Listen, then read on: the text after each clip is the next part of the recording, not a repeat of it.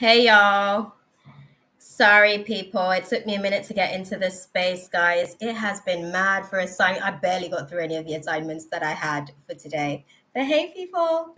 Had to get into this space for y'all. I am exhausted. My human is like, I can feel the energy just sort of like going down my spine. I'm exhausted, but I needed to come and stop in and check in and see how y'all are doing. We've only just started the year and it's ever so eventful, don't y'all think?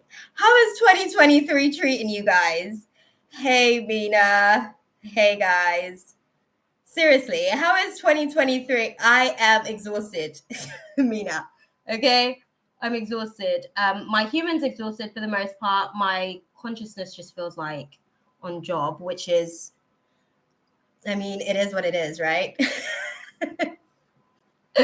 But yeah, 2023 does feel like it started off with a bit of a bang. And it's eventful to say that, yes, exhausting. And there's like so much adulting to do this year. It's a lot. But yeah. Hey, Ash. Lovely to see you in the space. Let's see. I'll go and pull the list and get that pinned so we can go and dive into it. Awesome. Here we are. Okay. So let's see, who have we got in the room, guys? Let's start there. Gypsy's first on the list. I don't know if Gypsy's still here, but Gypsy's first on the list. If you are still here, put your question in the chat and we're going to go and get into some stuff. But yes, guys, this week has been interesting. How's week? I've not been sleeping properly. Girl, you and me both. You and me both, yes. You and me both. The travels are like eventful, and then my body comes back, and because the night travels are so exhausting, it's like once my consciousness gets back here, I'm just like, oh my God, that was exhausting. So I hear you on the sleep, Miss Yaz. There's just a lot going on. Yeah, a lot of adulting for real. Feeling better than last year, but yes, a lot of work to do this year. Can you feel it in the air? And it's just like, it's off with a bang. And it's like, Spirit's like, I don't care. I didn't give you many excuses. You know, we let 2020 slide, okay, because Earth shut down, okay. But y'all realize we're not open back since 2021. I feel like that's the vibe I've been getting. And I'm like, okay. That part, but yeah. Oh, no, it's okay, Mina. Do you know what? I've been missing you guys as well. Like, I was so hoping that I could get into the space with all the assignments today. Like, when they told me all the stuff that I had to get done, I was like, y'all do realize that you're talking to me, right? Like, I just had to like put that out there. I was like, look, I'll get the most of what I can get done today and we'll see how the rest of the week goes. Snap. That's the best I can do. I can't do anything else. Like, you know, it's just one of those things. But we are definitely going to sort of dive into it. Gypsy, if you are here, put your question in the chat. Oh, God. I had a long sleep travel today. That was a part of the whole. That's why when I got back this morning, I was like, right. After all of that, what is the assignment? Okay, so Gypsy isn't here. Who else have we got on the list? Oh, Mina, it's your question. Go for it, beautiful. Put your question out there in the chat, okay? Because we are going to dive into it tonight, into the wee hours of the morning. I think last time I got like a good 4 hours in for reading, so yeah, I had to get into my onesie, make myself nice and comfortable, give the illusion of comfort, so at least like that exhaustion can like get this disillusion that we're in a state of relax and calm, we're finding our zen. It's been interesting. Oh gosh. All right, let's go and see. Oh, it's interesting. I'm like getting quite a few cards out already, just straight off the jump. So this is interesting. I know. Thank you, beautiful. I appreciate the question. I'm gonna go and dive into it. I got you, beautiful. Okay, let's get this out of the way. Oh, we're starting with this. Okay, interesting. Okay, thank you. Okay. Can you guys hear me okay? Do I need to like connect the mic or anything? Let me know. I'm exhausted, but I always have the ability of projecting. My vocals are pretty good at that. Okay, then we've got Shruti, Ricky. Oh, I didn't get Ricky's reading last time, so hopefully Ricky's in the chat this time. Okay, awesome. Thank y'all. Okay, let's see Mina's question. Let me go and get that. What are current thoughts or feelings, or slash feelings, because it's all one really, just different planes of the same thing vibrating at different frequencies. We'll see. Of Muhammad Hassan towards me, thank you so much. Oh, thank you. We're gonna actually start with the energy cards. Interestingly enough, they were like adamant, okay, we're gonna start with those, so we're gonna start with that. Let me just we're gonna get the cards ready into the space. I've got some incense going over here, so we're just gonna do a little, get all the decks going. I said I was like setting the space for you guys, but clearly there was still some stuff to do. I'm so grateful that I can actually sort of like be here tonight, because I'm really working on consistency. So every time I can actually get in here, I'm like, yes, universe, see that? I'm being consistent. I'm consistent. You know what I mean? Some of those things you're manifesting, right? Right. Okay. Right. Let's start with the thoughts. What are Assam's thoughts towards Mina? Okay. Okay. Okay.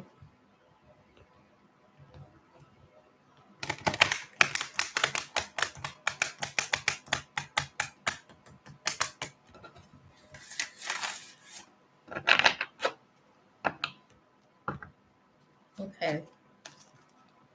Assam's thoughts towards Mina.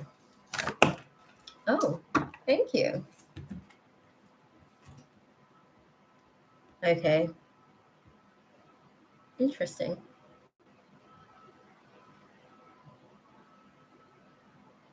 Okay. And give me some insight into the feelings. Okay. Okay. Okay.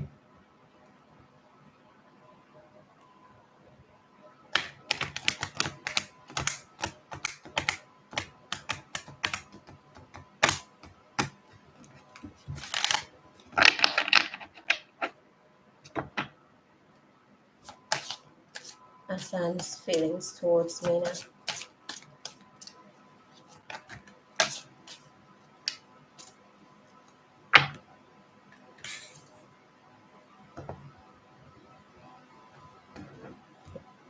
Oh, interesting. Clarify. Oh, I see. Okay, I see where y'all are going with this. Clarify this for me though. Okay. Mm-hmm. Okay. Okay. Okay. Okay.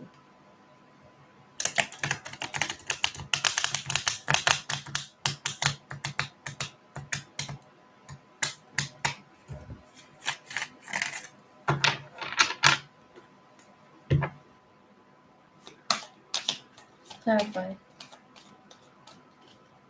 Yeah, okay, thank you.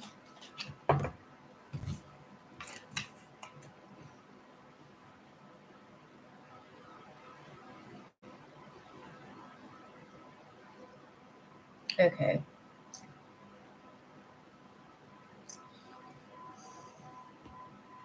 All right, let's see what's going on in the chat. Right, Mina. I'm trying on the consistency. Being a Pisces, that is tricky, okay? We generally tend to be a little bit flaky.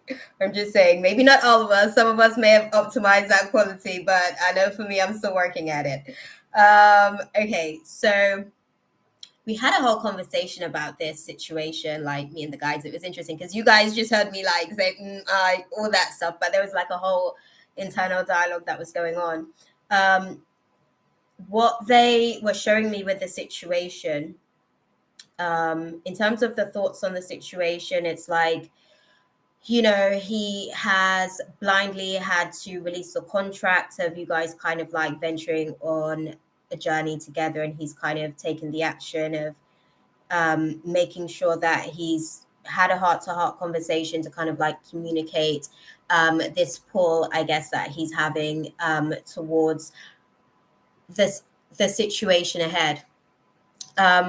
What I want to say, like what they were showing me in terms of the construct of everything, obviously, I think at the time when you guys connected, he was in more of a singular experience. Let me put it like that. He was in more of a singular experience. I feel like there was some stuff going on in his complicated situation at the time. And I think that that opened the doors to be able to have certain conversations. I think that he's kind of at this place in terms of his feelings on the situation. It's kind of like a waiting game to kind of see how things play out. I think he feels like there is now an obligation to commit to the decisions that he had made before you, and the connection that developed, I guess, during you guys' space and time together. I think from what I can see with the situation at the minute, he's kind of going through this process of wanting to, I guess, it's one of those things where he doesn't necessarily want to be blamed for the demise, essentially, of how that situation actually fizzles out. And I think he wants to kind of like basically give it his all type thing, to kind of let it fizzle anyways. Because I think deep down there's like a desire maybe, or a hope, that this isn't necessarily just it type thing, in terms of this dynamic with the person, right? Um, and I guess you're kind of like something that plays on their subconscious, because the emotional door, I guess, isn't necessarily closed, like mentally, because that's the thing. To the previous commitment, like moving on from what we had, I think that there is a action that's being taken in that construct. I think that that's where his head's at in the situation, but it seems like his heart is playing this waiting game. And it's interesting because, and I think that that's why they wanted to kind of like let me know the dynamics of the situation, if you will. Like at the time when you guys, I guess the universe gave you guys a moment to be able to share, there was a disconnect or a discord happening in that space. And I think that the working of the situation is not necessarily working of the situation. Help me find, okay. Sorry, I'm like having internal dialogue to be able to sort of like put it across to you, because the situation isn't necessarily working as such, and that's why the initial discord was taking place anyways, and those things are still a factor in the situation. So it's not necessarily working as such, but they seem to be working at that. And he's made an obligation to do that at least. And I think he doesn't want to be, again, put in the position to be looked at as, I guess, the villain who caused the demise of the situation fizzling out. So he's just kind of like in his heart calling time on the situation, if you will, because that's the best way that I can put it. um, yeah. What's the advice for Mina then? Okay.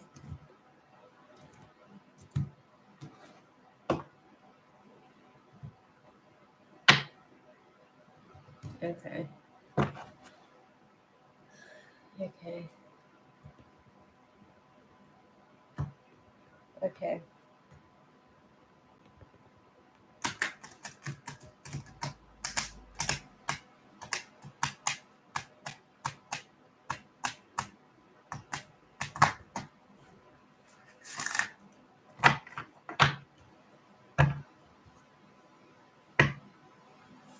Show me.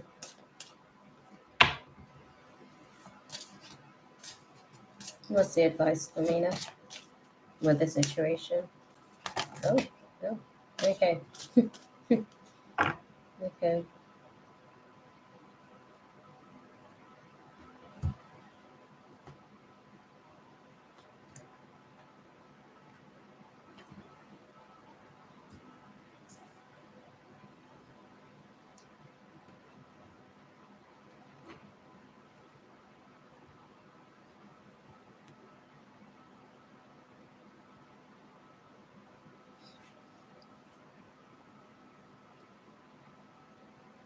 Is he watching YouTube channel? His views on the content, if any. Um, wait. Oh, no. From what I can see, in terms of the advice for you on the situation, um, does he watch your content not as regularly as he has done previously? And I think that's one thing where it's almost like, again, because he doesn't necessarily want to be able to kind of like be the demise of the situation with his now, with his present. He's kind of like lessening it. It's almost like it's been addictive at some point, and there was a point where it was probably really not helping him being able to commit to his situation. So I think that that is like watching stuff and observing stuff from a distance, but not as frequent as it used to be before, because he's kind of like trying to focus, I guess, on the situation that he's kind of got this obligation to. I feel like it's an obligation more so than anything. But yeah, the advice for you on the situation is that right now there's a bit of a compromise, I guess, that's kind of going on. They're kind of going through their compromise class. He's learning how to compromise in this class, and see, I guess, where they can come to a common ground on certain things. Um, Moving forward with the situation, I guess the no is going to be like what feels like a hard no right now. Maybe a little bit of a soft no. This situation, I feel like this situation is just a case of calling time. It is because even with the advice for you, like weight came up as well. And even in the romance context for him, in terms of his feelings on the situation, it's talking about waiting for the situation to play out and waiting for the dynamic to actually like really reveal itself. His views on the content, I feel like his views on the content is he's not necessarily I guess he agrees with the content and stuff like that, but he's not necessarily watching the content for the content, is he? Type thing, if you know what I mean. Do you know what I mean? He's like watching to see you. It's kind of like a way to be able to keep connection, if you will, because he's still having this emotional dialogue internally where on a mental level he's actually like, you know, made certain decisions and he's committed to those decisions by taking action towards those decisions, and he's kind of like, you know, focusing on that uh for the most part, right? Because that's what he's obligated to, that's what he's kind of like committed to. I guess it's really more of what's going on the internal sort of like dialogue with the situation. You know, I guess those things are still sort of playing out for him. He doesn't necessarily see that the situation, I guess, that he's navigating. I think that there's hope, not faith, if that makes sense, because that's what they're showing me. Like he's moving in that space on the vibration of hope. There isn't necessarily faith, that I guess it will be. So that's what the waiting, I guess, game or situation's about. So yeah, the advice for you is that right now is the compromise that has to be made whilst he learns how to compromise as well. This is kind of like the process of like building character, if you will. Um, so yeah. Yeah. Yeah. No, that's the situation, I guess, that he's unsure of. He's unsure of that situation. There isn't necessarily like faith that things would work out per se, but there's kind of like going along with the motion of things, just to kind of like see how it plays out. Okay. So yeah, that hard no can, I guess, become a little bit of a bendy dip at some point. But yeah, all good, my love. All good. Thank you. Thank you. Interesting. Okay, let me.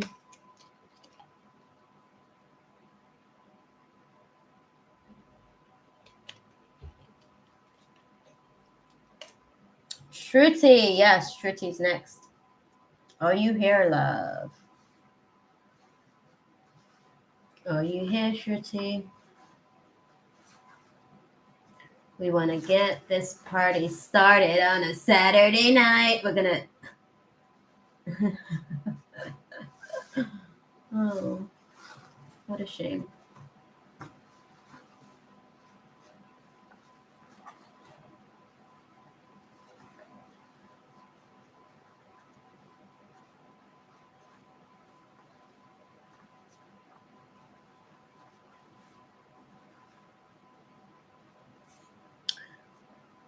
Oh, Ricky, are you here as well?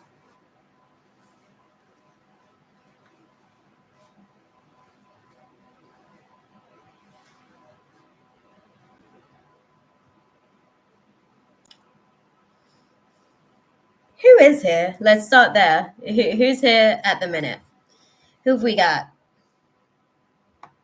What's it looking like? Let's start there.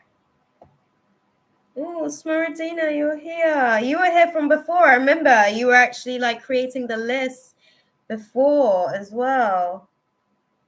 Okay. Messias, I've seen her in the chat. I've seen Ash in the chat. Yep. Yeah. Yes. Who is? Yeah, you might have to update the list, Mina, because it doesn't. It seems like there's a few people that have. They're not in the chat at the minute, and that's cool. I mean, I wanted a quick one tonight.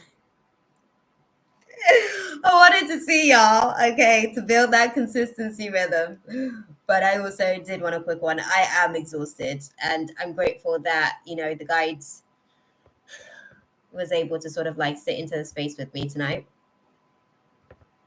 Okay. Katie's here, Miss Yaz, Medina, and Ash 13. Okay.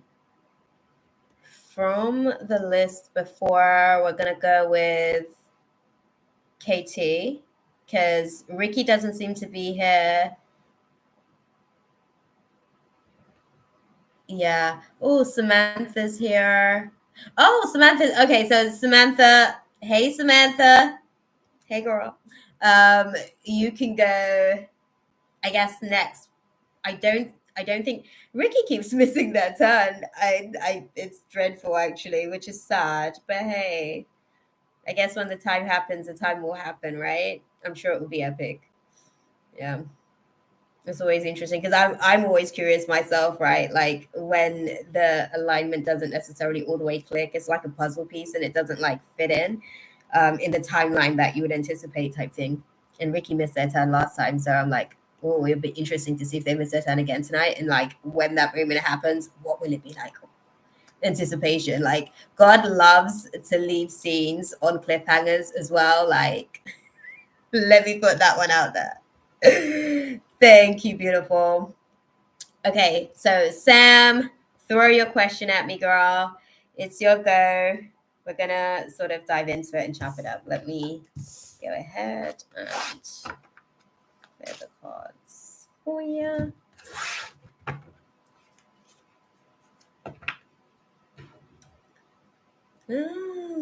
What good stuff thing coming to me. Okay, we'll talk about what's coming to Samantha. Oh. Right, guys. Show me. Ooh.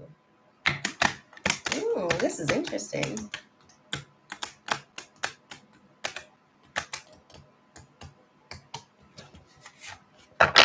There are definitely some material attachments sort of like coming in. I want to put that. Oh, interesting. It sort of like came up yet again, funny enough. Okay, interesting. Okay.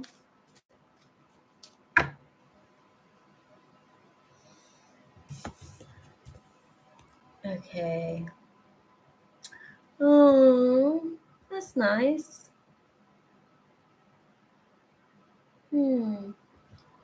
Elaborate, clarify for me.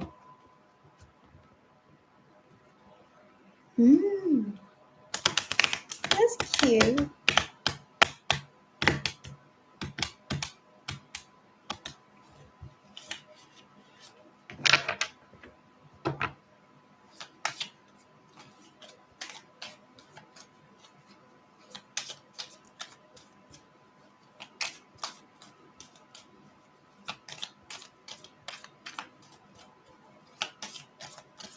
Oh, okay.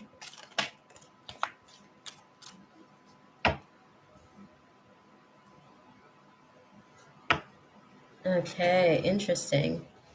Interesting.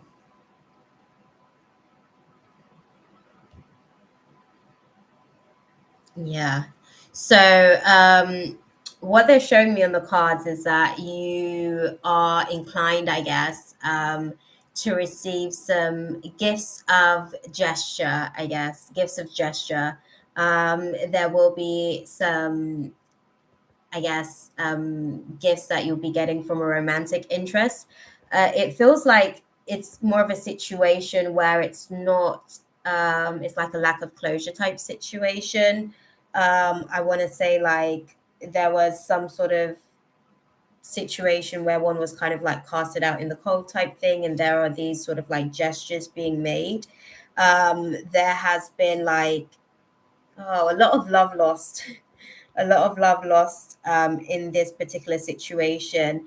And the way that they're showing is it's to kind of like help with the, how can I put it? This is kind of like God's gift to be able to kind of like help with some of the depression, for lack of a better way of putting it, some of the less than pleasant moments. How can I put it? Yeah, they're just saying depression. Sorry. I'm laughing. They're like, cause I'm laughing because they're like, yeah, depression. I'm not laughing necessarily at the situation. I'm laughing because of like how they sort of like were giving that to me because they were just so adamant. So this is basically like those moments where you kind of like felt sad, I guess, or down, or you were kind of like under the pressures of all of these thoughts, all of these adulting things that kind of where you are versus where you thought you'd be, things that you thought would be working out versus where they are, like all of these different aspects of the situation that was causing like just moments and bouts of just going in and out of those low moments. I feel like this is what they're saying to me with the situation, is that this is one of those overdue blessings. That's what they're sort of like putting it across, as like an overdue blessing type thing. Those moments that you were sort of like going through, you probably felt like that's cool. That's cool. I'm glad. Who's after KT? Hey, Kayla. Oh, let me go to the list. Sorry, I'm like seeing that. Yep, you are after KT. Yep. Okay. Hey, Dieselhawk. Um, hey, Kayla. So yeah, Sam, with the situation, right? They're sort of like showing that this moment that you're sort of like experiencing, it's almost like I will go front of the line for 3 months rotation and 2 days and I survive. Aries, April. Okay, thank you for your question. Thank you for your question, Jesus Hawk. We do have a like listing process, so you'd actually probably sort of need to be on the list to be able to just throw your stuff out there. But I appreciate you putting that out there. I might sort of like get around to it, even if you don't necessarily sort of like stick around to get added to the list. I think maybe I might sort of like get around to the question because that's quite damn, Nina. Damn. No, she on point, okay? She on point. No, I appreciate you putting your question out there, but we do have a little bit of a process that we sort of like work by here. Um, but I appreciate your question, so I might actually just answer that for you somewhere in the midst of all of this, if I get around to it. Okay. No, you're good, beautiful. I got by the question. You're good. You good. You quick though. I love that.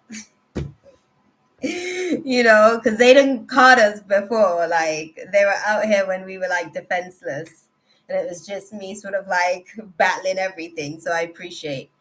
Thank you, Diesel Hawk. Thank you. Can we get him on the list? And because I definitely want to sort of like answer that question.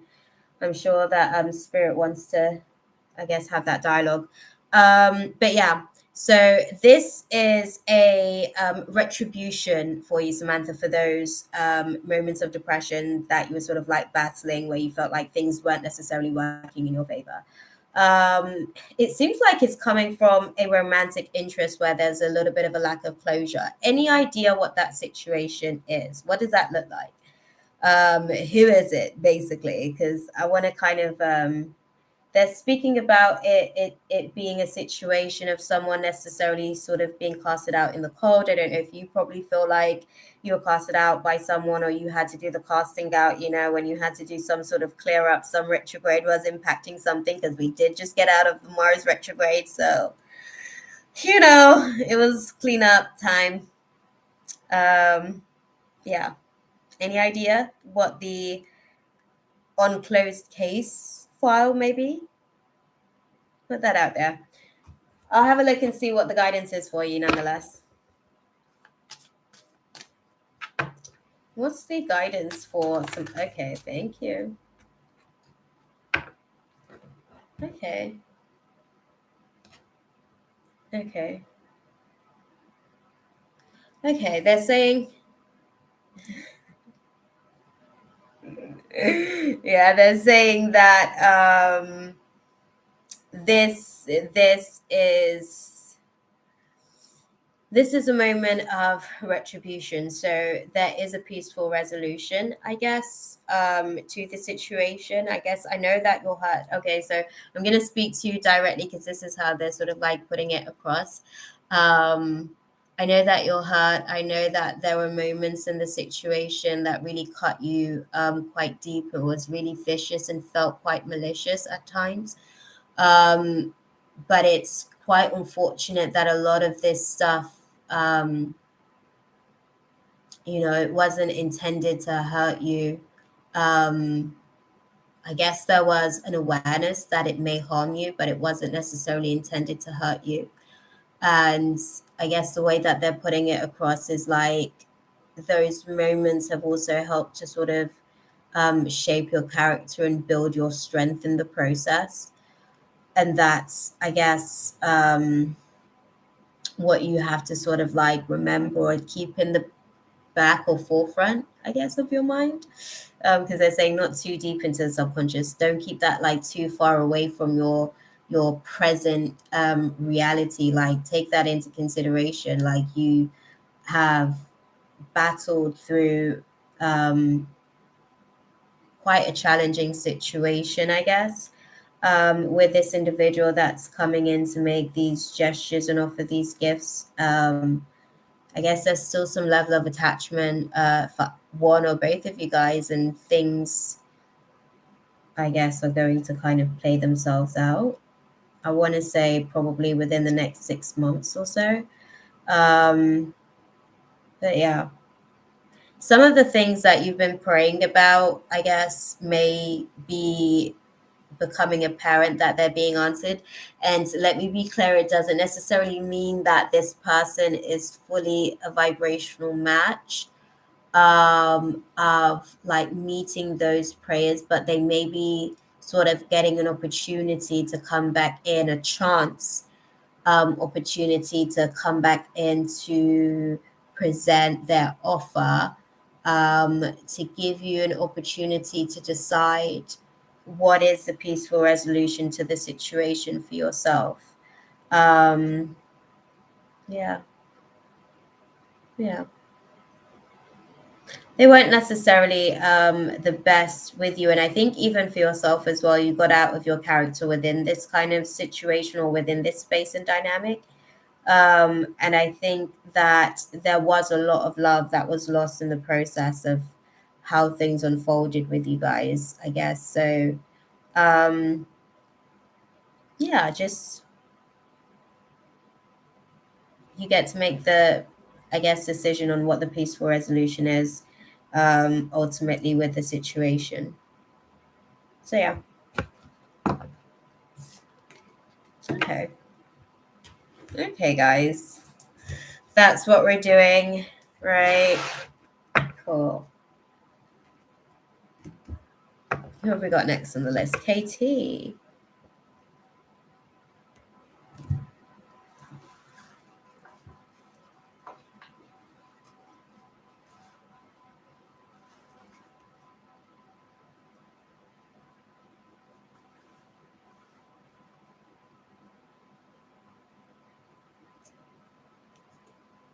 Yes, please. Oh, thank you, Samantha. Thank you for stopping into the space and sharing with us. I appreciate you, lovely.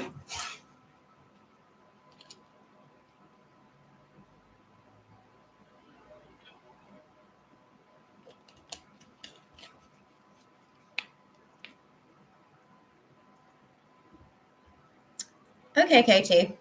We've got your question next. And let me see. This would be the updated list. So let me unpin this message and take the updated list instead and get that pinned instead. Awesome. There we are. KT love.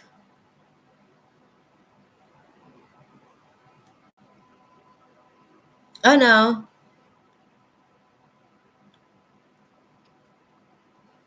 Okay. KT. Was damn.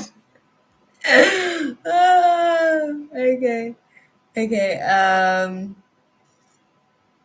Yeah, no, I can see that. Okay, thank you, Mina. Okay, Katie. There's a lot. That was like a lot of quick I honestly I really love you guys. Genuinely. Um, what was my life like as a higher being? Oh, wow. That is quite the question. I know. I see, Kayla. I see. I was like, oh, that was a lot going on there. I was like, oh, oh. I love you guys though. Snap. Like there's like genuine like respect. I feel like, and that was the thing. Like I got, and this is like sharing with you guys about like what goes on in my prayer closet type thing. Um,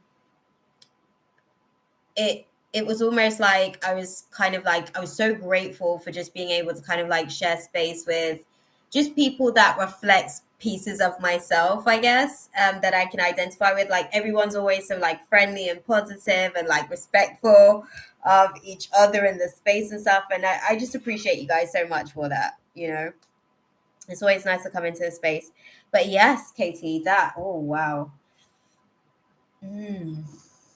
Sorry.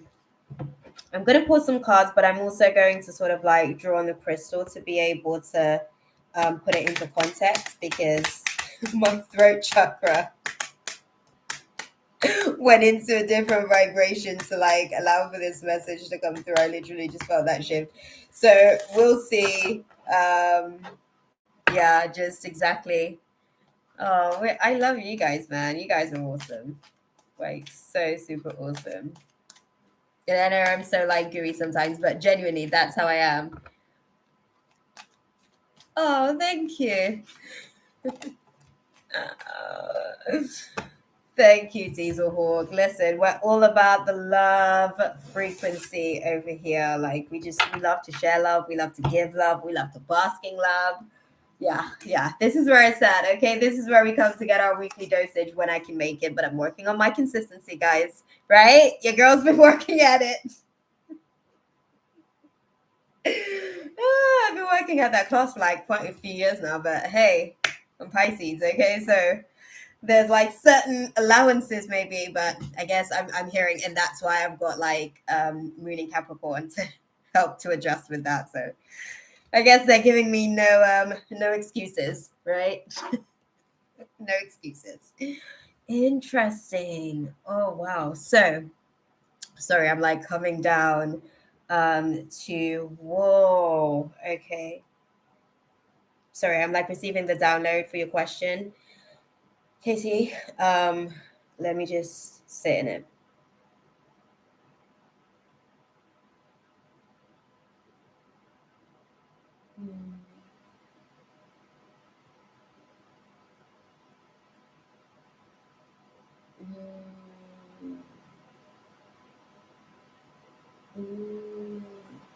Sorry, sorry guys. It must be so funny for you guys watching me as I like receive the downloads, and I tell you guys all the time because you guys are watching me in real time, like receive this interaction with spirit. But honestly, like this is like really thing on my heart. So the experience like that they're showing me, right? Like the decision to come here for you, Katie, was actually like really an indecisive one. Um, you know, there was kind of like a, how can I put it? Like, so when we're not like physically here, like in these like representations of ourselves, like we're still like present in the observation, I guess, of creation, if you will, right? And it's like you were indecisive about whether or not you wanted to sort of come back this time.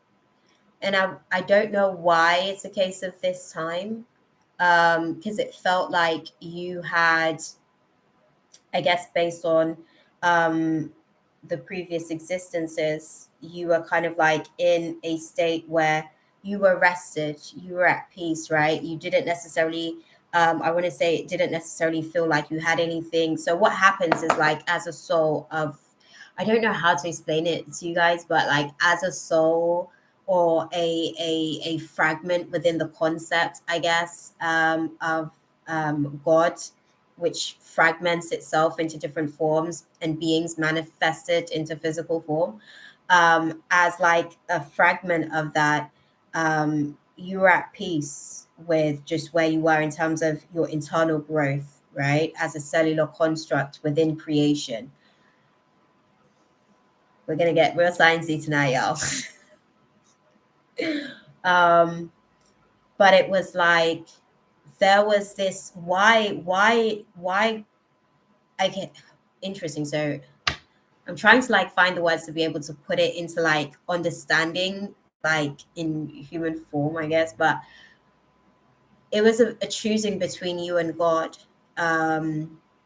And when I say God, I mean, again, source of all creation, and you being a fragmentation or a fractal of that, deciding to sort of like come back. It was because of the way that like you were hopeful, basically, as a higher being, like you were hopeful that as bad as things appear to be, I guess, here, that, you know, humans had a way, I guess, of being able to kind of like work through their differences.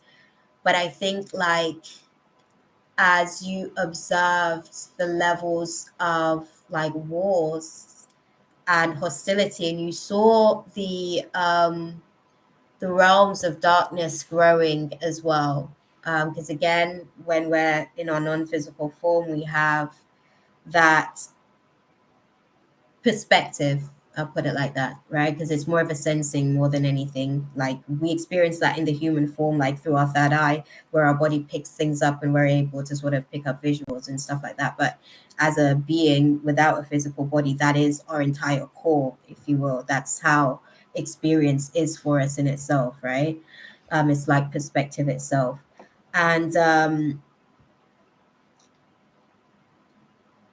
your I don't even want it, like, it sounds so corny for saying like your reason for coming here is to basically be able to help to heal in this age, because I think this is a thing, like in some of the other experiences that you've had. I think the last maybe a couple of experiences that were had, you were being poured into in those experiences, so odds were more so in your favor in those experiences, right? And I think that that's why you were at peace, I guess, as a soul core back into the main construct of creation.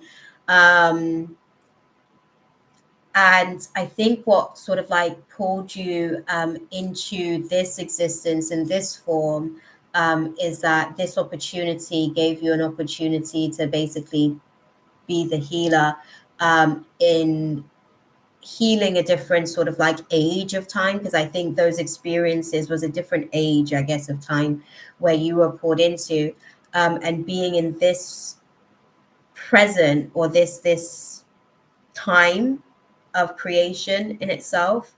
um you know, you kind of have come into this experience to be able to, I guess, help to heal some of the hostilities. That was the thing that pulled you back here. That was the thing that pulled you, but not with not without. And it sounds weird to say, because you don't actually have a heart per se in physical form, if you will, if you think about it like as a human.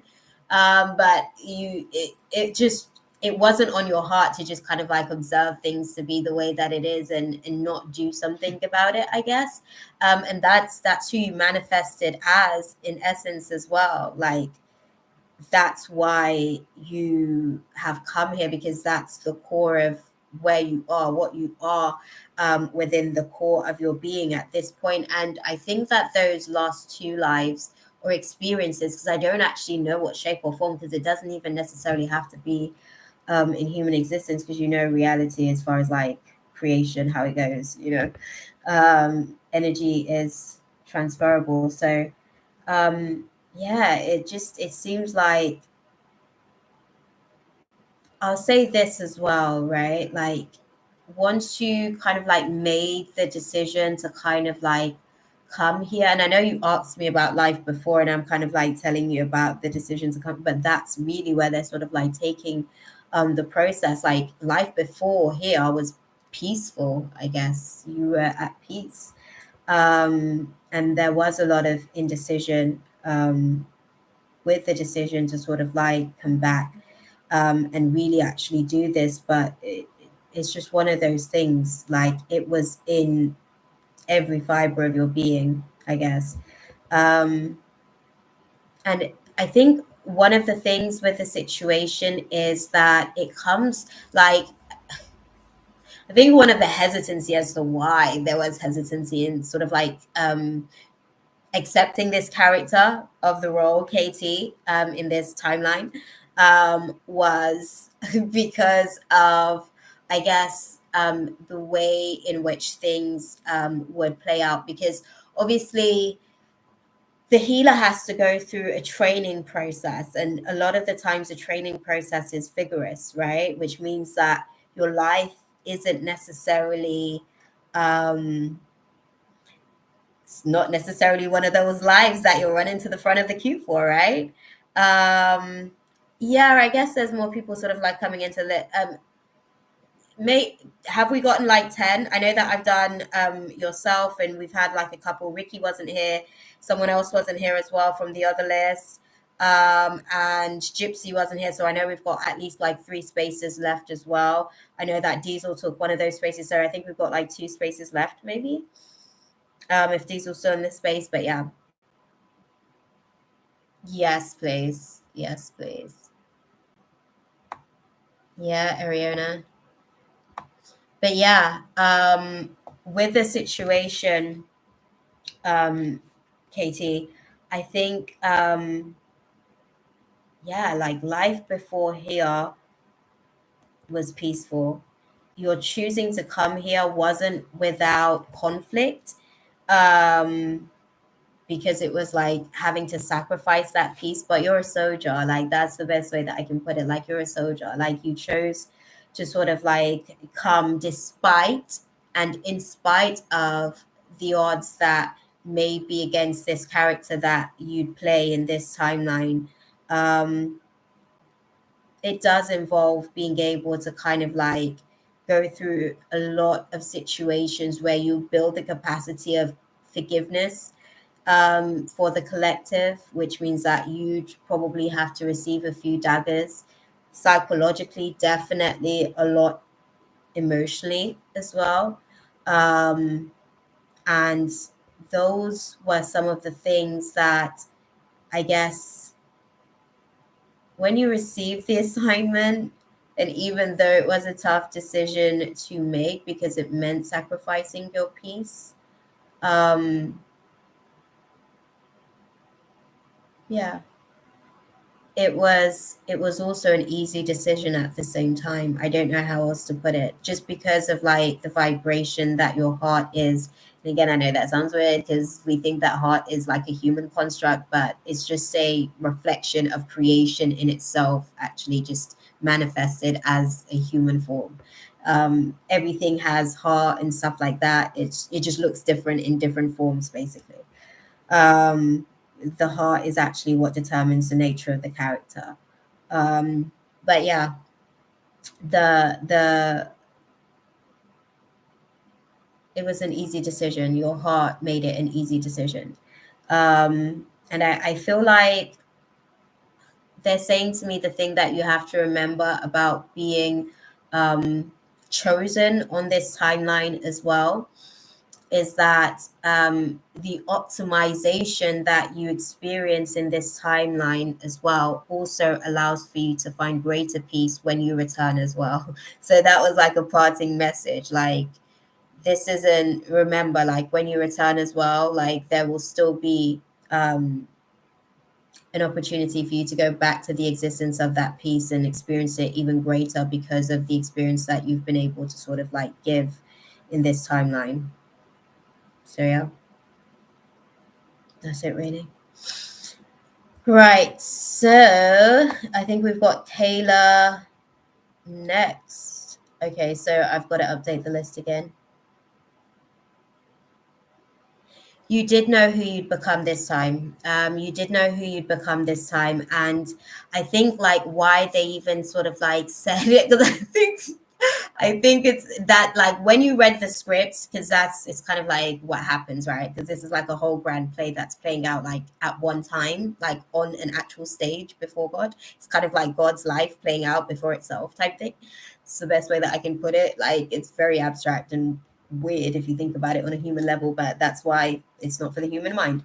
Yeah, like you knew the character, I guess, that you'd be playing, which is why it was a little bit of a um but also like this experience that you're having, like it's definitely going to optimize you as a core being as well to go back into that presence of peace and experience it on a whole different level of transcendence, you know.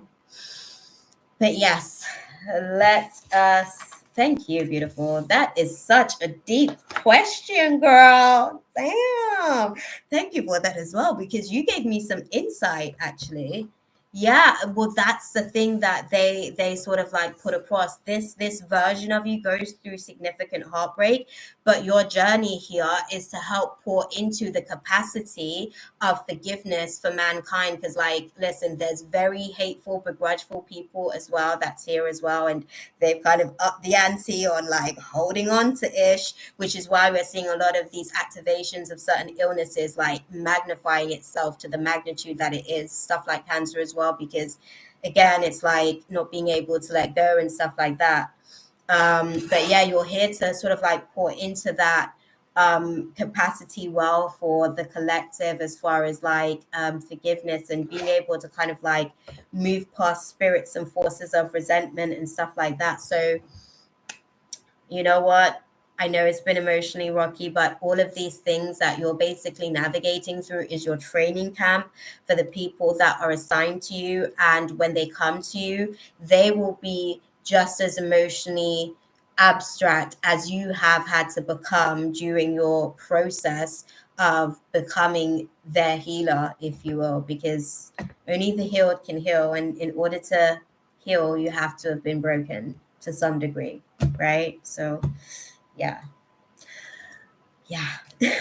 Thank you for that though. Like I got into a whole different like they let me into I've been to the point of creation, I guess, before, but they gave me like a whole other construct of that. So this was a dope question. Thank you for that. That was a lot of like learning for me too.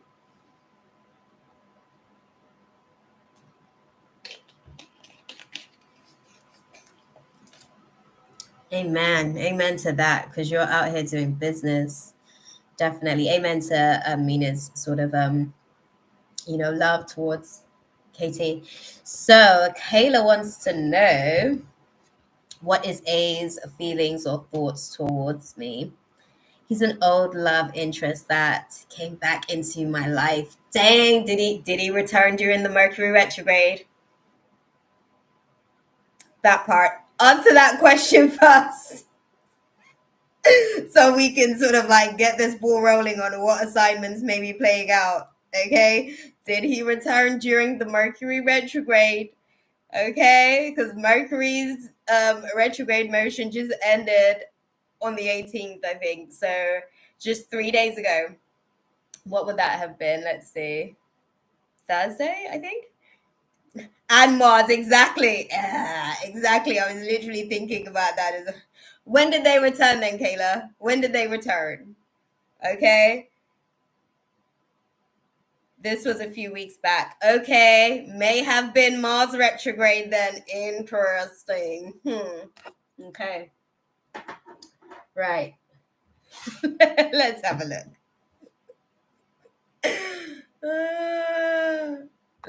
Oh, dude. Okay, let's see. What is A's? Okay, we're gonna start with the thoughts. We're gonna start with the thoughts because the thoughts are usually in a different level to the feelings. Feelings are more dense, so let's start with the thoughts and then we'll dive into the feelings.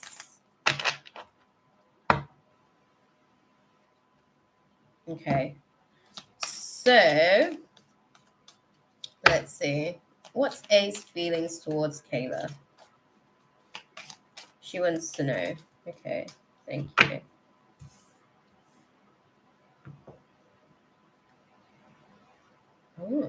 Interesting.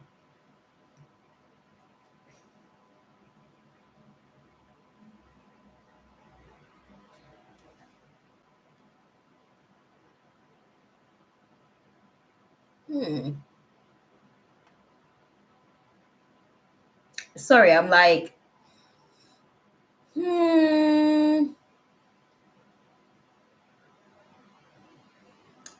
This dynamic seems like there's some guilt basically that's kind of like drawn them back into this space. So I want to sort of like unpack that because it feels more like this is like a karmic unfolding, like some guilt or shame of feeling some type of way about being selfish at some point, or just being reckless, I guess is probably the best way that I can put it. That's the thought process, at least for the most part. There's a lot of anxiety around actually being in the situation and in the space, I guess. Let's have a look.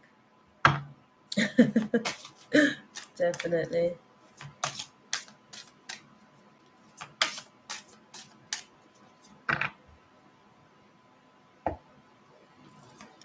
Oh, sorry.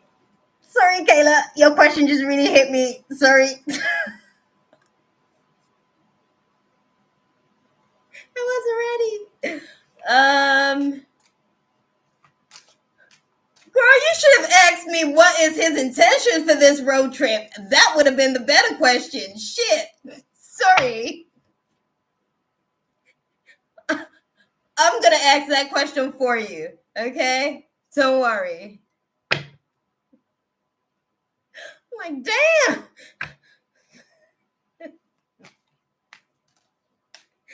Okay. Right. I even lost my thought process.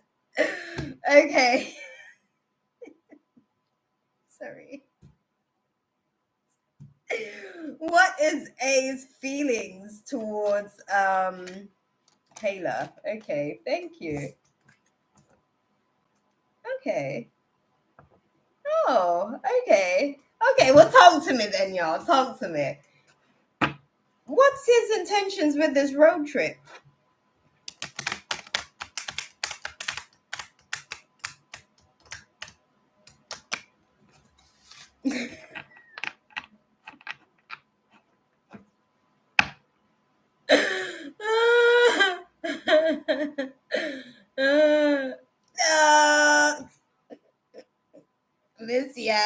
Listen, you know, everybody be on demon time these days. Listen, okay, let me see. Let's come to the space. I'm like, let's get back to the space. What are his intentions towards Kayla, like with this trip? Okay, okay, okay.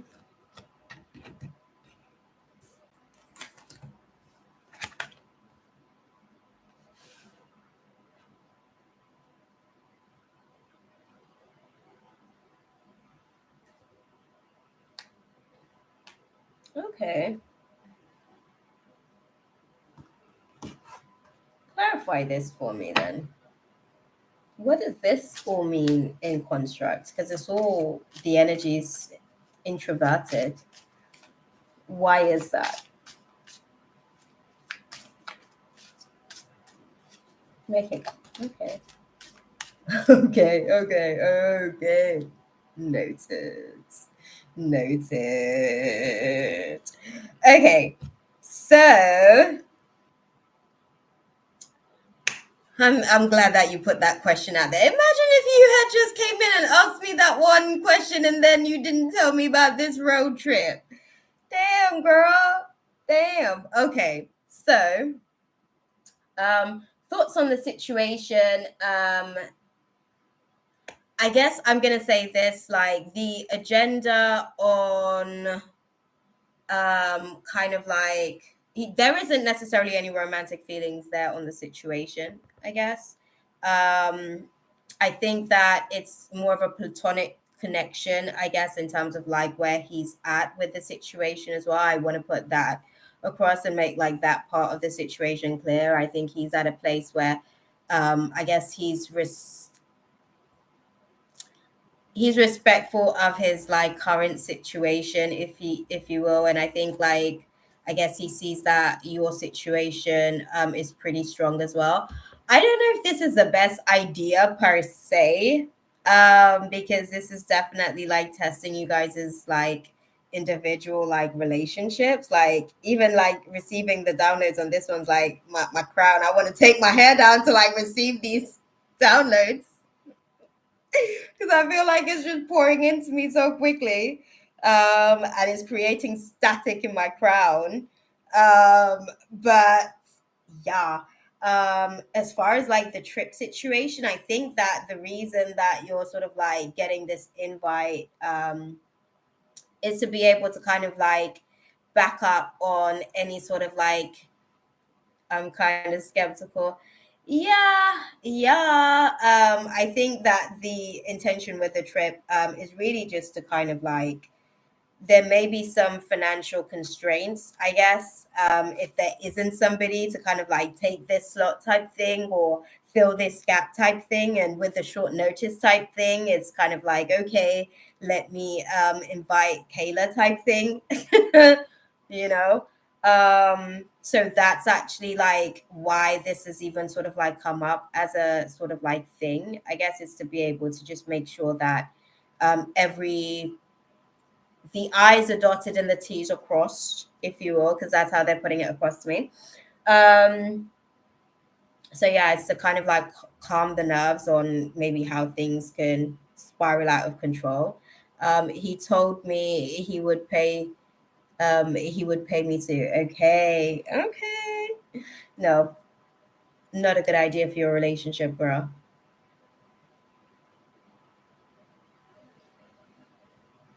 Like my head in my mind is like moving a lot faster than it's actually moving at the minute, but I can only like give you like this little, but in my mind I'm doing like all of this.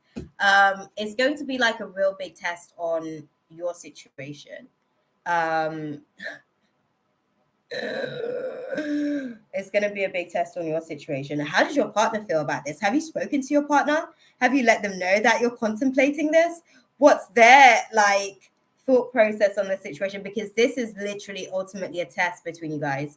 He always invites me out as friends, but I never go. Yeah, I don't think he's the space for him now is like platonic. The space for him now is quite platonic, to be fair. So yeah. Are you gonna go on the trip? Sorry.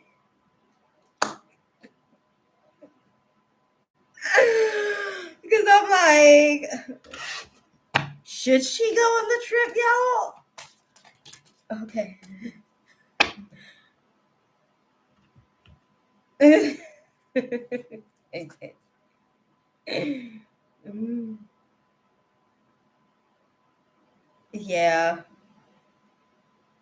Yeah, it's just one of those things. Like, as platonic as he is with the situation, it's just awkward for awkward's sake. Do you know what I mean? It's just awkward. That's just what it's. Like that whole scene and scenario is set up for awkward. Okay, that's what it looks like from every different angle. So yeah. Okay. Good to know you ain't gonna go because I'm like, dang, that's just gonna open a whole other kind of worms for like your whole situation. Um, hey Brownie.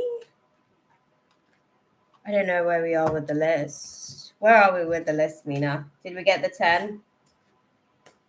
How are we doing? Dang, I'm already like an hour in as well. How many? One, two, three, four, five, six. I still got 6 on the list. How many have I done so far? Has it only been like a couple of readings so far? I've been doing like long spaces, and I. Sorry, guys. Listen, that's just the way I can wait as long. Okay, Brownie, chill out, hang out, join us. Okay, we could probably make space for you at the end of the list. 1, 2, 3, 4, 5, 6. I did. Who else did I do before? I did Katie, Kayla, Mina, and who else? I'm like, I can't think. I can't think. I haven't been going like super fast, but the readings are being like pretty in depth tonight, man. Yeah. Yeah. Samantha. Thank you, Miss Yaz. Okay, so that was 4 and then that's 6. Oh. Yeah. No, the free list is closed, unfortunately, Brownie. I'm sorry. Yeah. I kind of like try and stick to 10 because once I start to overexert into channels, like right now my ears burning. I don't know if you guys can see, but like it's all like making me sound like I'm stuffy and shit, but my ears burning because like the guys are just talking and talking and talking my ears off. Like my human can only like, yeah, take so much impact, I guess. Last time I did so many hours, I did 4 hours, and I think I slept for like maybe a good 12 hours the next day because I needed to get regenerated, which was intense. But yeah. Okay, so Smaradina, I think you did. Um, can we see the space between me and John? His thoughts, feelings, actions. Damn, Smaradina put another mix into things. Damn. You know the action layers actually like where most men feel, right? That's like the one like layer of reality that is a real struggle for like a lot of the masculines. It depends on how bad they want something, to be fair. Oh, thank you, Kayla. Thank you, beautiful. Sorry, my bad. I didn't even sort of like disconnect. That was probably why. My ear's literally burning. I don't know if you guys can see, like it's properly red. Yeah. And it actually physically burns when they're talking off my ears. So yeah. Okay, so you know, like how people are like, "Oh, your ears burning." Someone must be talking to you. No, spirits are talking to you. Actually, that's what's happening. Spirits are talking to you. You might just be blocking that channel of communication because you're actually in your own channel of thoughts, whereas they're actually communicating with you on a clairaudient level. So, yeah, something new for the class. Okay, and it is burning. Okay, so yeah, let me go and dive into it. Because yeah, they won't talk about all this tea too. Okay, John and Smeradina, what are his thoughts towards her? Firstly, let's start there.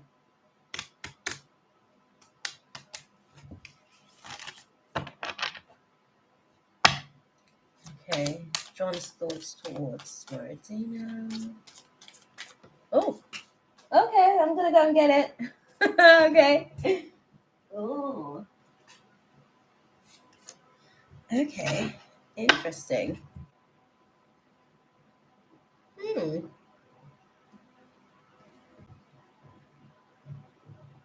Hmm. Okay.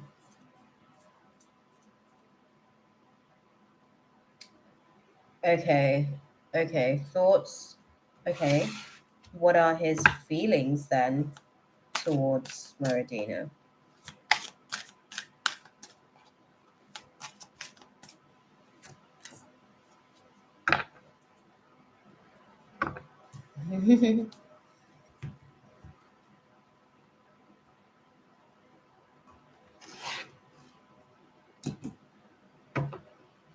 Clarify that for me before we get into his actions.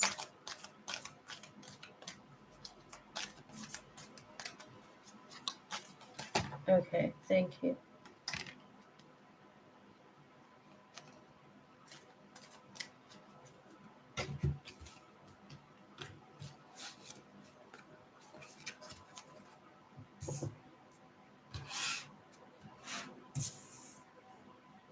Let's set this up.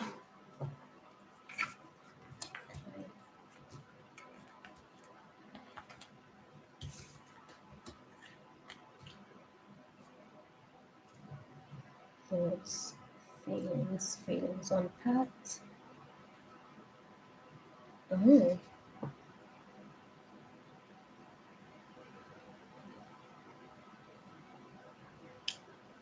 Okay.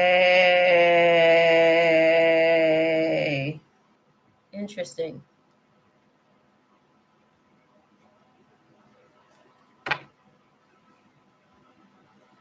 Okay, so in terms of the space, let's talk about the actions then. How do you see the actions playing out between the two of them?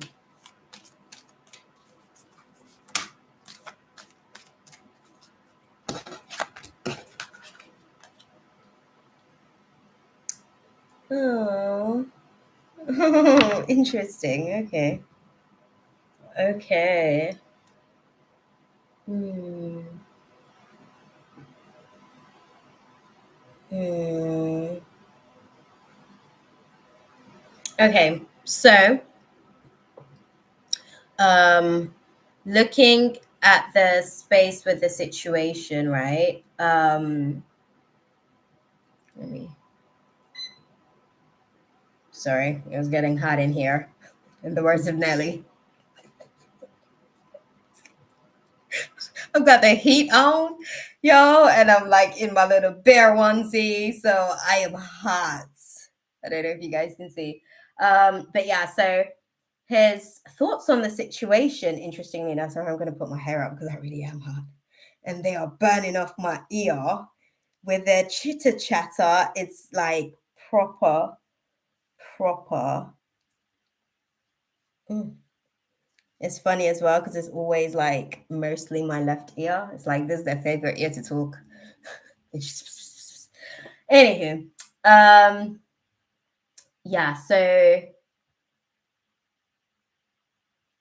the thoughts on the situation, basically, in terms of like the dynamics with you, is that it feels like there's definitely like delays with the situation.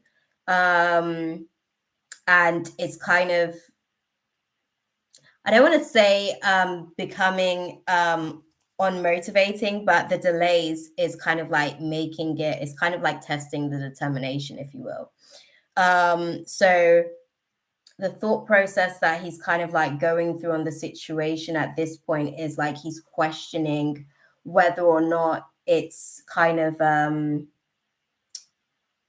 can I put it? Whether it's personal, basically, type thing. That's the best way that I can put it. Like he's questioning whether or not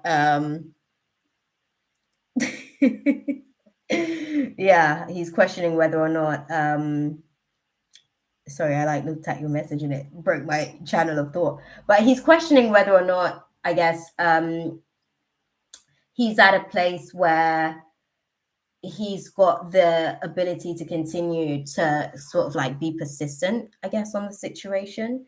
Has there been like a significant sort of point of delays with you guys? Have you guys kind of like been wanting to meet up and not been able to meet up? Like what's the dynamic of the situation between you guys? Because his feelings on the situation is that like there's definitely an attraction, like okay, the delays, okay, yeah, there's an attraction with the situation. Okay. Interesting. Okay, so what I'm seeing as far as like his feelings on the situation for the most part, there's an attraction there. And this isn't necessarily something that he wants to kind of like have anybody else get involved in, or like, you know, he doesn't necessarily feel like there needs to be like anyone to help you guys figure out the situation. I think he definitely feels like you guys can figure out how to like navigate this attraction and chemistry on your own. In terms of his feelings, just kind of like going deeper into the situation, it's like and it was so interesting because when I was like seeing this, it was like there was sort of like it felt like it was envy for like just the basic things, you know. It feels like his feelings towards you is that when I say envy, it's more kind of like, you know, you're kind of tied up and like the other people that get to see you, the other people that get to be able to sort of like be a part of your experience. There's envy from that part. The people that I guess are within your community type thing. The fact that you're all tied up a lot of the times, if you will, like it's always a tricky thing to kind of like find that right time type thing. That's where the envy comes from. It's like, damn, like I wish I guess I don't want to put it like that, but it's like, oh, I wish I was like more of a priority in essence, to actually be able to kind of like fit into the schedule at this place or in this sort of like timing because this works for me type thing. So I know that it's like tricky for you guys. I do think that he is growing. I'm going to be honest with you. I do feel like he is growing unmotivated by the resistance that you guys are meeting with the distance that you guys share. His actions on the situation is definitely that he's kind of going through as well. He's kind of going through a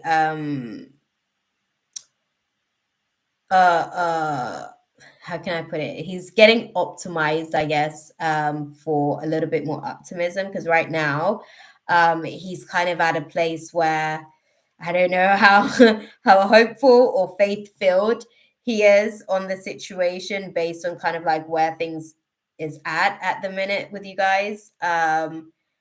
But yeah, he's definitely like committed, I guess, on a heart level. Okay. Definitely sort of like thinks about the situation. And it's definitely not a finished situation. It's definitely sort of like a lack of closure, but I think like his will to kind of continue to try to kind of like make this physical meetup and connection sort of like happen, that's dwindling to say the least. So I guess that's something that he's gonna have to kind of like work through on the situation.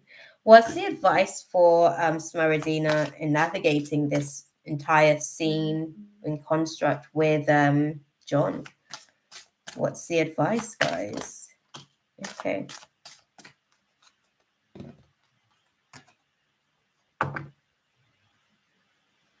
Okay, y'all, come on.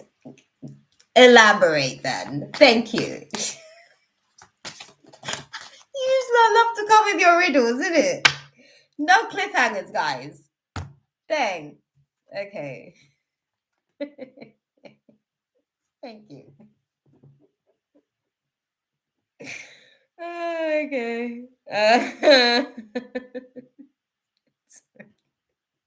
Sorry. Okay. So yeah, the advice for you, beautiful. Right? I can't stand it. I'm like, can you speak human for me, please? Can we speak in a construct that my mind can compute? Okay, because you're speaking on all these like like realms of consciousness, and I'm like, okay, I'm a basic human, man. Talk human. I don't know what you mean. Bixby, stay out my business now. That part. The monitor just can't help itself but to monitor, man. Chill out, Bixby. I'm not doing anything fishy. Right, guys. But no, your advice, Maradina, is because they were just leaving it on some if you believe. Like, what does that mean? You guys know, like, belief is such a big actual construct. Like, you guys don't even understand like the layers of emotions that it takes to get to like belief. I mean, I know you guys know because y'all are human, but you guys like on a mathematical level, like this is why we have to go through so many like tests, I guess, if you will, to kind of like build that belief. But yes. When they elaborated on that, the elaboration is that you can sort of like take action on the situation, and they wouldn't necessarily advise that you stop in the next few weeks or anything. Like continue to sort of like feed this flame, I guess, if you will. He's kind of like going through a spiritual recovery with the situation as well, where he's kind of being able to kind of get back into the fight, if you will, to get back motivated at actually trying to kind of like make this connection sort of like come to physical manifestation, to see how the chemistry is like in person as well, you know. So yeah, they're saying sort of like take action, like continue to kind of like engage in the space over the course. Yeah, he's growing. It's good for him to be able to kind of like, I guess, go on the chase. That's kind of how they're putting it. And I think he's like sulking low key internally. He's having like an inner cry about it, I guess. Like low key, he's doing a internal sulk about just things just feeling like it's not working out, you know, his way, if you will. So yeah. Yeah. Oh, that's sweet though. Sometimes he's like jealous of just the fact that he's not necessarily able to, I guess, be as much of a priority. And that's one of the things that they want to sort of like leave me with in the space, is what they're saying. Like sometimes that is something that I guess gets him a little bit like, oh, well, you know, but what can you do? He's not coming in with like a full blown commitment, so he can't really expect to be like a full blown priority. That's not how it works, man. Thank you, beautiful. I appreciate you. Oh, y'all, look at my hair. It's so messy, right? I'm like, I've got work situation. I work from home, so I've got work situation on Thursday next week, and I'm supposed to get cute, okay, to kind of like, because it's a cool. I do like a corporate job in that. You see how the decibels drop at that point? Yeah, yeah. That's my day job. I actually don't mind what I do, to be fair, for the most part. Bixby, stop listening to my conversation. Be polite. I'm not sure I got what you meant. I know, because you don't know how to be polite, Bixby, and just not eavesdrop. First, draw your pattern to unlock the device. No, we are not having this conversation right now. Talk to me later. Right, guys. Oh, interesting. Oh. Let's go here. Sorry, guys.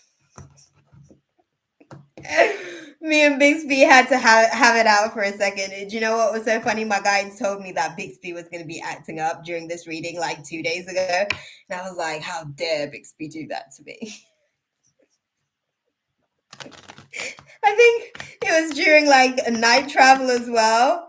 And then it was like, I woke up out of my semi-sleep because I wasn't in like a stage 3 sleep or anything. I'd say I was in like a stage 2, maybe like a stage 1, because I was kind of like wherever I was at and here at the same time because I wasn't like deeply into sleep. And I remember I woke up and I was like, how dare Bixby do that to me? And then I went back to sleep. And here we are, catching up to that moment. So that was a premonition. But here we are. yeah, guys. Sorry, Ooh, future husband. Okay, guys. We want the tea, okay? And we want you guys to be direct. Okay? Show me.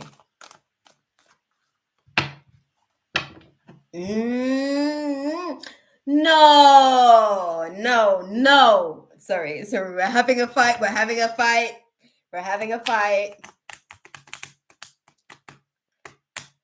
Okay, and I get that. I get that too. But guys, okay. Come on, man. Give us something. Okay, so basically they're saying to me, they're saying to me, that we have to be able to kind of like leave certain things to mystery so that a human can go in the process of uncovering the journey and this and the other. They're saying that they're not going to give me the exact star sign. They're going to give me the tribe and characteristics so that you know what to look out for, essentially. But why is that, guys? But not everybody likes surprises. Guys, not everybody likes surprises. Sorry. I'm just saying. But like, not everybody wants the element of surprise. Like, some of us just want to know what it is, and we can go and get to that checkpoint and destination, and like get to the next level of life. Like, we're literally just trying to do this life, right? We're just trying to do this life stuff and make sure that we're in alignment with being at the right place at the right time with the right constructs, like all of that good stuff. That part, okay. Why, Katie? Do you have another question you want to sort of like put in on the list? Did you come back with something else? Did you go pondering on everything and thought, dang, you came back with something else?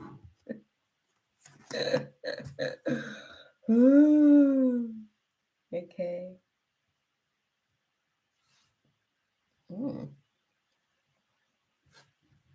Yes, you can.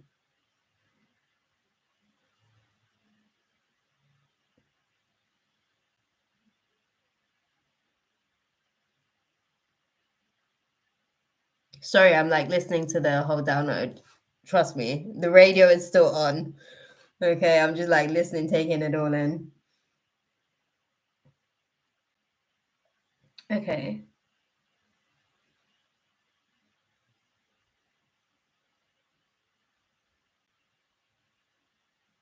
Okay.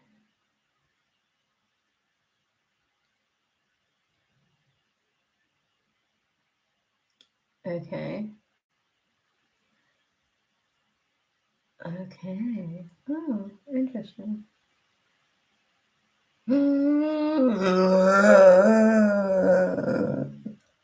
Okay. Oh. Okay. Sorry.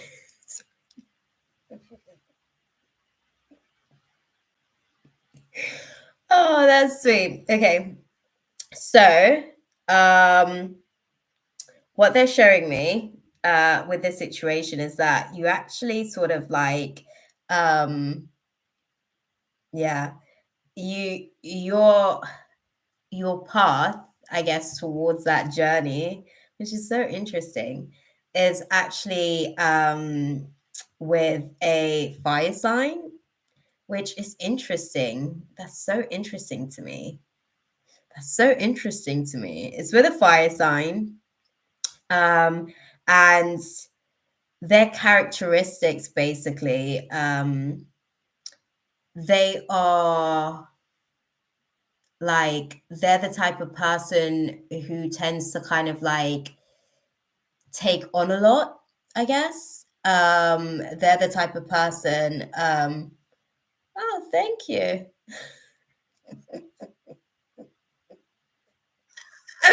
Oh, thank you, Tarot Code. You're cool. You're good. I said it first. You're too funny. You guys are too funny. I caught with you guys. No, but thank you guys. You guys are funny. I appreciate it. Y'all are funny, man. Okay, beautiful. I'll check it out for you. Okay. Thank you, thank you, thank you. But yeah, fire sign, right?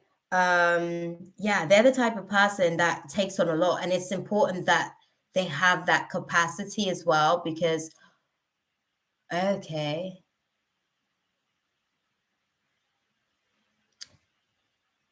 Oh, interesting. Okay. Okay. Sorry, they're kind of telling and right, I would never this is what I'm thinking as well. I'm like I would never have thought that's what they said as well. That's what they said as well. I would never have thought like fire sign, but they said that it complements the air within your chart basically. And I'm like, okay, and I'm like, okay, but yeah. So the way that they're sort of like putting across the situation, right, is that this person kind of like compliments you really well. They're quick on their feet, they're fast thinking, great at leadership, which is something that is like a benefit to the relationship and the dynamic that you guys sort of like navigate through. Um, yeah, I guess they have a little bit of they they have some Leo characteristics. Is how they're putting it across to me. They have some Leo characteristics. They're playing games here, right? Because they're saying doesn't necessarily mean because I was like, you're telling on yourself. This is a dialogue that I was having like in my mind on that level, right? Telepathy, and I was like, they were like they've got Leo characteristics type thing, but they more sort of like reflect Aries. I'm like, you guys are playing games now, because obviously they said that they weren't going to tell like the exact sign, right? But yeah, they have some like Leo tendencies, I guess, which makes them a little bit egotistical, if you will. Their tendency to basically be a little bit bold, because of your I guess I want to say your femininity, that they come to this class with you. They come together with you to be able to kind of like um I guess learn how to bend on some of that egotistical sort of like thinking and the process of kind of, I guess, looking at things in a certain way, in a certain perspective. I think like what shifts things for them is definitely fatherhood and being able to sort of like, oh, sorry, they get all mushy. They get all mushy. Could be moon or rising or other placement too. Yeah, see, this is the tricky stuff that they're sort of like putting across with the situation. You're right. It could be, I want to say, oh, you're right there, babe. You're right there. Interesting. Because I'm getting mostly sort of like Aries sun on the situation. For me, like as I'm picking it up, I feel like the Leo characteristic types that they're speaking about is probably something to do with that kind of dynamic. So maybe just kind of like the way that they project their personality type. So that might be more to do with the rising. Interesting. So it's kind of like an Aries Leo type thing. Okay. That's interesting. And every time you try and listen to my conversations, Bixby, that's what I'm going to do. I'm going to shut up. Yes, y'all. The monitor just be doing the most monitoring at the minute. But yeah. Yeah. So future hubby. Hey, Chaylee. Future hubby shall be a fire sign, which is interesting. Very, very interesting. With this situation. They told me that you were coming into the space probably around about maybe 7 minutes ago. Interestingly enough. Is that when you kind of like, consciously got to a position to be able to make it to the space? Yeah, because I think time, like the time that I'm going to basically be in the space for, it's okay. It's okay, beautiful. You good, you good. But yeah, fire sign is going to be able to like take it there, I guess. Take it there. They get humbled, I guess, by the experience of fatherhood in terms of being able to balance that ego and being in the dynamic with you initially, just kind of like being able to experience. Because a lot of the times, when especially in the masculine dynamic as well, because feminines do, oh, I'm good, beautiful, I'm good. I'm exhausted, but I'm good for the most part. Like my human's exhausted, but we move.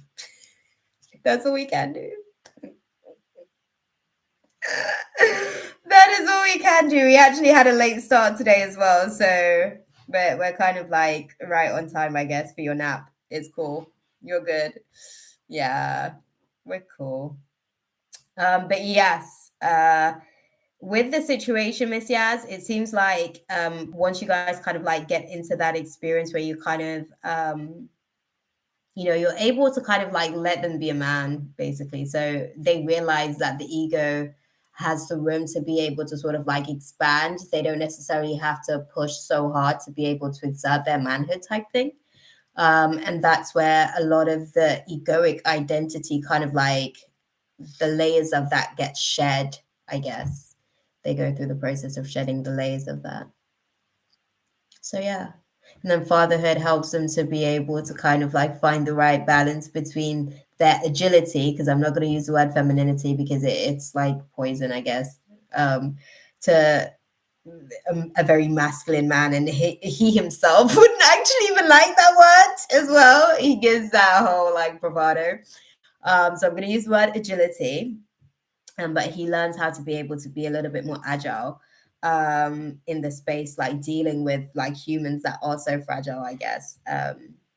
Like he starts to understand the reality of just how fragile life is in itself, and that kind of like helps him to be able to kind of like soften as well on other layers.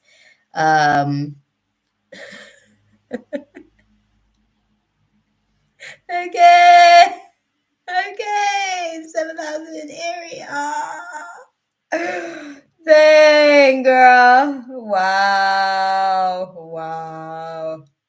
Listen, it's going to be an interesting one. It's going to be an interesting one. Definitely. Definitely. But yeah, I think you guys kind of like come to a nice compromise in terms of how you guys complement each other. That's what I'd say. Like, I feel like you teach him a lot of things in terms of being able to kind of like I think there's a lot of aspects of himself that is like an exaggeration of his actual character, and he learns how to kind of like find the right balance of being able to represent himself without kind of like giving these misleading signals about who he actually is. So he's able to stay more in his sun reflection of himself versus kind of like always projecting as his rising, if you will. You know, well, we're assuming that it's his rising. Thank you. I know you guys can't give the stuff away. Whatevs. It's fine. It's fine. Okay, Katie. Let me check for you as well, my love. Let's have a little look. I think you've already put your question out there as well, didn't you?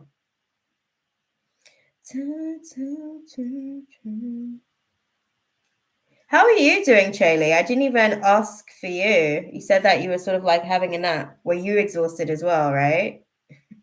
It's been quite a week.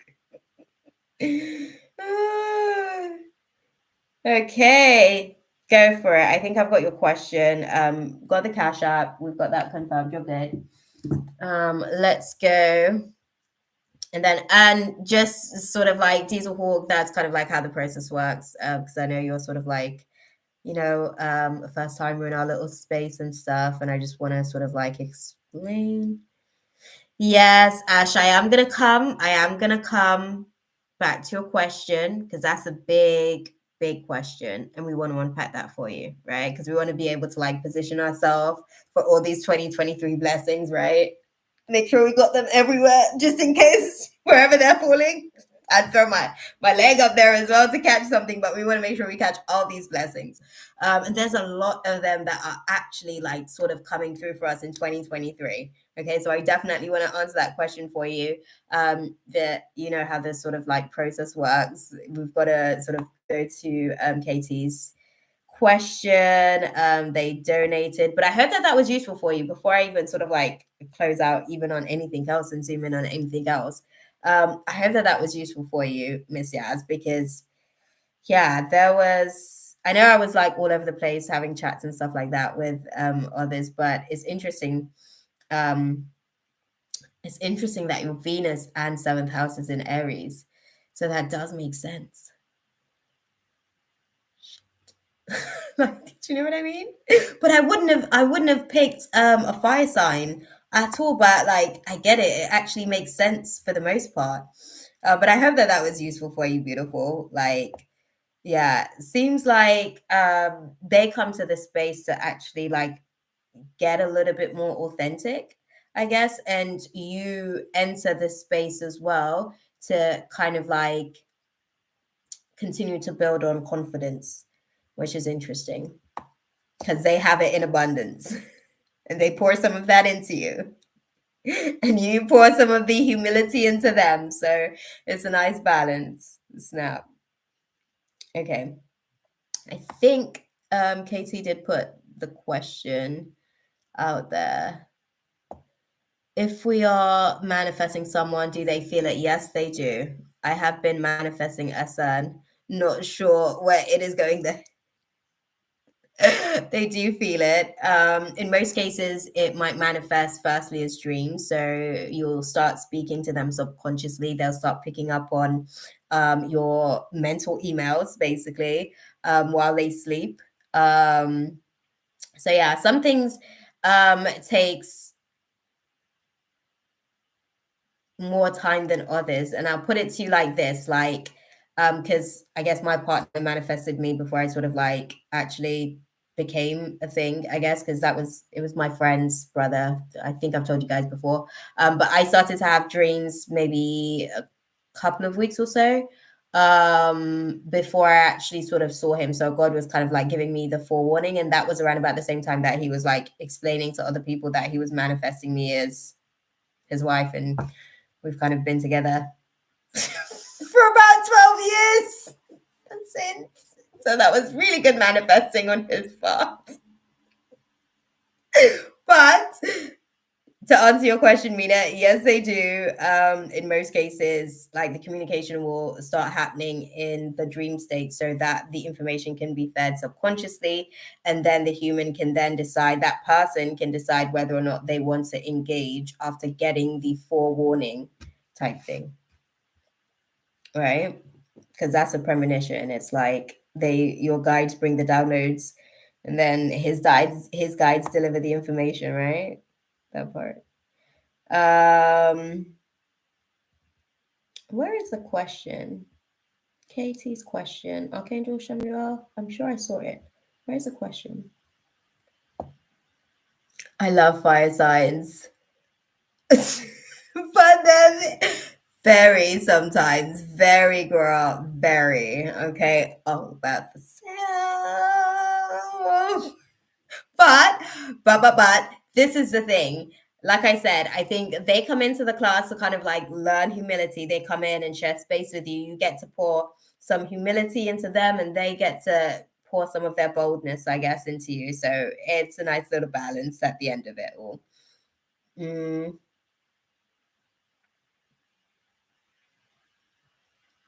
Yeah, yeah. It's going to be an interesting sort of like situation. No, it's all good. It's all good.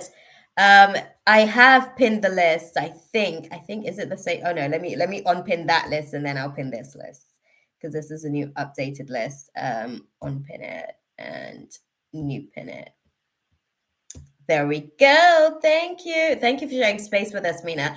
You guys know that like even when I was like having to come in here at like 10:30, I was thinking, oh my God, I know that Mina's gonna be here. Like because like this has become like a little thing, like we're all here, we play a part like when we're here and stuff like that. And she's like one of the moderators, and then exactly. Do you know what I mean? I'm like, oh snap. And I was going to do it tomorrow, but then I was like, nope, I can't do it tomorrow. Mina, her kids have school. I literally, that was a conversation that I had to myself.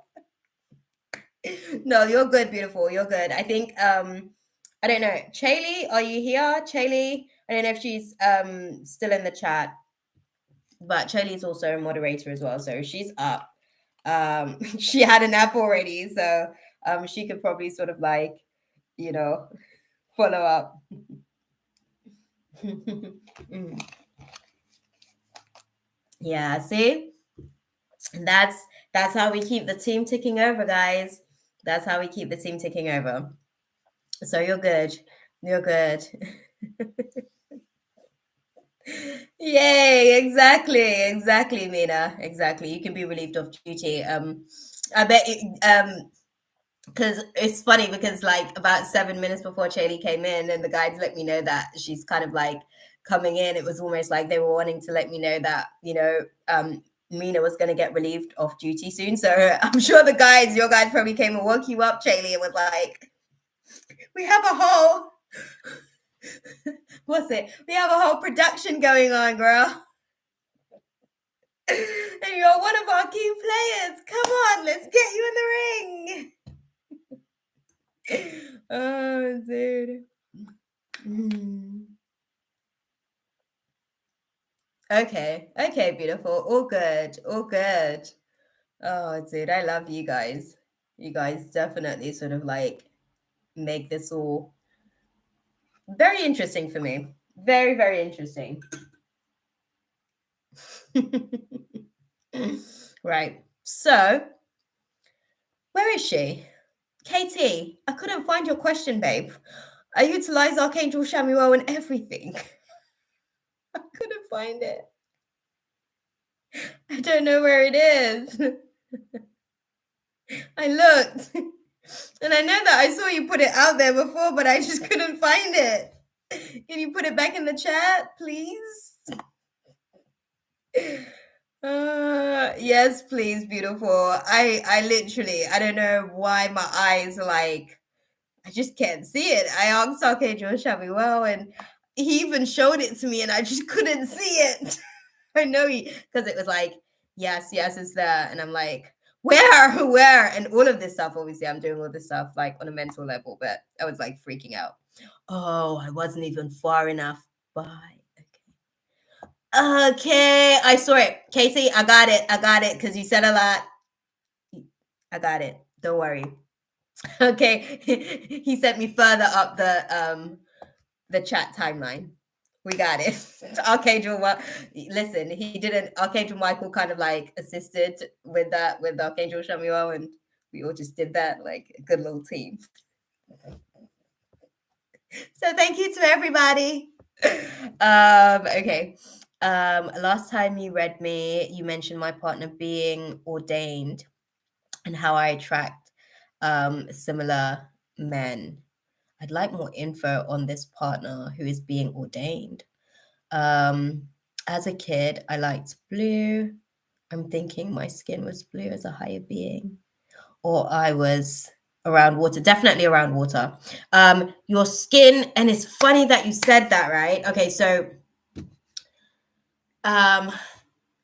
in your spirit form, so how can I put it? In your spirit form as an orb. So you know when you see like those little spirit orbs on like I don't know, you always whenever I'm on WhatsApp call, like video calls, you always see like my little guardian angel like sat around. It's usually just like either sat by my mouth because they're trying to like help me watch my words or sat on my shoulder, right? Like they're always so or by my throat chakra. Because sometimes like I'm very direct and that doesn't always read well for like people who may be like uber sensitive, and I try my best to kind of like deliver my whatever comes out, right? But yeah, interesting that you said that because in our natural form, I guess basically it like spirit looks like a blue orb, for lack of a better way of putting it. Like it looks like a blue orb, and it is made of water, but not what we think water is. Not what we think water is. Like water is actually like a transmitter of information being cellular soul transmission, if you will, right? Cellular soul transmission. So it is actually like, I want to call it like a droplet of water, but it's not like in this form of reality that we understand water to be. It's in a whole different construct. It's more in the metaphysical construct of water in terms of like the science behind water, basically. So you're spot on with that. You were actually both, because it's actually like the color of it is in like a blue form as it appears to be. That part. So your intuition as well. Okay, your intuition is doing well. Like you're receiving the downloads. I guess it's just a case of like transmitting what the information means, right? Okay. Yes, thank you for actually popping it back down there. It will be Fudger time in half an hour. I might be back after prayers. Okay, yeah, no. Okay. Oh yes, we're gonna speak about the partner.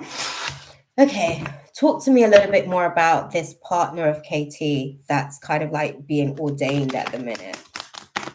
Like, let's get some insight into like, oh, yeah, let's get some insight, guys. Like, give it to me. Let's see. Okay. Yeah, I want more. I want more. Don't just give that to me. I want more. Thank you.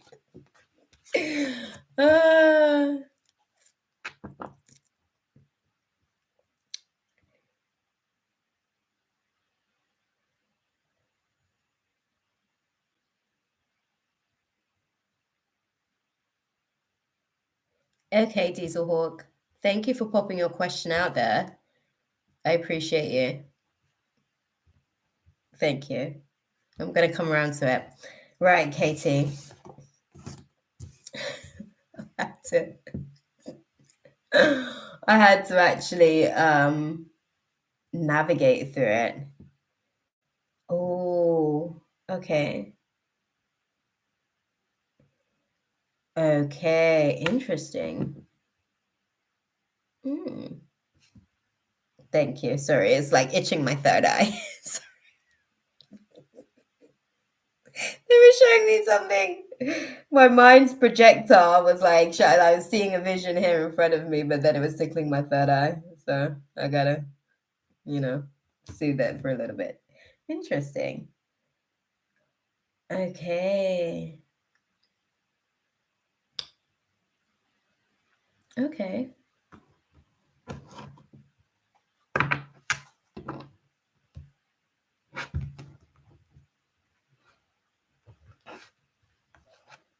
When it's your turn, I'm not too sure.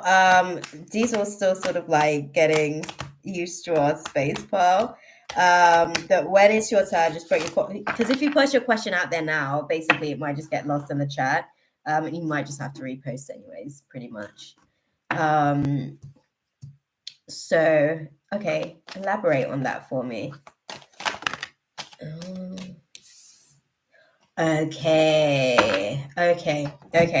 Okay. Right. So, oh no, that's okay, Diesel. It's okay. It's okay. You know, you're good. You're good. We're coming to your turn, anyways. Like Katie is, we're going to do Katie's question, and then Ash's question, and then it's your question. So you're good. We're almost there. But they said that this time they want to talk to you about some of the stuff that you might sort of like navigate through this person as they sort of like go through their ordaining. So some of the shadows that they're kind of being ordained through now, like some of the I guess fragmentations of themselves, the misrepresentations of themselves, they have a little bit of a tendency to be a little bit manipulative because of their like need to be like in control. So they have a tendency to be a little bit controlling. I want to say they don't mean to be. I want to say that they don't mean to be, but they're just a little bit OCD in certain constructs when it comes to certain things. And I think that I guess is one of the things that they're kind of like navigating at the minute, because even for themselves as well, like they tend to find that it makes them a bit of an overthinker, because they're constantly sort of like looking at just their reality of what they perceive the situation to be, or what someone should have done and could have done, and how they could have done it differently, or how they would have done it better if they did it their way, or just little things like that, I guess, that they're navigating through. And like, I guess this is a no-no for you. This is a no-no for you. So that's something that they're actually being optimized and working through as we speak right now, to be fair. Big Speed, chill out, man. You don't need to monitor this conversation. We're just doing a reading. I didn't understand that. Like, they're getting so crazy with the monitors these days. Like, I'm not doing anything crazy. I'm literally just out here doing readings. But hey, my monitor is just going to go and report the information back to whoever the information goes to, right? That part. But yeah. So, like, what they're showing me with the situation is that because I guess some of this controlling nature is like an absolute no-go for you. It's a no-go for you. Okay. Like an absolute no. That part, Jaylee. It's an absolute no-go for you. Like it's a hard no in terms of the controlling characteristics. So that's why they're kind of like definitely making sure that they have optimized this aspect of their personality before they even bring them into the space to meet you, because they're like, if they come into the space and they have that kind of energy, it would be very easy for you to kind of like write them off. And the thing is, outside of that quality, like they have so many other qualities that they are able to sort of like bring to the table to match your fly, for lack of a better way of putting it, right? They're able to kind of like, you're ambitious, they're ambitious. Like you know, are determined on the things that you want to do. If this is who I think it is, this person is selfish. Loves to project. No, I don't know who you think it is. I don't know who you think it is. It's interesting though. But that's damn. That's one of the things that they said. The situation, I guess, with this person is that their energy can be a little bit scattered sometimes as well, because of that need for things to kind of be like absolutely precise. Yeah, it's interesting. It's interesting. They can be quite domineering at times as well. Like just their energy, just their overall sort of like presence can be quite domineering. Like they're very forceful, I guess. Um, it's one of their qualities that actually like works in other areas of life, like in their career, for instance. Like it's a great strength of theirs in that aspect of reality, but not so much in other areas. It doesn't necessarily translate as well as it does basically in like the career aspect of his reality. But what I'm seeing with the situation is that um, this is, you talked about some guys from past life. Yeah, I was just about to say, like, this is a situation potentially with somebody that have been a part of your experiences before. Um, with this person as well, what they're showing me is that they go hard for you. Like that's what I will say with the situations. So they're bringing me into some of the positives of the situation now. So like they really sort of like go hard for you. They're very protective of you, and they are definitely they sort of speak highly of you. They don't like, I guess, for anyone to kind of like diminish your character in any way or capacity, so they're very protective in that sense of the situation. They're gentle with you for the most part, they're careful with you for the most part. Sometimes they have a little bit of a tendency to be clumsy with their words a little bit, just a little bit. I guess that's like maybe some of the residue of the energy from like sitting, going through that control and domineering class. So sometimes the way that they might say things, I guess, can be quite blunt in a way where like it can cut, and it's almost like they're not emotionally aware of like exactly what damage certain things can sort of like do to some degree. And I think that that's something that you actually sort of like help them to sort of like see and learn. And the reason is because they care about you so much that they actually start to care about your feelings. Like it's like with other situations or with other people and other dynamics, it's not that he didn't necessarily care, but it's like he how can I put it, like he was more focused on what he had to say and he valued his opinion more than their feelings. So he didn't necessarily take their feelings into consideration after the facts, basically, whenever certain things are said. But I think with you, he comes into the class and shares space with you, and he learns because of the level at which he cares for you that he has to take your feelings into consideration in order for him to grow in this particular way as well. Yeah. Yeah. That's interesting. Okay. So how what do you advise Katie to do in the meantime?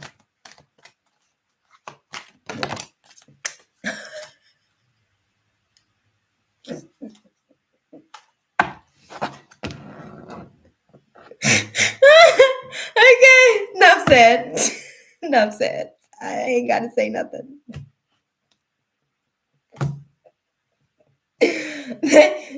Like that's so direct. Like I actually don't have to say anything. They said patience. Okay, just in case you can't read it, sort of like backwards. I don't know. Like yeah. These guys have emotional issues and have exes that linger. Listen, a lot of the times, right? And this isn't all men, it's just like some men don't actually know how to leave a relationship, like actually like leave a relationship and leave a relationship in a healthy way. It kind of like has this like in between phase, and it's not just men, women do it too. Okay, I've been guilty of that one myself. Okay, when I didn't have my emotions in check, I would like physically leave the relationship, and then my emotions are like lingering over there, and I'm like, girl, come on, we've got stuff to do. Dang. So we all do it. It's the humans like reality, I guess. It's the humans way of dealing with reality in essence. But yeah, I guess the guidance for you on the situation is patience. Like there's something, I definitely think they're still sort of like speaking on a situation. I definitely think it may potentially be like a past situation. Um yeah, yeah. Sorry. Sorry, I'm like I got like so far out in there. I was like going deep in there as well. I don't know how far I would have gotten to sort of like come back to the space to be able to have a conversation with you guys because they were dragging me out into the space. But what I'm seeing with the situation, this is all a case of like timing, I guess, with this situation. It's definitely a case of timing because they have to optimize on certain things, and then there's certain things that they come into the space with you to be able to optimize on, i.e., their ability to actually be able to consider other people's feelings when they feel like they're just expressing their truth, you know. And that's something that's like really, really instrumental to their growing process as well, extremely instrumental to their growing process, because a lot of that has been due to like it's a defense mechanism due to blocked emotions, and I think once they start to navigate through the process with you, they'll understand exactly when these emotions got blocked, when they developed this habit, why they developed this habit. So this takes them very deep into their own psyche to be able to understand how they developed this coping mechanism in being able to deal with people so harshly, right? So yeah, it's all very interesting. Okay, give me other than patience, what else can you advise Katie on this situation? Okay, thank you. Oh, okay, be assertive, be assertive. Some guys I met are past life. Yeah, yeah. And you can tell the energy as well. Like you can always tell, like when your soul has validated that you've known this person before your now experience of this like form of them, because like obviously when we met them or when we knew them, they weren't like this person that you're seeing now or this version of yourself, right? Or themselves even. It would have been like a different version of yourselves that you guys were sort of like playing out on whatever timeline you were playing that out and whatever characters you were playing on that timeline. But with the situation of like, you know, identifying, I guess, agents from your past experiences before your now reality, your body picks up on it. It's like something that it doesn't have, like you can feel when there's like a deeper connection or a deeper like anchored source. Do you know what I mean? So you will pick up on these things. I think with the person, you know, because again, this situation is almost like even when you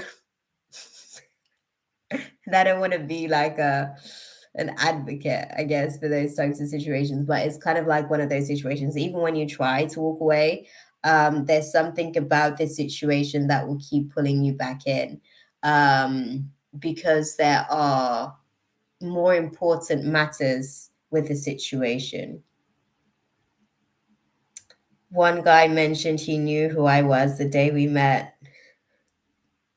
And that happens too. It's interesting to kind of like see when you know, when people show up for their assignments and like they know that they're on assignment type thing.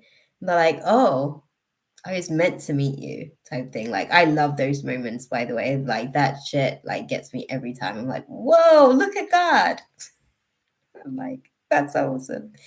Yeah. What was your feelings towards that person? Like what did your body emit? Like what was the kind of like energy that you were radiating when you had met them? Give us that. But yeah, the additional advice for you is to be assertive, like in this space with this person as well, because this is basically how they're going to be able to learn what they need to learn in terms of caring about somebody else's feelings. It doesn't necessarily mean having to be aggressive. It just means being able to assert your viewpoint and perspective in a way that a person can compute and digest, and receive and accept, right? Because sometimes we might hear, but do we really listen, right? So it's about being able to kind of like hold space for that person to really be able to kind of like listen. And that's where the difference or shift happens for them so that they can become a better version of themselves as well. But yeah, that's it really. My question to you was, how did you feel? Like, what were your body senses saying about this person when you had met them? Did your body recognize them as well? Like, because the human's really the intuitive, to be fair. Like, it's like it reads the actual consciousness and then emits whatever the consciousness is representing at that point. So what was your body picking up? Did you have any conscious awareness of them? Sorry, they like packed up the cards because they were like finished sharing in that space, I guess. Sorry. Sorry. My bad. But yeah, let me know the answer to that question. And we'll go and sort of like, in the meantime, go into Ash 13. Ash 13, what is your question? Because I think I did see you put your question out there as well, actually. If you're still sort of with us, throw your question back out there. And let's go and unpack it. Okay? Okay. And then after Ash, we have Diesel Hawk, Pearl, and then we close out the space with Ariona. If you want a reading as well, Shaylee, I can sort of like hook you up, bro. Don't worry. You'll just kind of have to wait until I get to the very end and then see where we are then. Okay. So, oh shit. That's what's up. That's what's up. Okay. When he said, thank you for your question, Ash. Don't worry. I'm gonna unpack those blessings because we want to know, we want to find out what's coming in. When oh no, definitely. I look forward to sort of coming in and hanging out with you guys. I don't know if it makes me sad, but hey, I don't think I care. Okay. He felt familiar. Okay, so when he said that he knew who you were, like who was that? Like, did you ask like who am I to you? Did you ask? And if you did, what was his response? Sorry, I'm like it's always interesting when reality actually like plays itself out because obviously we have like all these assignments before we get here, right? But then when it's like time to end scene, right? Because trust me, y'all, I miss my cues so many times. I have to apologize to the guys. I'm like, dang, can we do that again? Let's try that again. But it's only one take. One take. So yeah, if you miss the cue, you just miss the cue. That's it. That's it. Which is always very interesting, actually. I actually I used to take it personal when I miss cues, but now I'm just like, oh, it's fine. Listen, my guides know who they're working with, and at this point, I put it out there to any spirit that even comes in. Even today, like I prayed on something because like I've got an assignment with this spirit. It's a spirit baby that's supposed to come in, but there's like a lot of trauma. Like the spirit baby that I'm assigned to, basically, for an ex bestie, I guess. But we already had like an oath and certain contracts or whatever, and like this baby's like trying to come through. And I literally, in my prayer time this morning, I had to have a conversation with her, with the child, and with God to just say, like, look, you know, I I don't think that I'm going to be able to fulfill that assignment. I think I'm just going to plead ignorance on this one, you know? Yeah. So, wow.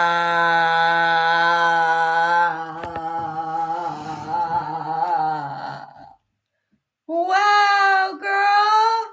How did that make you feel? How did that make you feel? Snap. I'm like asking you the same question, but honestly, like that's the only question that's on reverb. Like literally in the back of my I want to ask the question again. How did that make you feel? Wow. He showed up like ready on assignment and was still actually conscious of the assignment because that's hard to do once we get into these vessels. The humans designed in a certain layer of density that a lot of this stuff just stays in the subconscious and we forget all of the assignments for the most part, you know. There's certain things that we get access to, but that's just the stuff that we're conscious of. Wow. Wow. I'm gonna go and get into your question now, Ashley. Okay, I said Ashley, but sorry, I don't even know if that's like your full name. My bad. Ash 13. That was me being assumptive. But dang, wow, sorry, that's like creating static on my crown. Wow, that was a big one.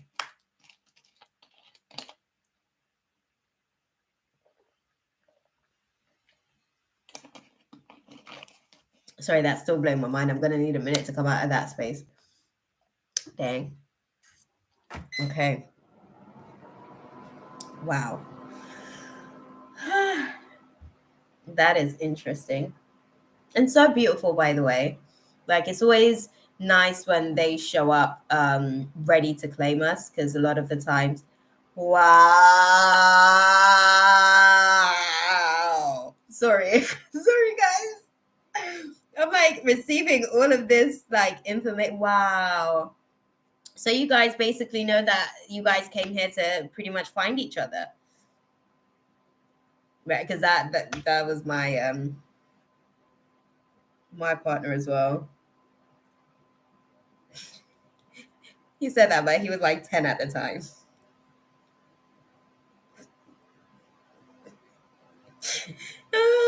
Because I've known him since he was a kid, basically. But yeah. Wow. All right, Ash. Sorry, I'm like literally sat here just doing my. Yes, you did just do that. I am just sat here doing my hair, but it was bugging me. I didn't realize that it was like unraveling itself. So here we are. Okay. And I'm gonna do my hair and get cute for you guys. I felt that I had met my husband. However, feel he is not honoring the soul contract. Oh, do you know what? Those experiences, he is not on his soul path at all. That part, that part, that part. Yeah. Like I said, when we get into like the actual like human experience of it all, like the files become so much for the human to be able to sort of like compute, right? But luckily we do have more soulmates. You're right there. You're right there. But yeah, like, yeah, man. Being like in the whole like human experience of it all, it's a lot more complex than we give it like value for, you know, like a whole lot more complex than we give it value for. But let's talk about it, guys. Ash 13. Let's talk about the blessings coming in for 2023.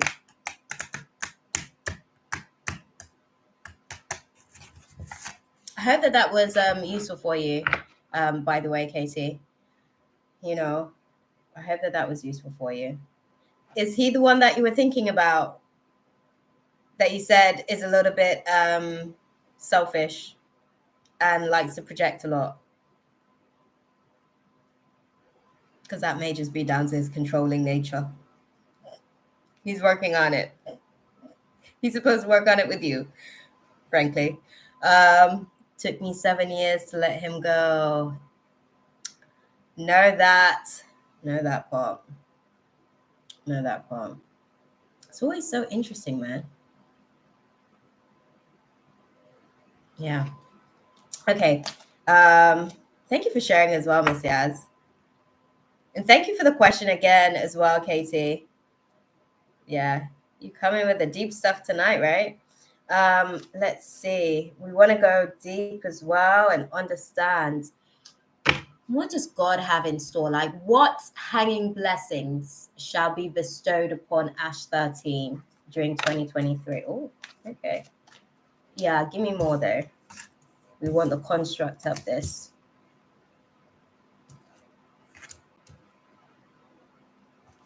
Okay.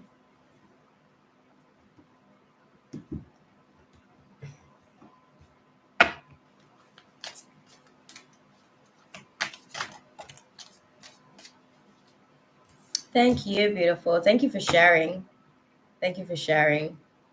Like, yeah, that's the whole thing. Do you like, I know that your soul obviously has this connection with this person, but like, does your body want him? Like, is there an attraction? Sorry, I'm like, I'm intrigued because, when the assignment's supposed to happen and then it actually happens and then it starts to play out, because sometimes the assignment is the assignment and then it's hard to actually like both be on the assignment sometimes. Like sometimes it's one person who knows and the other person's like kind of sorta maybe.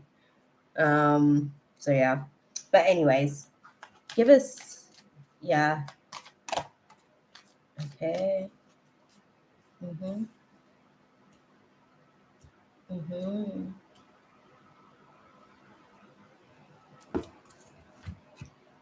Okay. Interesting. Put this into context for me then, guys.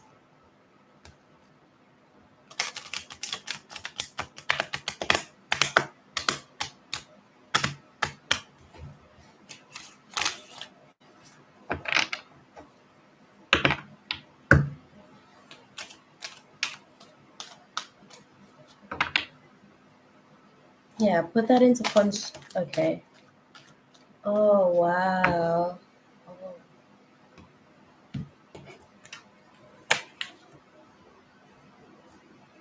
Mm. Okay. Okay. Interesting. Sorry, I'm receiving it all beautiful.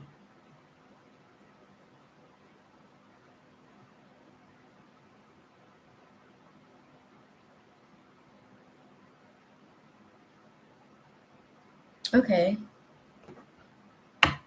So what are some of those things that are going to be released? Like the things that she'll be a vibrational match to that are going, okay. Show me. Ow. That's tickling. Wait. That's tickling. Show me.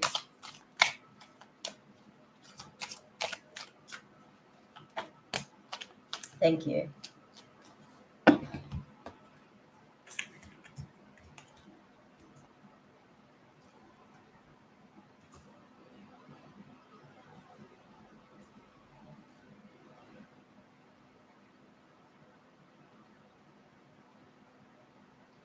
Okay.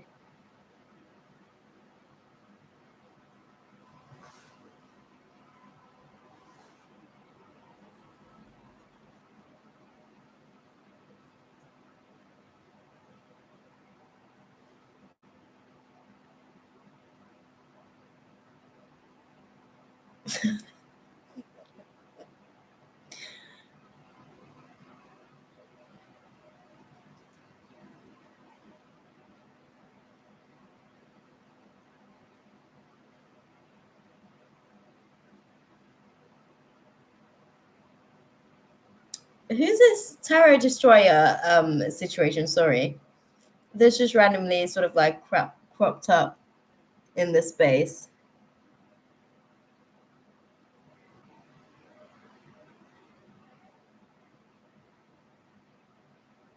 Can we sort out this this tarot destroyer person thingy?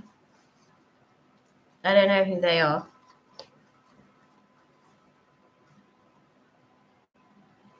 Okay, wow. This is a proper little troll then. Dang.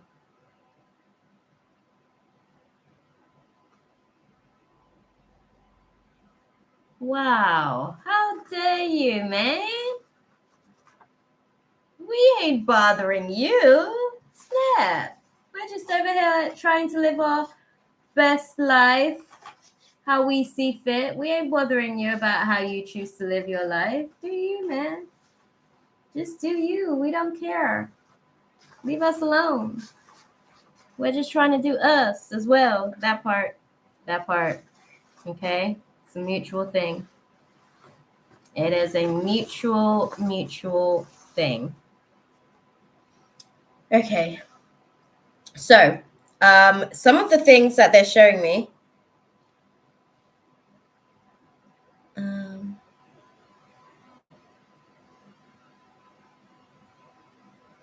Yeah, no, you can.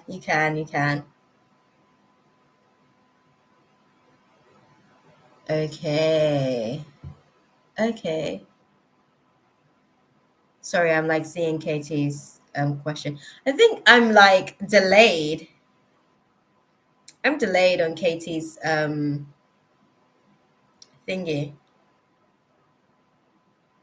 Yeah, I'm definitely delayed on Katie's. Am I delayed, guys?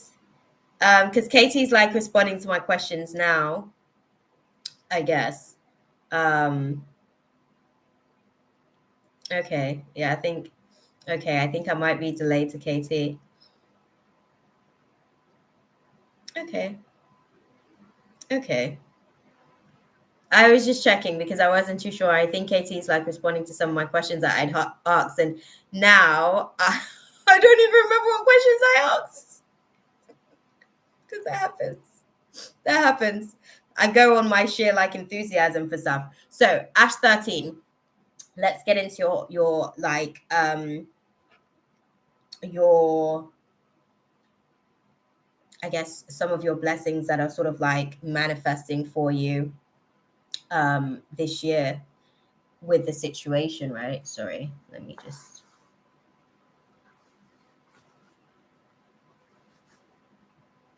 So you're actually going through this year, you're actually going through definitely a financial recovery this year. It's a slow and steady sort of like process. I want to put that across because it's not like an overnight sort of like success type thing. I do think that it's more of a methodical, strategical process. You are definitely going to see, I want to say by month 7, you'll be able to kind of like see the progress, I guess, that you've made during this year. And that's one of the first things that they want to sort of like put across.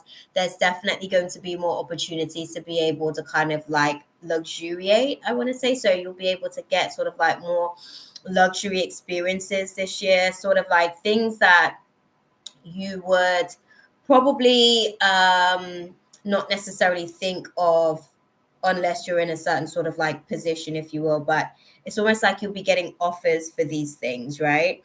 It feels like there is a connection that is going to be sort of like really pouring into you. I want to say a caring connection that's really pouring into you during this year as well, whereby you will have the resources to be able to kind of right? It's always nice.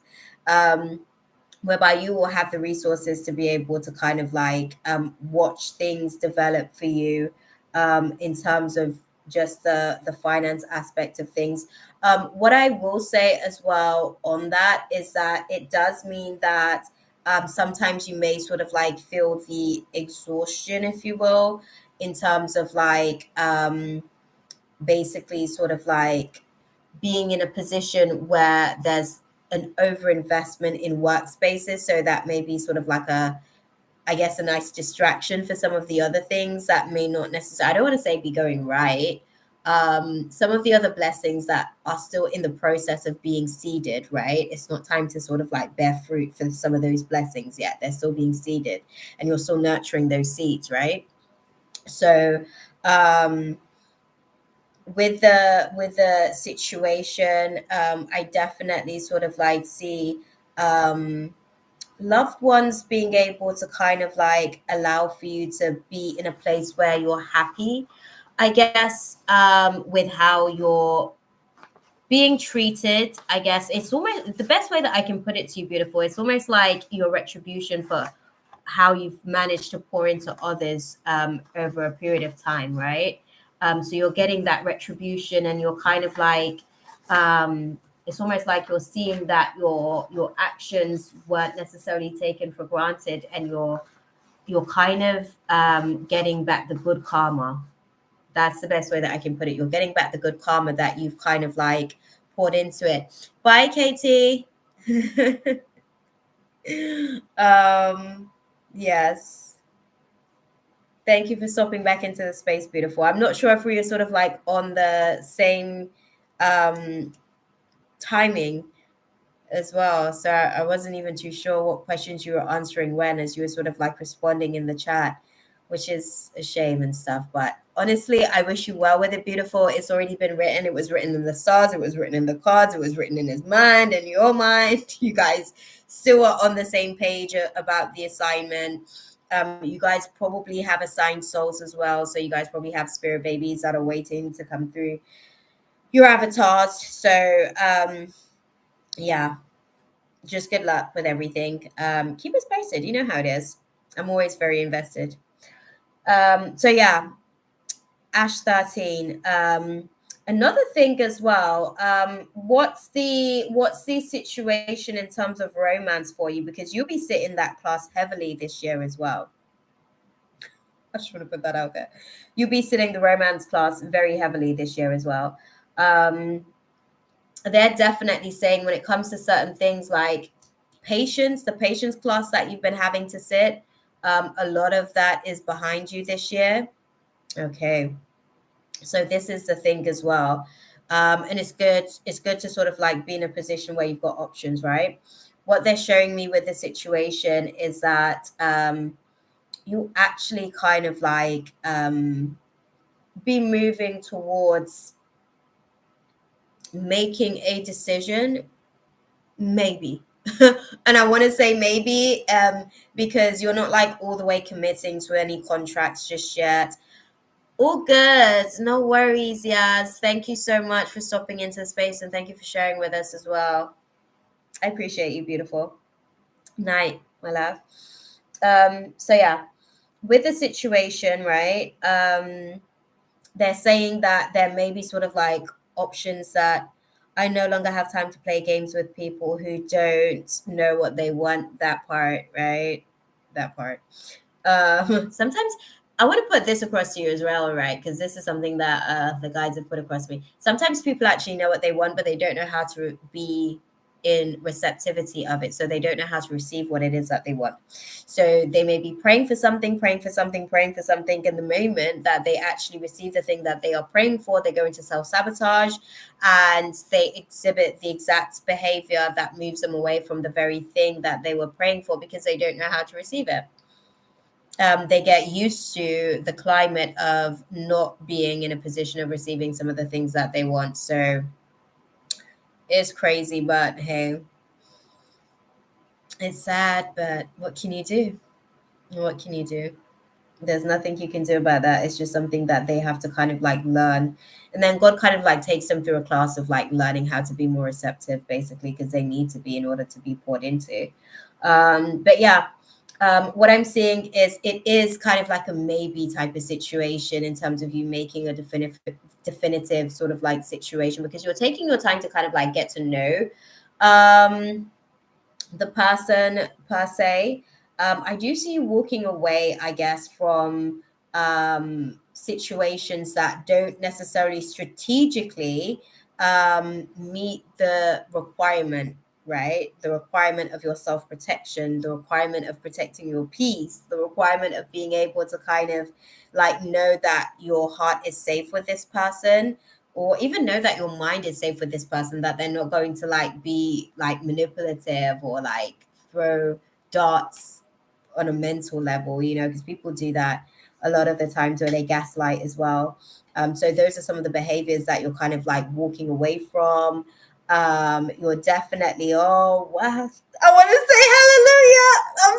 I'm sorry, beautiful. Like this one just hit me. Like the spirit of the Holy Ghost, as they say in church, just hit me.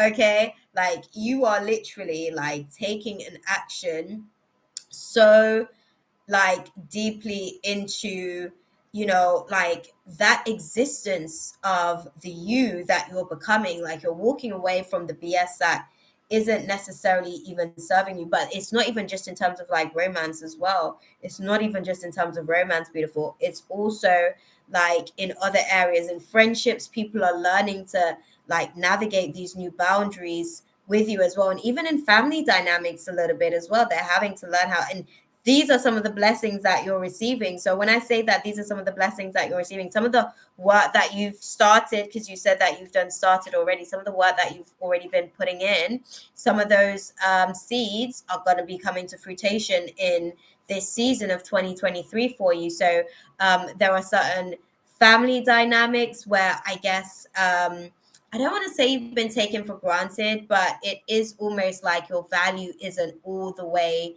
acknowledged, right? Some of those dynamics are going to be shifting as well. It's almost like God's putting certain people in certain positions to realize, like, oh, I actually couldn't have gotten out of this without Ash. Like, I needed Ash here. Like, they showed up. I'm so grateful. Like, it's interesting. It's interesting because your blessings actually comes as well through the format of being present, to be able to sort of like bless others as well. Yes, I've already started. I have no time for BS. People, regardless who they are, I'm not afraid to walk away from people. Good for you. Good for you. Okay. I think that with the situation, and let me say this as well, guys, like it's not a case of like, oh, just cut people off high and dry and stuff like that. It's not like that, and that's not even what I'm advocating for. It's just protecting oneself, protecting one's peace. Like a lot of the times we say yes to things where our human really means no. Our human's like, stop. Wait a minute. No, seriously. Are humans like, stop? Like, if you go into this situation, this is going to impact me negatively, and then we give people the benefit of our doubt. So rather than having to go through the process of trying to understand what are humans doubting within that individual, sometimes it's just best to kind of like give a break. We are that part. Exactly. We are human. Sometimes it's just time to sort of like give a break to the situation. What it is like your humans kind of like letting you know that you've met your cap or you've met your tolerance level with certain situations or certain behaviors, basically. And you don't necessarily have the tolerance that you once had, for said behavior. So now you have to find a different way to kind of like engage in that particular situation. And I'll say this much, like even for situations that we cut off with one person, so when we cut the person off, if we haven't properly like sat that class to understand how we show up, why we're showing up in the situations or the scenes and the way that we're showing up, and what it may be, on either a psychological level, an emotional level, hell, it may even be on like a cellular genetic level. So it may be a generational pattern, if you will, that needs to kind of like, the paradigm needs to shift in that dynamic. So yeah, like the definitely an advocate for like choosing your peace type thing, and also just understanding what situations are, because we're living in such a time where basically like, because like everybody else like in society, they're so on this like demon time, this demon time, like that's actually becoming a thing, like where people are allowing for themselves to be open vessels to like low vibrating spirits and are playing host to these types of entities and forces. And even though they are choosing to do that in their own space or whatever within the collective, it is now creating these portals and vortexes within reality for others, basically. So there are other people that are basically like navigating through demonic attacks that they're not necessarily even like consciously cognitive of. because a lot of the times like this stuff happens like subconsciously as well. So this demon time thing that is growing in the collective, like, is actually like, and it's so, I pray for that like every day. I'm like, I know my brothers and sisters in Christ, like even the ones that are out here talking about this demon time thing, like they really don't even understand the levels of construct that they are actually creating within the paradigm of reality, and how shit is like really able to kind of like shift. Like we're going like down a very skeptical rabbit hole with this whole demon time situation. But I say all that to say, like, some people, like, they don't mean to be, they're just activated on their demons, unfortunately.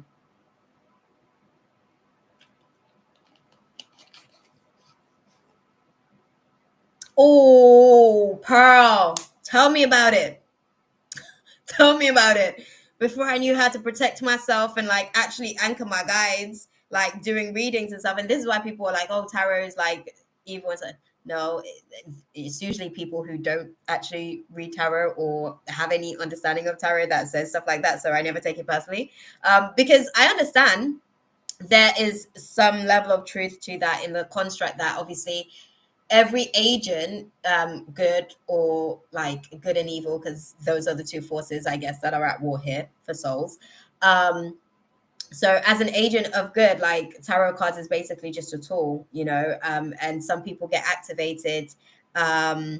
It's not evil, you just need to learn to protect yourself. Absolutely, exactly, 100%. Do you see what I'm saying? It's just one of those things where, like, because you go into like opening channels, basically spirits will attach themselves, basically. And this is what people don't necessarily understand when they're talking about these things, pretty much. But that's what happens, because I would go into spaces, share space, open channels, and then spirits would basically attach themselves to my ego when I come back into the space, and then I have to navigate through said spirit. In most cases, I have to do some level of exorcism. But I've gotten adept at doing exorcisms. That's what it has done for me and taught me. So there's most demons that I face where I know how to navigate my way neurologically through them to get back to like me, and to get them out of like and off my ego, because that's where these entities attach. They attach to your ego. That's why you see people and they're like, "Oh, your ego this and your ego that." It is true, to be honest. Like, it is their ego that is doing those things, but a lot of the times it's a spirit or force that attaches to them, to their ego, and they're not necessarily like conscious all the time. Sometimes they are, and they choose to plead ignorance, but then they get like, how can I put it? They go to a different court, because then the court is basically with God. And when they basically play games with their own selves, because they pretend like they're playing games with other people when they choose not to take accountability, but really they're only playing a game with themselves and God. And God wins that game every time. That's what they don't get. And a lot of the time, some of the things that they do and don't take accountability for, unfortunately, their children have to then sit the consequence of their karma, because they chose not to take accountability. But their child was somebody who was more likely able to take accountability, and then they become aware of the perspective. So eventually God does win every time, every time. But yes, going back to your question, Ash, 13, like, they're telling me like this year you're definitely going to be sort of like taking action. It's not necessarily like just talking about certain things. Do you have something going on with a home situation as well, Ash 13? Answer me that question. Yeah, let me know about the home situation, because they're putting something across about that as well.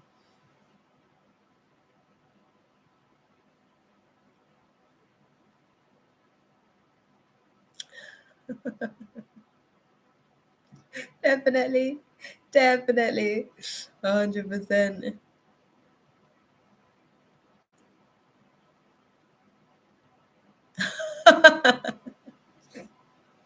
I can't with you guys. Oh, you guys, baby, you guys are too funny. You guys are too funny. I live with my mom and brother. How is that space for you? How is that space? Because remember, I was speaking to you about like people basically coming to acknowledgement about like how valuable you are and just the actual very like service that you provide. Yeah. What I'm seeing with the situation is that this year, like there's going to be a turning point within that situation. I want to say 9 months into the year. So sort of like really towards the back end of the year, to be fair, sort of like I want to say, what would 9 months be? Sort of like autumn season for us. So yeah. Around about autumn season, you kind of like will start to see some real significant shifts in the paradigms in the space when it comes to the home situation. Um, when you walk away as well from certain characteristics in certain people, it also means that you have to practice those things yourself as well.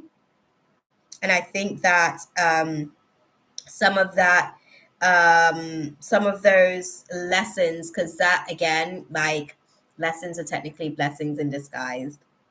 So annoying when they say that. I'm like, can I just get a blessing, please?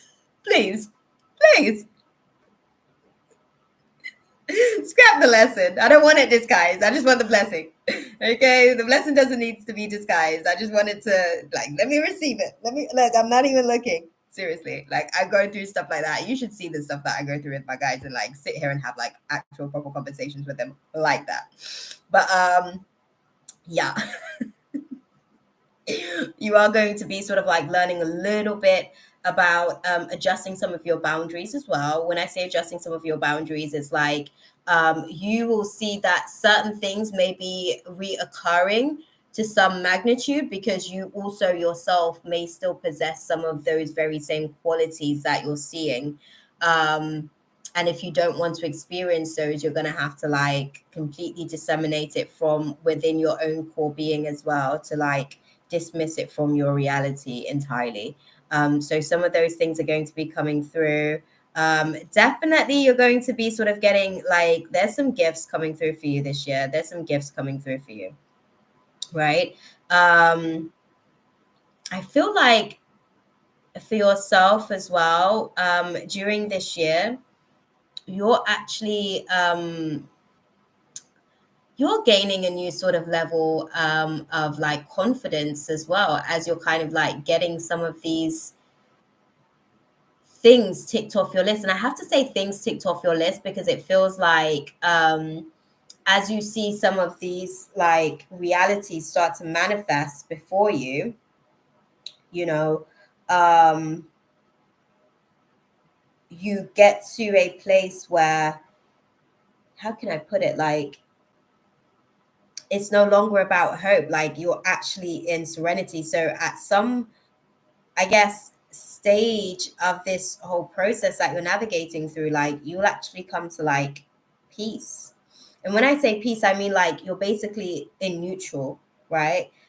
Your vibration can kind of like flow with whatever resonance is, I guess, reflecting out in the universe.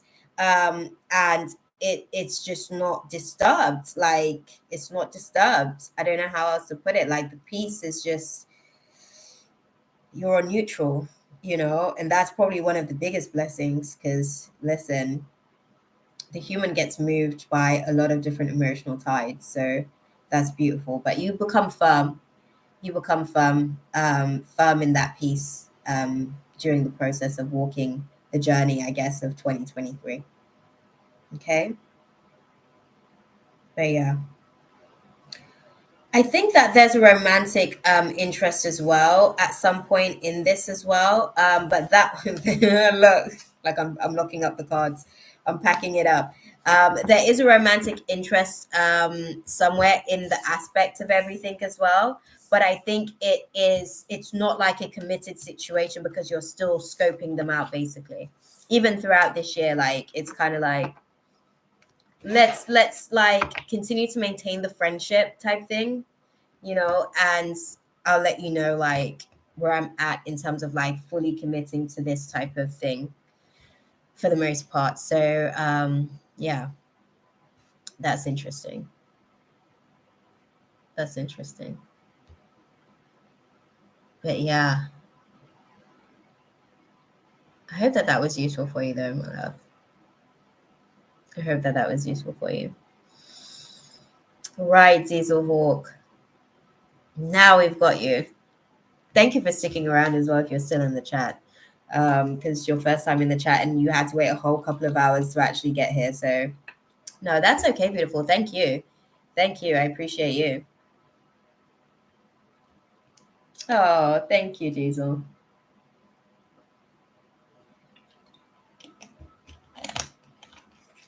Throw your question out there.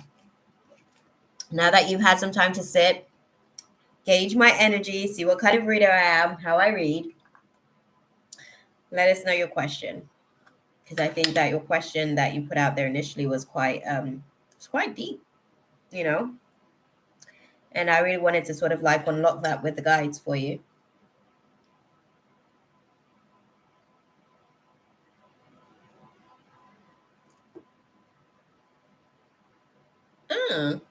Maybe we can unpack that, Charlie, at the end of the space. We've got Pearl and Ariana after Diesel. Okay, yeah. Hey, Mina. Okay, yeah. So Diesel says, I'm going to I'm gonna pretend to pronounce that. I think it's sorry, it's gone up on my list. Sorry. Zaporizhzhia? Term? I don't know. Will it be longer than that? That is if we advance. My rotation should be 3 months. Will it be longer than that? That is if we advance. And will I survive? Okay. Okay. Firstly, let's just have a look and see how the situation's going to play out for you.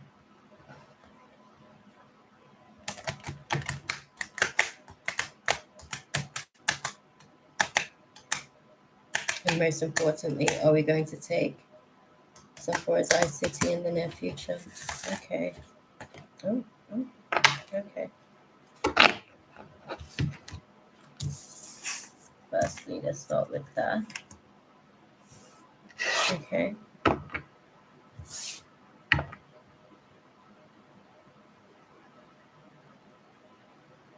So I want to understand how long do you see the situation lasting? Firstly. Oh, wow. Okay. So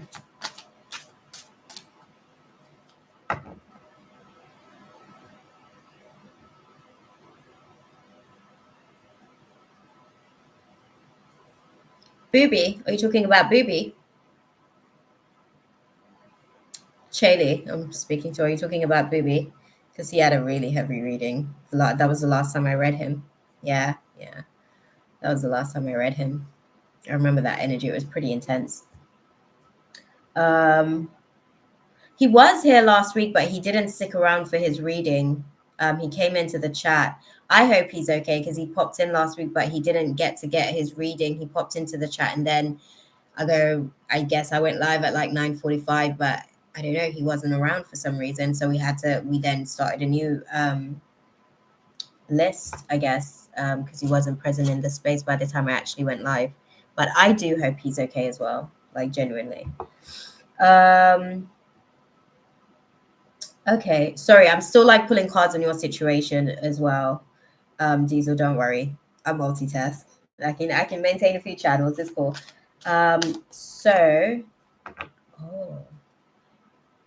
Do you see them sort of like advancing then?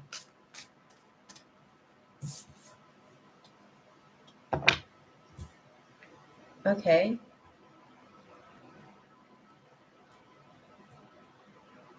But do you see the advancing taking place and causing more of like time there? Because obviously it requires more time if the advancement happens. So, okay, thank you. Okay. Okay.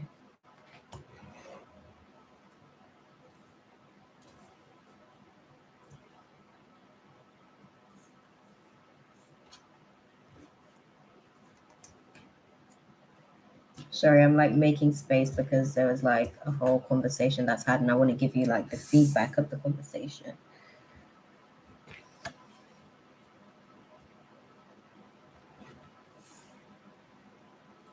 Okay.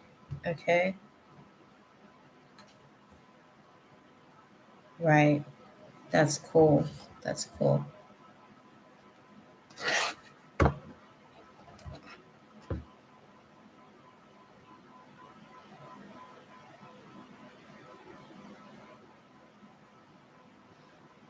So he wants to know as well. Um,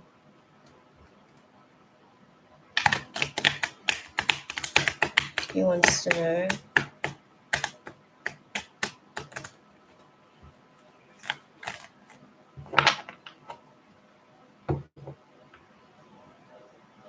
that part. That part, Pearl. Trust me. I know. Sometimes we open portals without even meaning to, and we don't even realize, like, after the facts, like,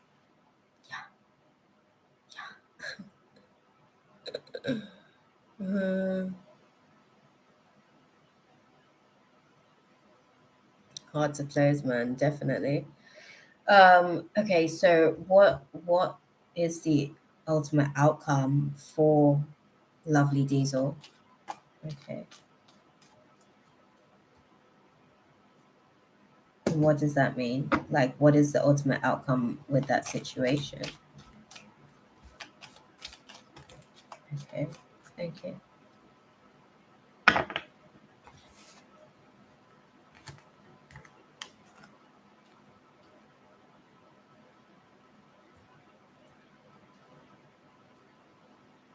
Sorry, I'm struggling to find space to get all these cards out.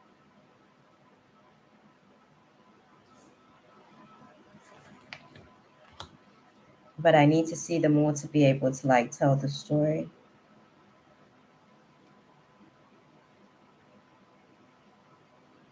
Okay.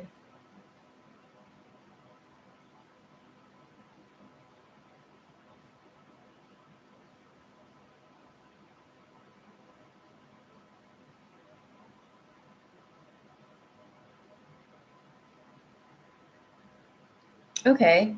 And I guess his ultimate question is like, will he return? Okay. All right. Let me rephrase the question. Will he survive? Like, will he survive? Will his life be intact?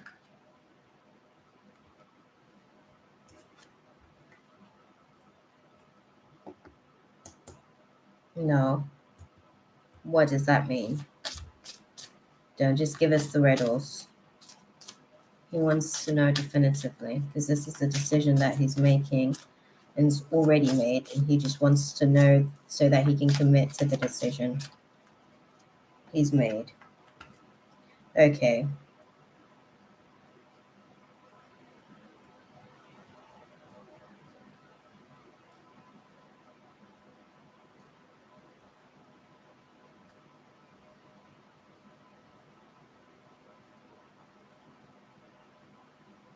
Okay.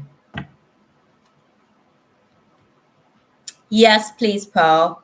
Do close. And then at least you know that we were actually at least your reading will be over the 3 hours mark at least. So bear that in mind if you have to come back on and sort of like rewatch. Post your question now though. And then I guess Chaley, if you can sort of Yeah, keep note of the question for me as well. Yes, please. Thank you, beautiful. I appreciate you. So just to sort of unpack your question, Diesel, because it was so loaded and I really wanted to be able to sort of like really give you as much as I can with the construct of the question, right? So my first question was really just trying to understand, I guess, how the situation in itself would kind of play out.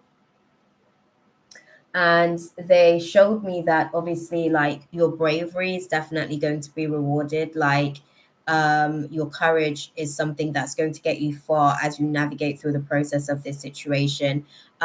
Just to answer your question and go straight to the kill with the situation, you do return wounded. I'm not gonna lie, you do return wounded in places, I guess. So you do have a recovery period when you do sort of get back. I don't think that, um, I guess I'm not sure if the advancement happens. I'm not sure if the advancement happens because I think it's a lot more complicated than it's actually been portrayed as well to you, per se, maybe, right?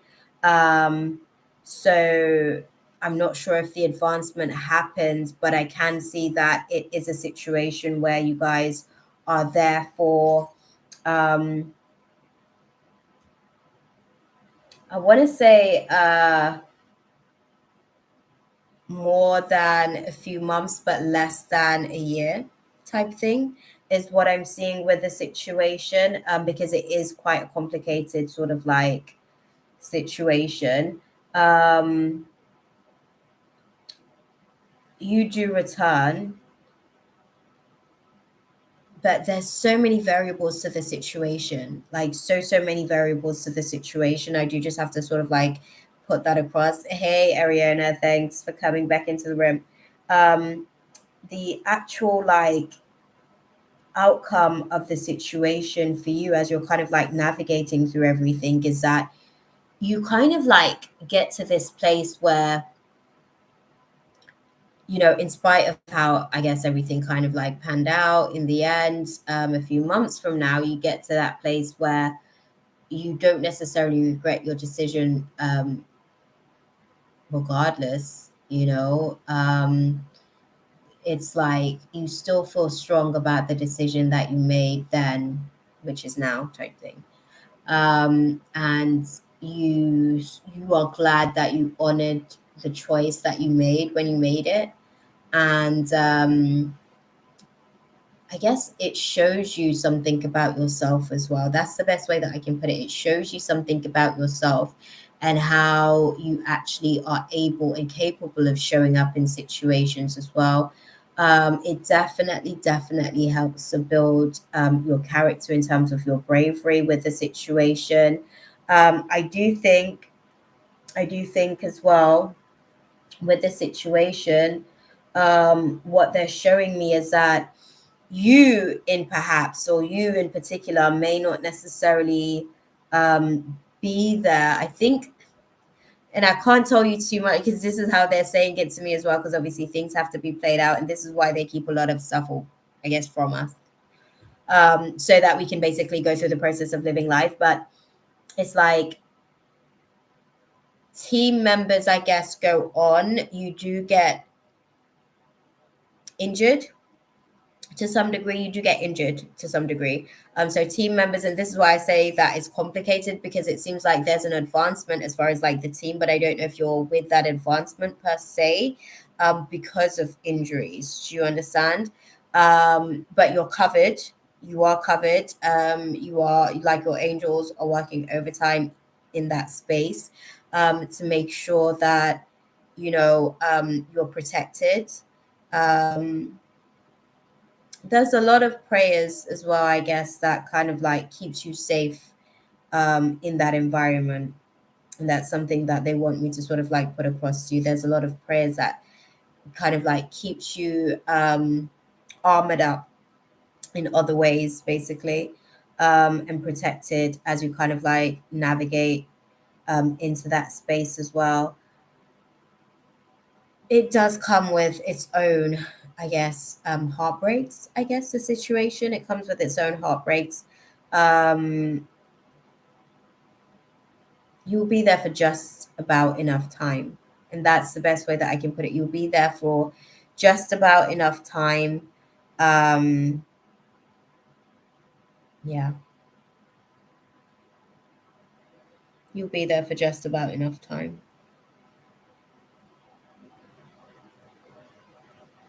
I think from what I'm seeing, it's almost like, and again, I can't tell you too much of the story because I feel like, again, what kind of sometimes happens as well, and this is why sometimes I don't like to sort of like share about like the future timelines as well, because there's such thing as like suggestive thought process or pattern. So when I give you this information, naturally you will fall into that timeline, and there's also other timelines that are probable as well. This is just the most probable timeline, which is what makes it possible, basically. I just want to put that across to you. um, but yeah, I do see that you're able to kind of like um, be hospitalized to some degree. So this is why I was speaking about the advancement situation. I don't know if you go along with the advancement per se, because I think that there's an injury that prohibits you from being able to do that. But you do go through a recovery period. So do you kind of like re I guess, reintegrate later on, potentially? I don't necessarily know how that situation is going to play out, because it seems like it's a complicated situation in terms of the injury in itself and recovery time and what that looks like and how that may, in fact, play out for you. But you will survive, and you will learn some things about yourself in the process as well. That's the best way that I can put it. Okay. That's okay. That's okay. I hope that that was useful for you though, because there's only so much that they will permit me to kind of like share with that kind of dynamic, because there's certain scenes that just has to play out how it needs to play out. But yeah, I hope that that was useful for you. And I'm definitely going to put some prayers out there for you as well to help with that shield of protection. Okay. God bless. God bless you, my love. Okay.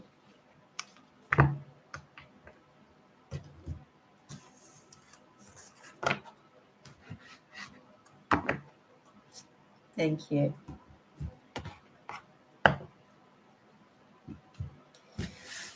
Right. I think we've got Paul's question. Oh, thank you, Chaley. Thank you, my love.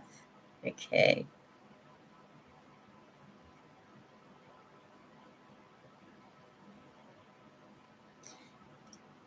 Okay, and then we've got Ariona, and Ariona is sort of last on the list. And then I guess Chaley's going to, I guess, figure out if you want to read it when we get to the end.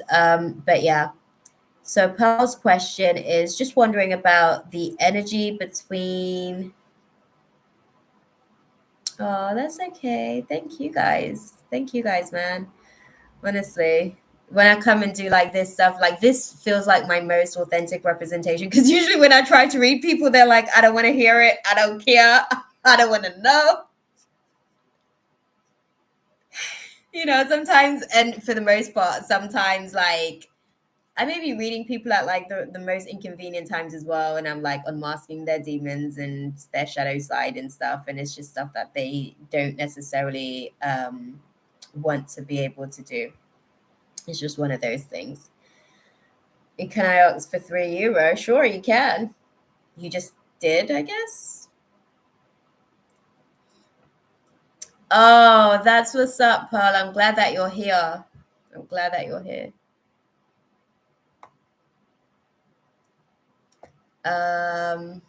Okay, so Pearl's question. Just wondering about the energy between Scott and I. I think someone else called it the space. His thoughts, feelings, potential action. Ooh. Okay, we're going back into thoughts, feelings, and that's so many different, like that's pretty much like all the layers of well, yeah, I guess so. I guess so. I was gonna say, well, but I guess so. Manifesting starts with a feeling, which then manifests as a thought, which then manifests into actions, which then creates the reality. So yeah, I guess so. But there's like a spiritual force behind that, but actually all three of those is what makes up the spiritual representation of that force or energy, like thought, feeling, action type thing. That's how you see a spirit, right? Through their actions, and then you know their thought pattern and their emotional processing, stuff that they are and haven't processed type thing. So you know what kind of demons you may be working with, right? So that's interesting. Oh, that's what's up. Yeah, yeah, yeah. Wow, indeed, Pearl. Wow, indeed. Indeed. Right. So, Pearl's, I guess, person of interest is Scott. So, Pearl wants to know Scott's thoughts towards her. We want to sort of like start off with the thoughts on this one first and foremost and see what are Scott's thoughts towards Pearl.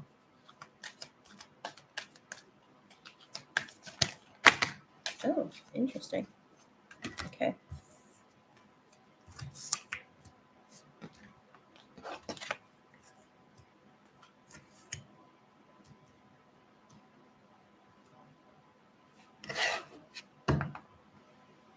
Okay.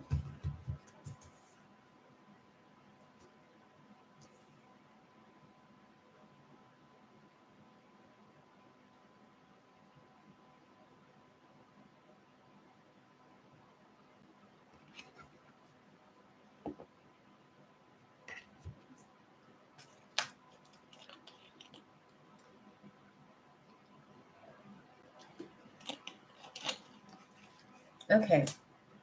Let's have a look at the feelings.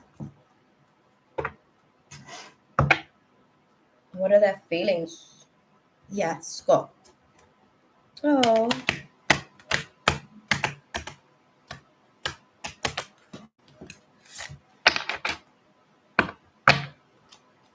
What are Scott's feelings towards her? Oh.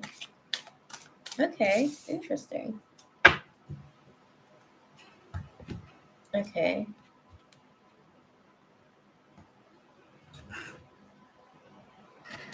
And what actions do you see them taking towards Pearl?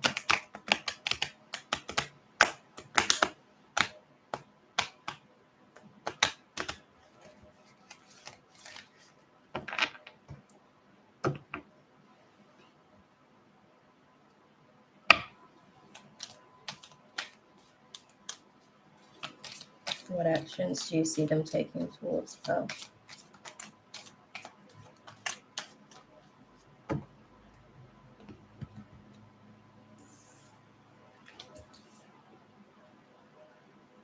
Okay. Okay. Right. I've got questions for you, beautiful. My battery was low too. Just oh dang, sorry y'all. I know I've been in here for like a minute, so yeah, yeah. Who's Joelle? Hey, Joelle.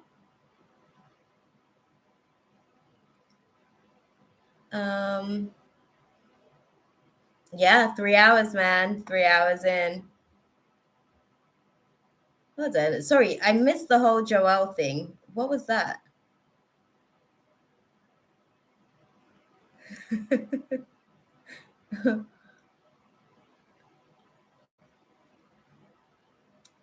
Okay, okay. Joelle said that she's just donated. Okay.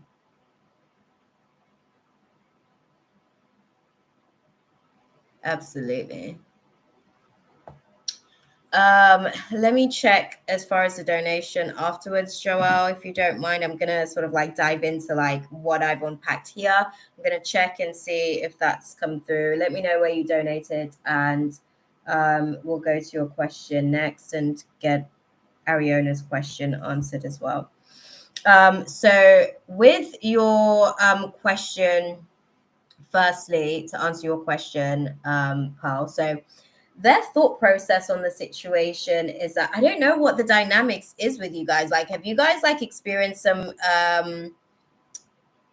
volatility? So did you guys like experience some, I guess, miscommunication? That's the best way that I can put it. I'm gonna call it miscommunication because it seems like kind of like a little bit of, ooh, okay.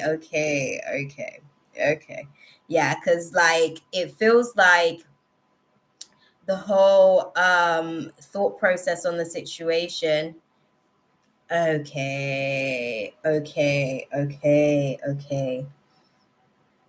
Okay, interesting. So his thought process on the situation, right, is that okay. I'll have a look for you, beautiful. Thank you. I'll have a look in a sec. So yeah, his thought process on the situation is that he somehow feels like he's kind of like gotten victory over a potentially heartbreaking situation that involved a lot of the miscommunication, because that's how I was seeing like the miscommunication. um Honestly, there's so many things that goes on in my mind. Like when you guys see me out here like responding to you guys on situations, like trust me, I'm getting like a million and one like downloads coming through all at once. So sometimes like even in conversations with my partner, I'll be there having a conversation with my partner and one spirit will be here and one spirit will be here, and I'm like in so many different channels all at the same time. So yeah, that part. Yeah, so this is a situation, right? um with that dynamic that you navigated through with Scott, right? He feels like he kind of got victory over that situation, which could have potentially been heartbreaking to him. I think he didn't surrender basically to the possibility of being heartbroken.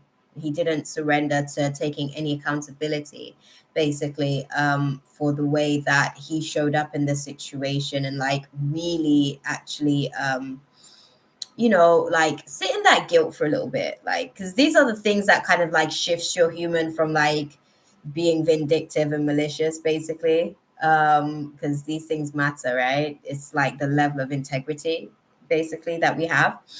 um and I think like in terms of where he is, in terms of his feelings on the situation, yeah, exactly that. And that's how that kind of energy manifests, basically. That's how that kind of energy will manifest in behavior. um Clarify this for me, because they're saying his thought process or his feelings towards you on the situation is about,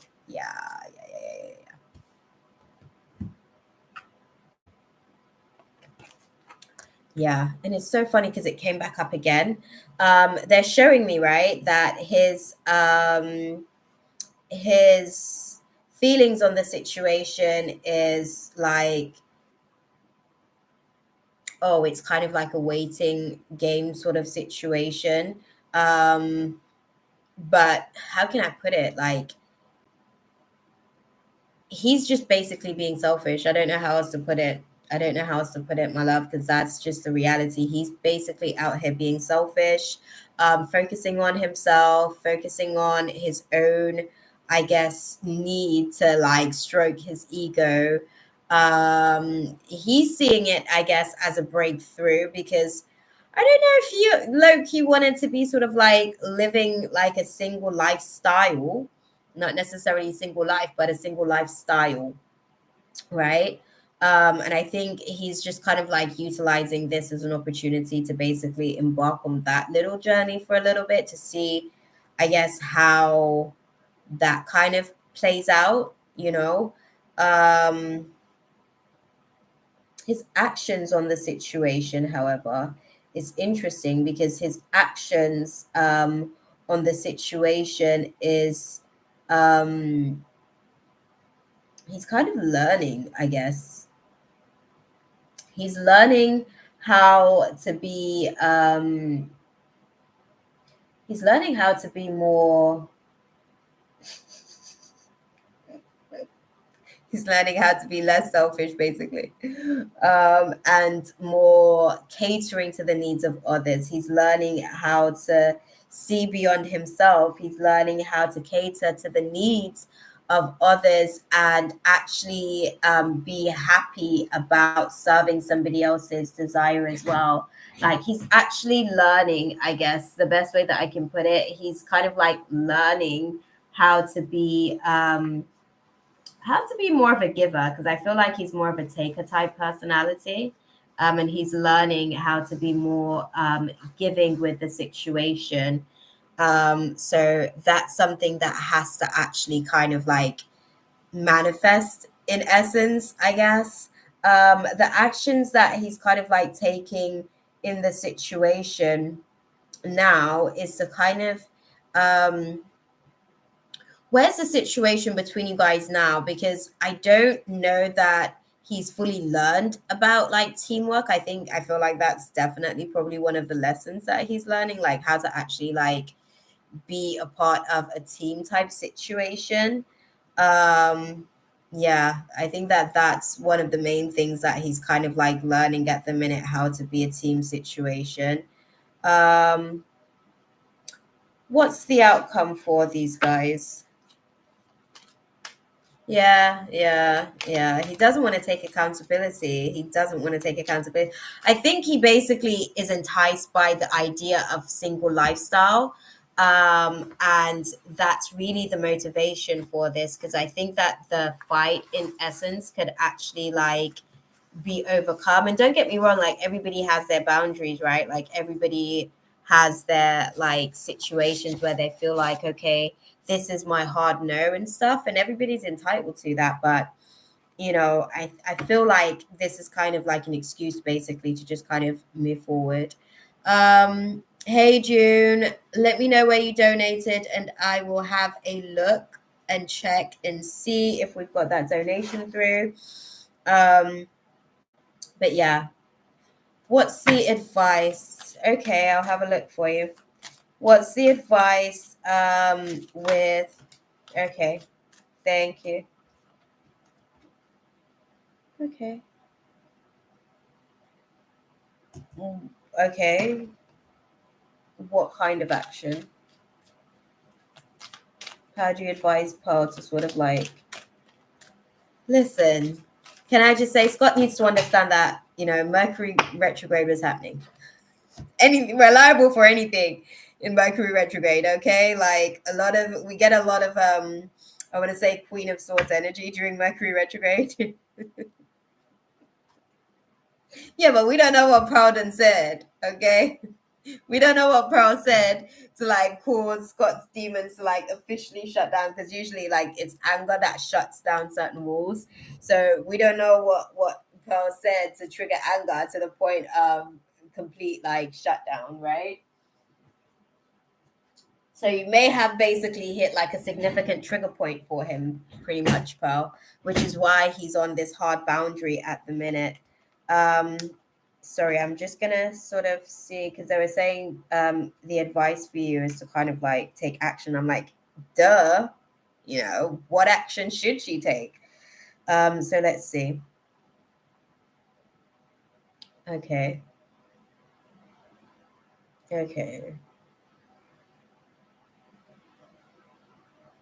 Yeah, I think the advice that they're sort of like putting across with the situation is to kind of like give him space. I don't know. I don't know. Like he's wrestling with this internally because I think that a part of him wants to experience the single experience right now, basically.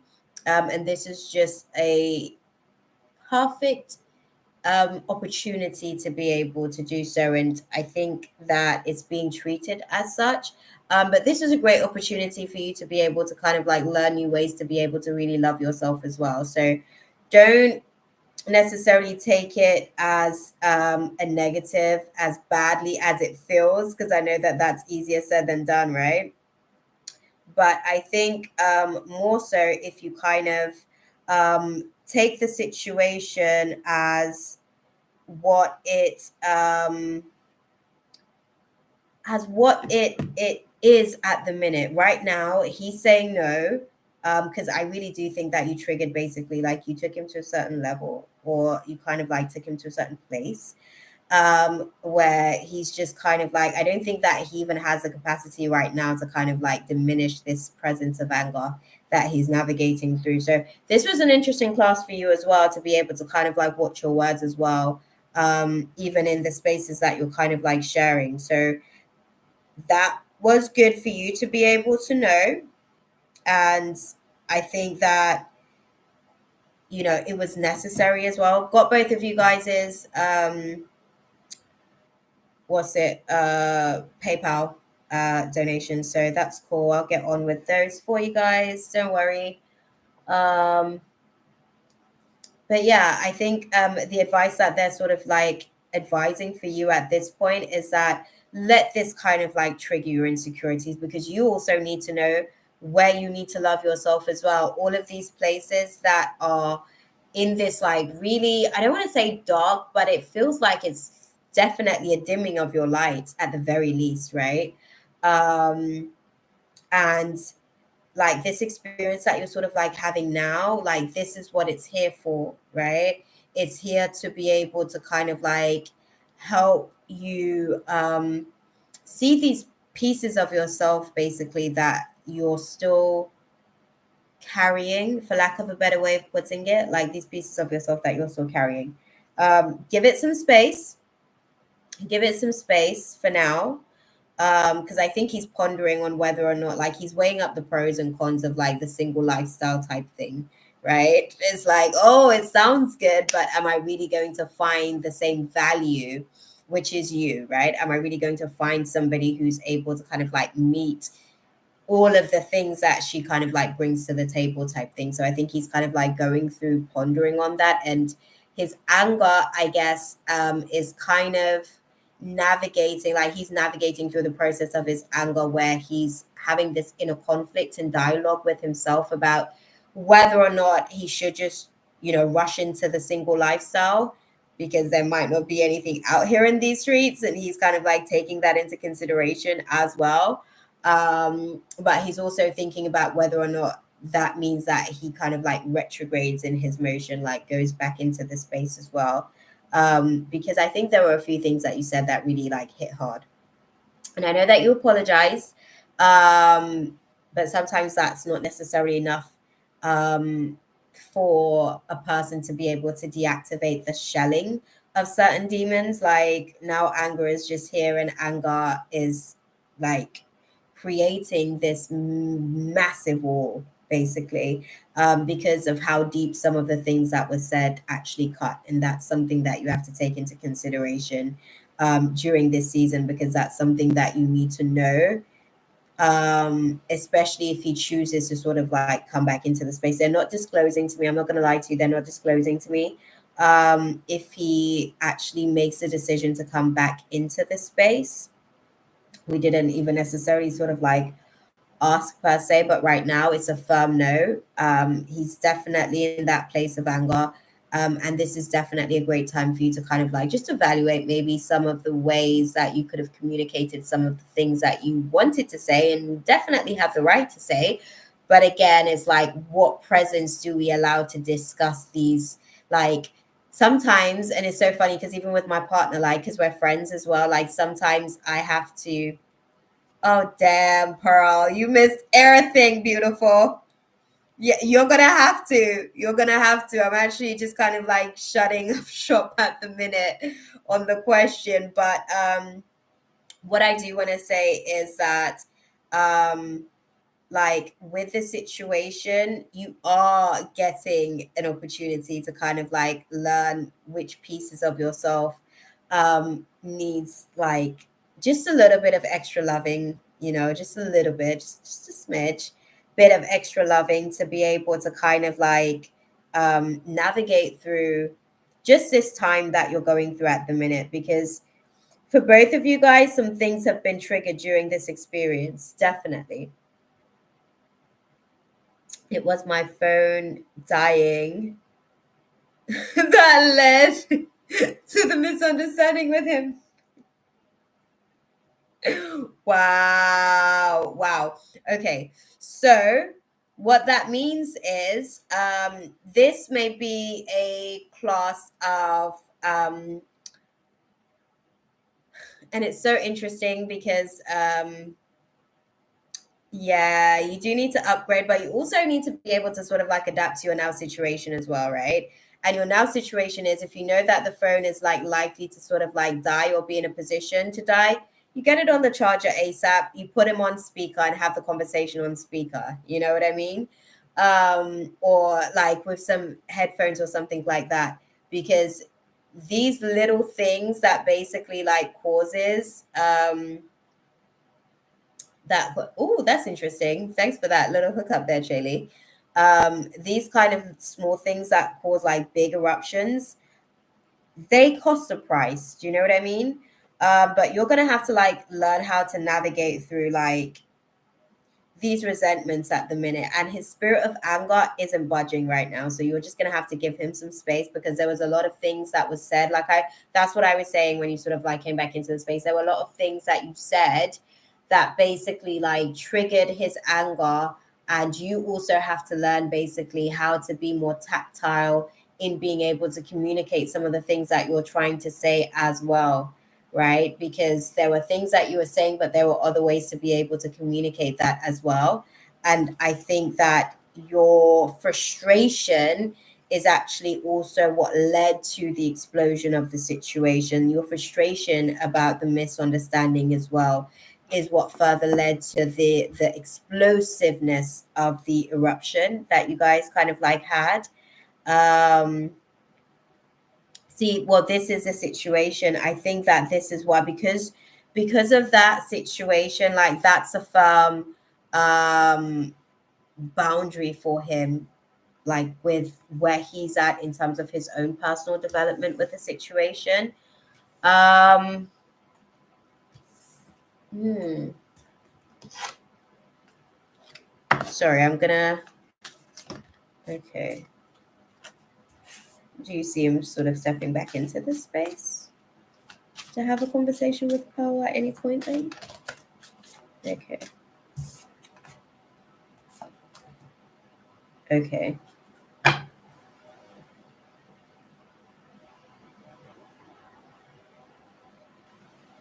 Okay. I think it's just one of those types of situations where you're gonna have to like wait this space out, beautiful. You're gonna have to wait this space out, because as much as you apologized and everything, I think that he received your apology, but at the same time, it's almost like he doesn't want to make it too easy to just kind of like get over the situation as well, because it did really hurt his feelings in terms of, again, it's not necessarily about what you had to say, but it was also how you communicated it. And I think that those are some of the things that he's still like swallowing, basically. Okay. You're gonna have to like go back and kind of like watch the whole thing back. In on the question of whether or not like he'll return, they said there's no need to worry about it, but it is a waiting game. Like you just kind of have to wait the period out. I think he's basically like navigating through whether or not he's willing to kind of like sacrifice this whole thing with you and just live like single life, I guess, or single lifestyle, or if he's actually going to like really commit to doing and seeing this through type thing, right? And just kind of like forgive, and maybe not forget, but forgive, right? So just give him some time to be able to come down from the situation. Okay. What are my husband Keenan's current feelings towards me? We are separated. I'm going to unpack that in thoughts and feelings, beautiful, because feelings can be an amalgamation of thoughts when it manifests. So his feelings could be one thing, and his thoughts could be vibrating on a completely different level. So we'll start with his thoughts on the situation. Yeah, okay, cool. Let's see. What are Keenan's current thoughts towards Joelle? Let's see. Oh, what are Keenan's current thoughts towards Joelle? Oh. No jumpers. Make it clear, guys, man. Thank you. Thank you. Oh, okay. Okay. And what are his actual like feelings towards? Okay, sorry. Let me. Thank you. Okay.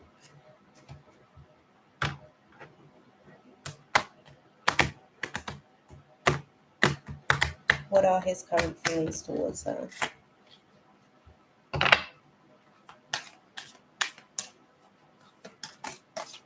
Okay, thank you. Okay. So this is a situation, beautiful. Um, in terms of his thoughts towards you on the situation, he's kind of like navigating through like just healing from the heartbreak of the situation of it all. I do think that he like definitely carries you in a special place in his heart, and his thought process on the situation is like how to be able to navigate through this heartbreak. Like it's a tragedy, like that's the best way that I can put it, because that's how it kind of like feels as he's processing it. It feels like really, really difficult to kind of like, and painful even to kind of accept, I guess, where you guys are now in terms of the situation that you guys are having. Um, as far as his feelings towards you on the situation, he's not necessarily expressing as much like what's really going on internally with him, but there's still definitely like a attraction there. He's still very like passionate, I guess. Like he feels very passionately about you. He doesn't necessarily express that because I feel like he doesn't necessarily know, I guess, where he stands with you right now at the minute. And I think that that's also one of the things that's like a new adjustment for him to be able to kind of like accept it as it is, or really like receive that this is the reality, I guess, of where you guys are right now. um yeah, he isn't expressing anything at all when we are around each other. Yeah, and that's the thing. He's not really expressing it, but there's still like, I think it's just like this is a whole adjustment for him to be able to kind of like get to or get through, I guess. And I think like that's a part of why he may be or seems so standoffish sometimes. Like he might seem a little bit guarded sometimes, and he doesn't necessarily, I guess, mean to be. It's just like he doesn't know where he stands with you at the minute, and he doesn't know how to show up in the space. He doesn't know what role to play towards you in the space, because things are so complicated and it's like an abstract place, and he doesn't necessarily know if he's supposed to fight for you at this point, in all honesty. And I think that that's one of the things that's keeping him. Do you want him to fight for you? Let me ask you that question. Like, where are you with the separation? Like, are you separated, done, or are you separated? Let's figure out some of these compatibility issues. Like, where are you with the separation? Because I think that that's one of the main things with the dynamics that you guys are navigating through. He doesn't necessarily know how to articulate, I guess, where he's at the minute. Like, he can't come in and like profess his undying love because he doesn't necessarily know if that's what you want. And then if he doesn't necessarily do that as well, he doesn't know if that's going against what you want as well. So it's like a really abstract time, I guess, that he's sitting in at the minute in terms of his own thoughts and feelings with the situation. This is a weird space for him to be in as well. So I feel like this weird environment, I guess, that he's kind of like navigating through is causing him to show up weird. I guess I don't think he was like ever really like the super expressive type. Don't get me wrong, because I can tell that, you know, his overall general demeanor wasn't necessarily to be like the most chatty or talkative guy in the room. But at the minute, he just doesn't know where he stands, my love. And I think that that's why you see him, I guess, kind of like shutting down.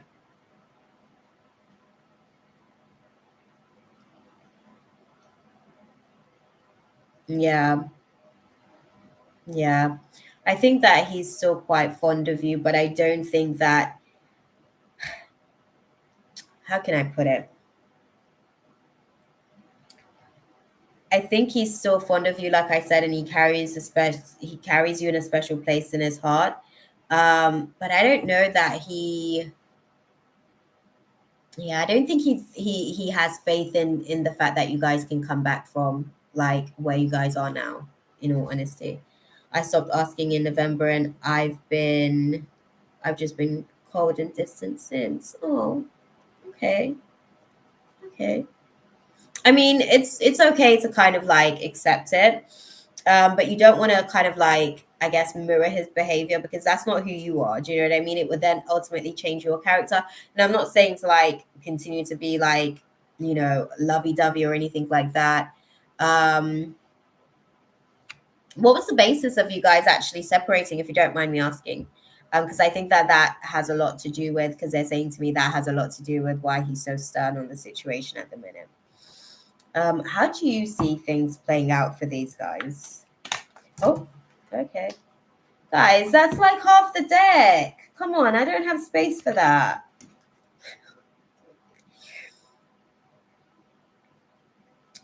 Yeah, it feels so strange acting this way because it's not you.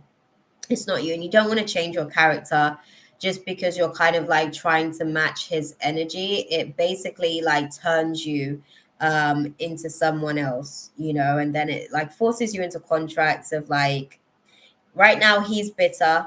Unfortunately, he's a little bit bitter, which is causing you to sort of like exhibit the same sort of like behaviors. And I have to say he's a little bit bitter, which is why I asked about the circumstances that caused the separation, because it feels like that's what's happening at the minute. There's a little bit of bitterness there, and I don't think he knows how to even like be in the space and navigate through stuff.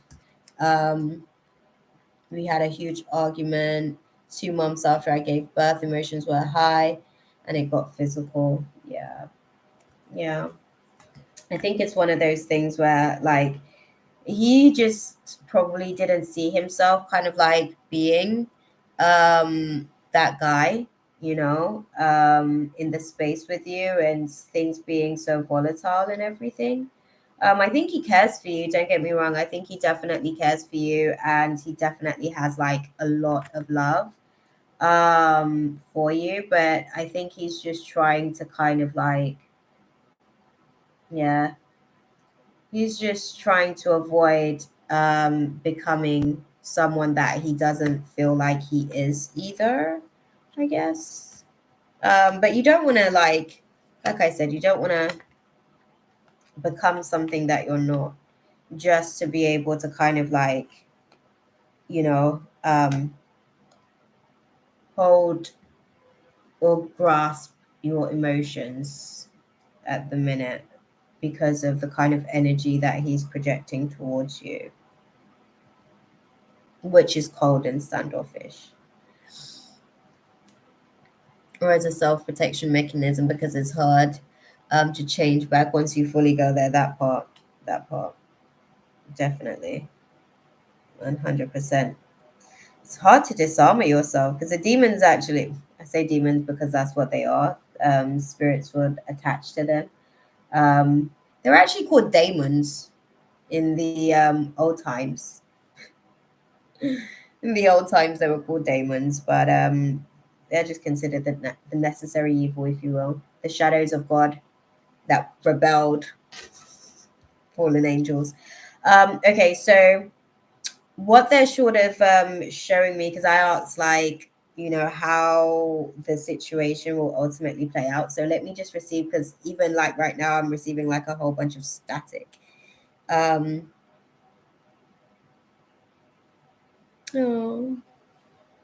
definitely.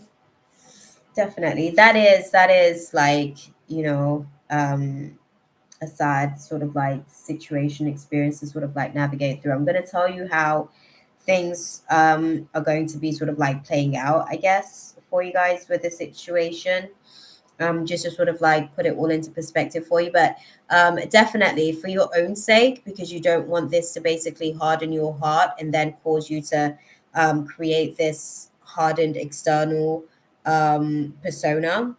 Um, just continue to be yourself, to be beautiful, to be honest, my love. So the actual way in which things are actually going to be sort of like playing out for you guys, um, it's a challenge. And that's even an understatement to say that it's a challenge. Like, so what they're showing me with the situation, right? Sorry, bear with me. Let me get this thing right here.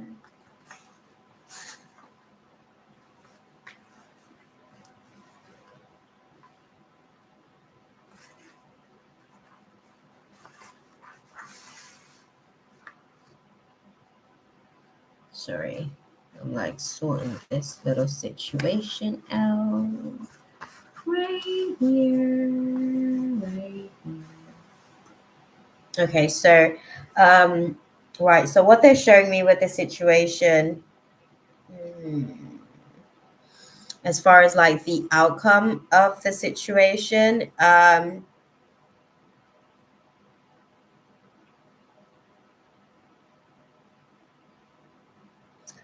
the happy home situation, I guess, is no longer, or the happy family, I guess, situation, I should say, is no longer.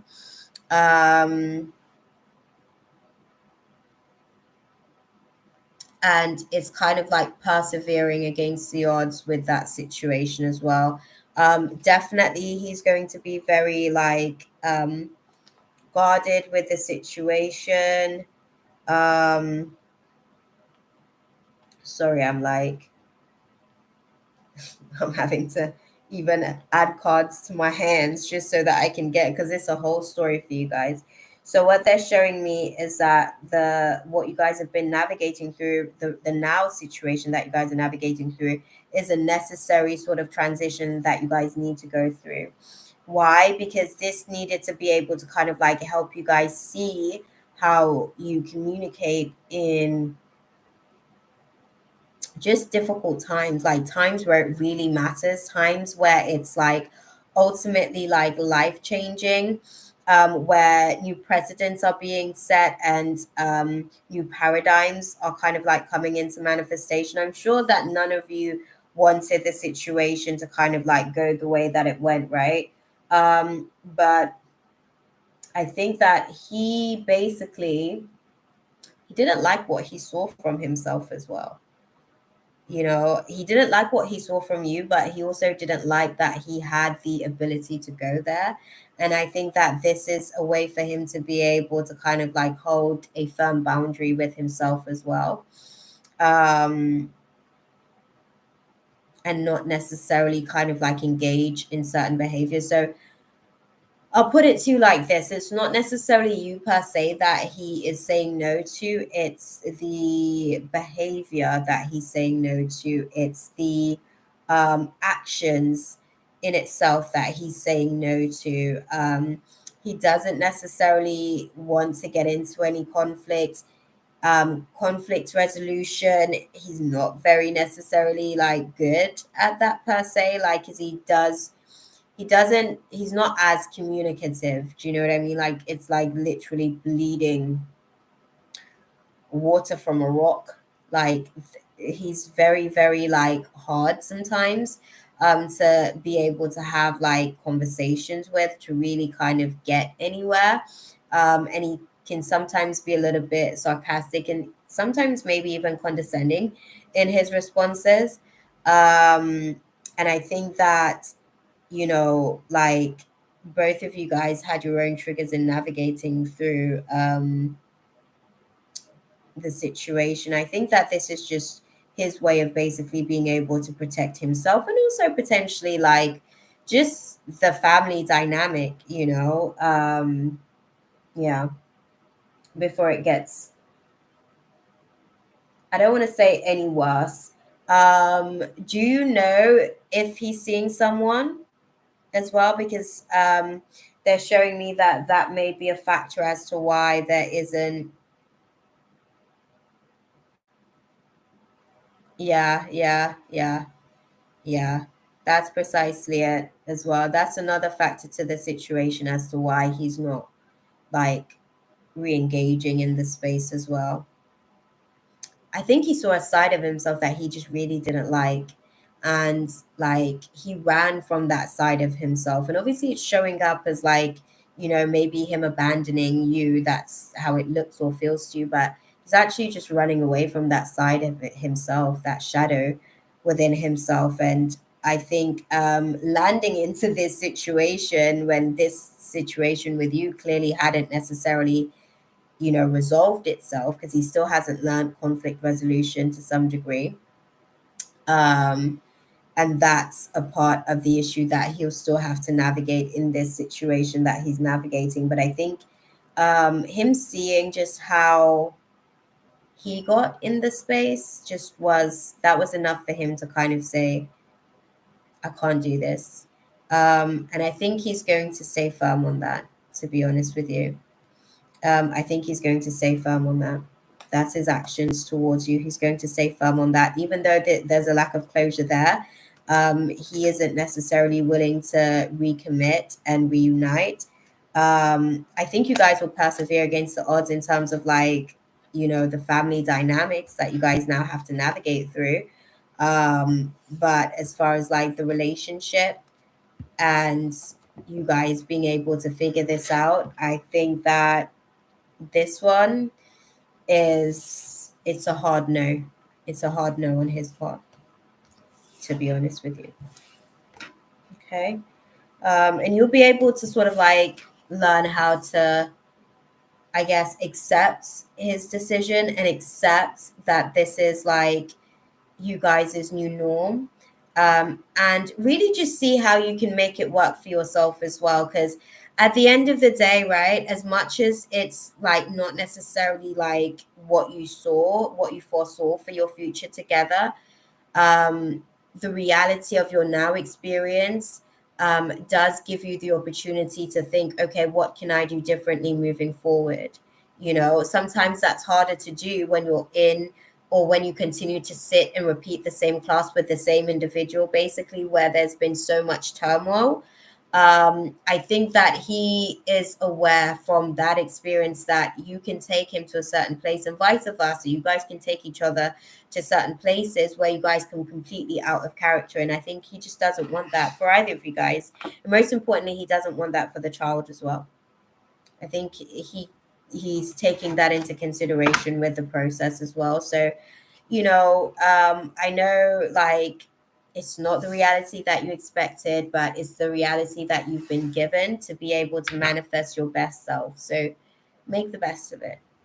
Okay. That's all I can say to you, beautiful. Make the best of it. But he definitely has a special place for you in his heart. I think you guys are just going to have to learn how to adapt to this new reality that you guys are living in. And I'm sure that it's awkward as hell for you, like with this like third party situation, because I have to call it that because that's how they really put it across to me. Like, and he shouldn't have basically like engaged in something whilst this was kind of like on like this chapter wasn't necessarily closed. But I think that that was just a great distraction for him to basically like finalize that decision within himself, because he is scared of really sort of like just showing up as that character. Like it really did like shake him to his core. Okay. But I'm sending you guys so much love, man. Like it's hard out here, like navigating through all of these stuff. Okay. Okay. Right, June. Bear with me. Let me hydrate. And after you, we've got Ariana, and then we're finished for the night.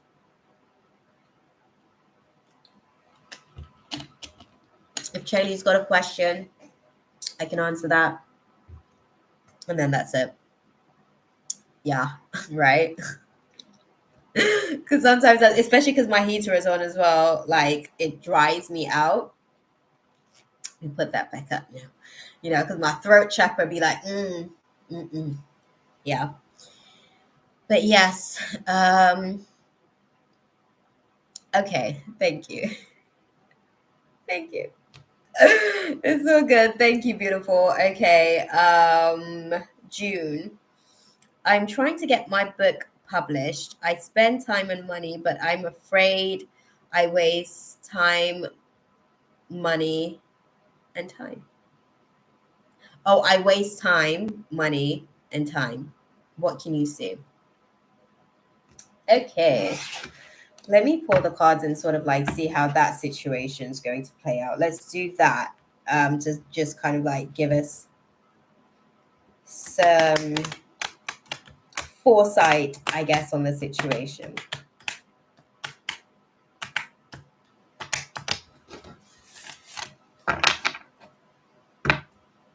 Okay, so guys, show me with June sort of publishing their book, right? How do you see?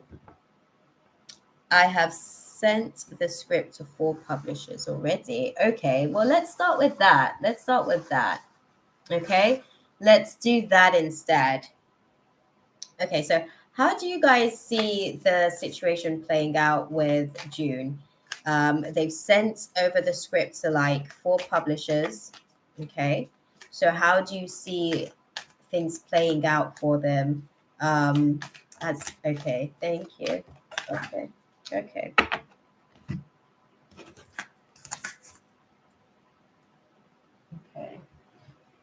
Sorry, we have a runner. We have a runner. Okay.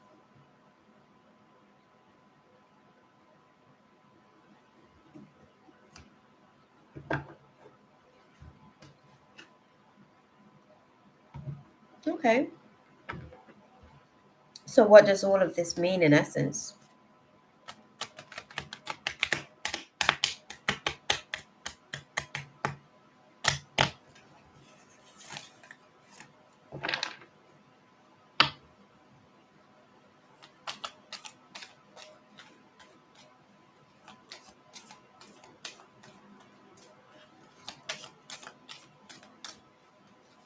Okay, thank you.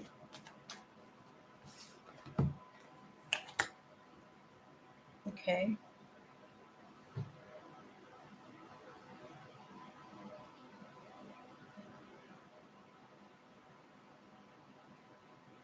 Okay.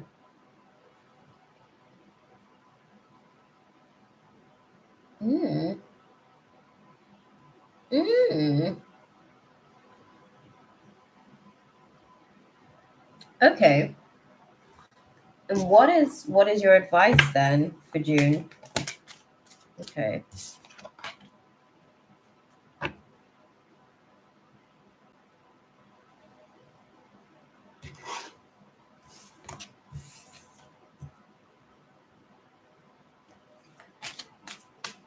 So how do you advise them to sort of like navigate through the space that they're sort of like navigating through at the minute then?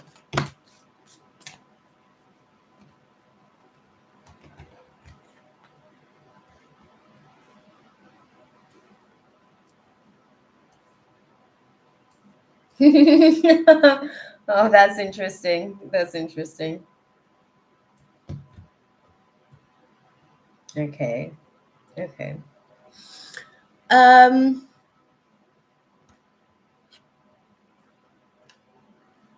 okay, that's interesting. So, June, what I'm seeing with the situation, right? So, when I asked in terms of like how are things going to kind of like be playing out, I definitely see that the situation for you is that you're going to find the right person basically that loves this book just as much as like you've put so much like of your heart and soul into it. Like they're going to be able to sort of like love the experience that you're sort of like putting across as well. However, right, there's a few things that you have to sort of like understand as you navigate through the process. There may be points where there may be a breakdown in communication, so there may be sort of like delayed communication in certain instances as well. It depends on what we've got going on astrologically at certain times of the process, right? But for the most part, what they're showing me is that you are going to basically be releasing your confusion and your fears, I guess, around this situation, your fear of failure, and equally your fear of success is going to be kind of getting released, I guess, as you kind of navigate through this process because your sacral chakra is charged and activated. What they're sort of like saying with this situation is that there's kind of no need to sort of like worry about it too much per se. It's all about consistency. Um, what I'm seeing, okay, because that was one of the things that I wanted to get clarity on. Is it one of the publishers that he's already sent it to that may be interested in kind of like seeing this through?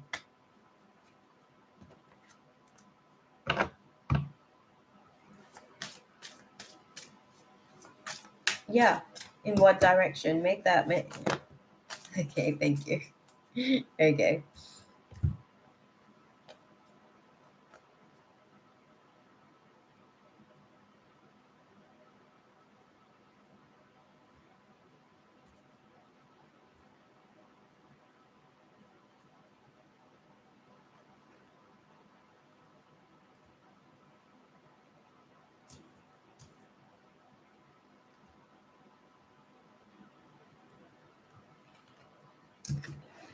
So what does this mean? Like put it into context for me. Okay, thank you guys. I didn't have any more space for like all those cards. I would have liked like a quick one, but thank you. Sorry, June. I'm like getting it all together for you.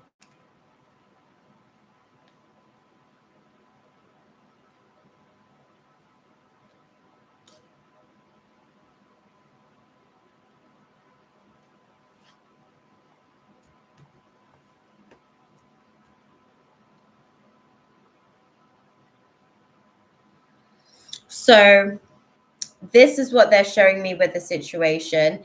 There is going to be sort of like a you are going to be able to sort of like transition with the situation. I don't think it's going to be one of these guys, and I'll tell you why. Um, the how can I put it? Where you are with the situation at the minute, in terms of like how you're manifesting this situation right now, your focus is basically on what you don't want. So because you already put that energy, like when you sent this off to them, that was the energy that you were manifesting this situation from. So again, because that's the energy you were using to sort of like create that situation, you're going to get that energy returned to you. So those four may be sort of like unlikely air situations. So you guys might not necessarily align all the way in terms of um, what you, I guess, have to offer versus what they provide for what you offer, type thing. It is more than likely going to be someone else, I want to say, in future terms and construct, right? I'm sorry, sorry, I was get Dang. Sorry, I was getting electrocuted. Sorry. A lot of static just built up and that just electrocuted me. Dang.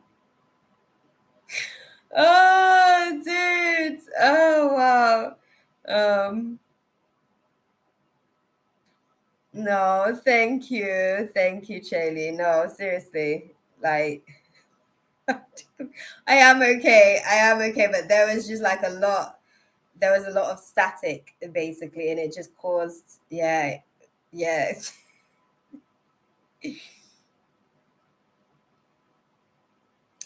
Yes, please. Yes, please. Yes, please. Because I think that these are some of the discrepancies that needs to be a little bit more refined and cleared up before sending it on and moving it forward. And then also like remove that energy over your manifesting, right?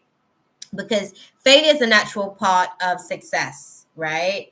Like you have to fail to succeed. Don't worry about the money. I know that you have to, because that's literally, I'm telling you, like even for myself, when I do certain things for my business, that's something you have to, obviously, because this world works on like, you know, that's how everything works here.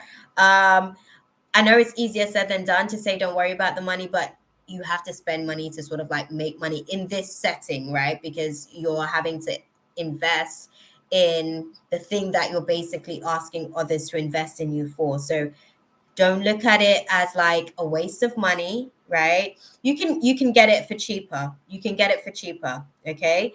And I'm not gonna say that to like, put you in a position to like get it done at a half-assed job, but you can get it for something that is reasonable within your budget that will give you a good standard, right? A good standard of editing with the situation as well, right? Because there's certain things that needs to be refined, just a few things that needs to be like, yeah, just it needs to be reworded in a different sort of like way to be able to create a different level of impact. That's the best way that I can put it. And I think that the editing process is definitely going to be beneficial to you, right? And look at that. Cheney's just offered to edit for you. Cheney's just offered to edit for you, and I'm sure she ain't gonna charge you $200, right? Right, Cheney? But there are changes that are going to sort of like come in with the situation. Yes, really. Cheney's like, listen, she's one of our little warriors out here that really actually does the stuff for us in terms of the situation, you know?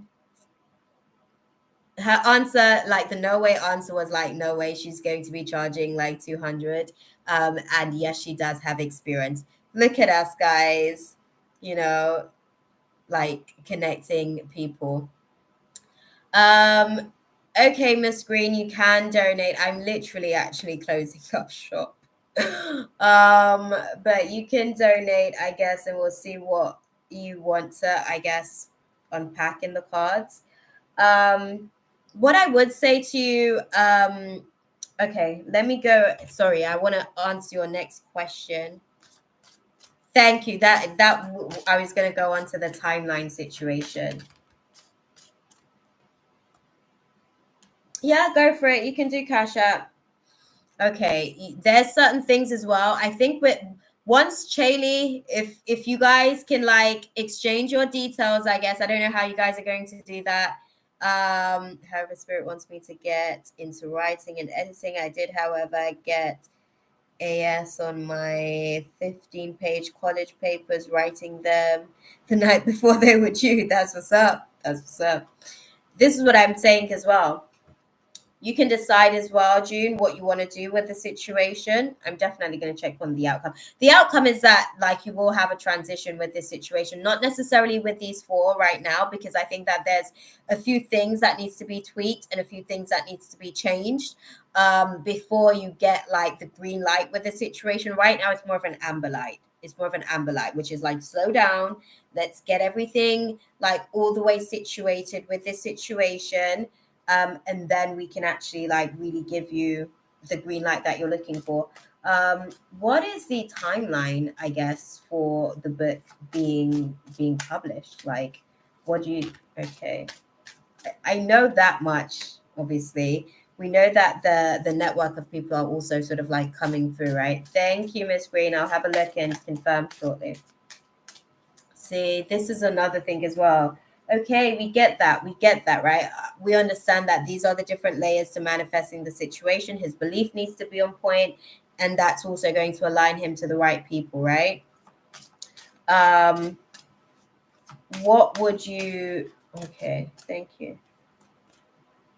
Okay, okay, okay, okay. So what they're saying is that the book will be published a year from now. The situation will improve. So basically, once you actually get through the process of getting this situation all the way like cleaned up, I want to say basically, I want to say November, you might sort of like pretty much be. I can't with you, Jude. I can't listen. This is what I'll say to you about the book situation. The book isn't going to be your bread and butter if you're sort of like looking towards your wealth. The book is only simply going to be the catalyst to open the right doors for you to continue to manifest those riches and wealth, right? And I want to put that out there, full disclosure on that, right? You with this book are going to be able to put yourself or position yourself to be how can I put it, like you're going to position yourself to be in the right place where God can utilize this opportunity to put you in the forefront to do other things as well. Like this book, what's the book about as well, by the way, if you don't mind me asking?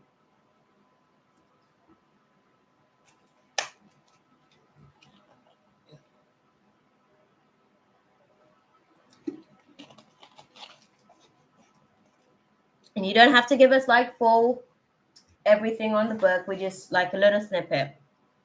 That part, that part, that part, then June, that part. Okay. What it's going to do is it's going to basically put you in front of the right people and create a wave where your voice can be heard and received, right? And once you're kind of like in that position, oh wow, it is probably definitely an amazing book. I'm sure like there's probably like so many gems that you've got to be able to kind of like share with that kind of story, right? You can't not have gems. But I think that God's going to basically like utilize this as an opportunity to position you to just be able to be used, like to really just be able to be used in a way that was unexpected. And I have to say was unexpected because I don't even think that you fully grasp and understand the magnitude of exactly how you're going to be used just by being able to kind of like put this across and put this out there. But yeah, I think what I would say with the situation is to get a little bit out of your head in terms of what you're doing and start moving a little bit more with your heart space on the situation, right? Because your heart is basically what led you to write the book, and your head is going to help you to kind of like strategically plan the process of that. But your heart ultimately is really what's going to manifest the results. So the book will be published, I guess, within a year from now. I see things kind of like really significantly like blossoming around about like the November times. And I know that's probably, I don't know, not necessarily the timeline that you may be hoping for, but there's a lot of things that goes into the process of a lot of these things. And there's a lot of things that you will need to kind of like how can I put it, like there's so many aspects to the stages basically that has to play itself out, and you go through a significant turning point in November. So it may mean that the book is like officially published maybe by November, and then a year from now, that's when it's getting like serious traction. Or it may be a case that it's a November situation where the book is like picked up for publishing. Okay. The problem I have to keep hope alive, definitely, definitely. You don't even want to keep hope alive. You want to keep faith. Hope is different. Hope is different. Hope is nice. Hope is nice, but it's also susceptible to doubt. Faith is impenetrable. Faith is impenetrable to doubt. Doubt cannot bleed its way into faith. So have faith that this has been your path and this has been your journey for a reason, and God has chosen you specifically for this path and journey. And your experience in the way that you're going to be able to share it is a way for God to be able to utilize you as a vessel and utilize your voice for those who haven't been able to speak up for themselves. And God's going to position you by using this book to bring you to the forefront where you may not have even been in a position to be seen before. So just bear that in mind. Like, move with faith. Hope is nice, but hope is susceptible to doubt. We want to move with faith because it is impenetrable to any of the low vibrating forces at all. Okay. I hope that that was useful for you there, my love. Right. Whew. Okay.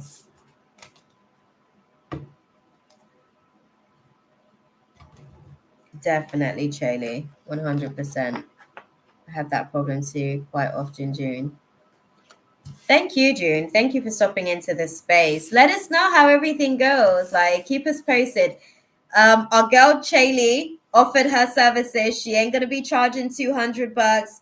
She is somebody that has, I guess, writing experience as far as being able to, obviously she went through the educational process. She did schooling. She's got her bachelor's in psychology, I think. So she's a good candidate, and this is a great way for her to be able to start her training, and where she's obviously in training in the process as well. She'll be able to give you training price as well within the community, but also make sure that it's worth her time, because this is something where I'm sure that Chaley is actually the girl for the job. Trust me. Like, she can articulate in ways that you'll be able to really tell the story and paint a picture in a completely different way. Okay. So hit her up. I think she did put her email out there in the inbox as well, in the chat box. Now, what was their name? Miss Green, I did receive your...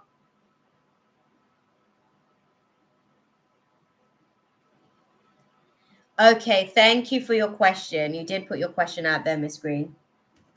I'm going to go into reading your question now. Do a reading for your question now. So let's see. Are you still here, Miss Green? I just want to check as well, because it's showing me. Okay, there's. It's so funny because it was showing me that maybe you weren't here before.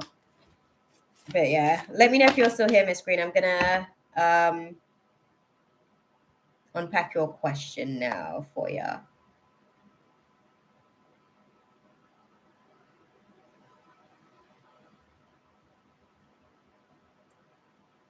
Oh no, I've got it. I've got the question, I think, Chaley. Okay, put it out. Throw it out there, just so that I can have it like right at the bottom of the chat, and I can keep with it as I sort of like move through the process. Dang, y'all, we beat last week's time again. Tonight we've been in here for like more than 4 hours. It's almost 3 a.m. It's almost 3 a.m. Like, dang. Miss Green, are you here? How does Ricky feel about Miss Green at the minute?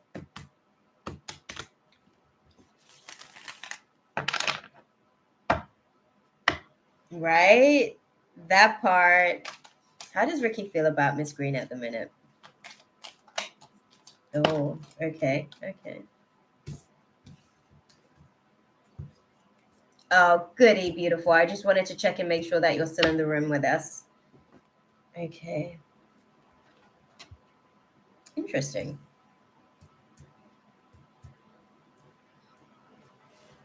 Yeah, Willie. The list is closed. Tune in next week. I'm working on consistency, so I'll be here.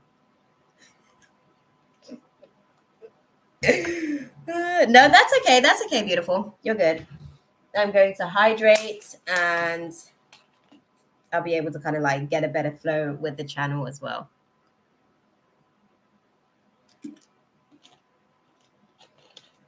You and your ice cream, Ariana. What ice cream are you having today? Are you having some caramel?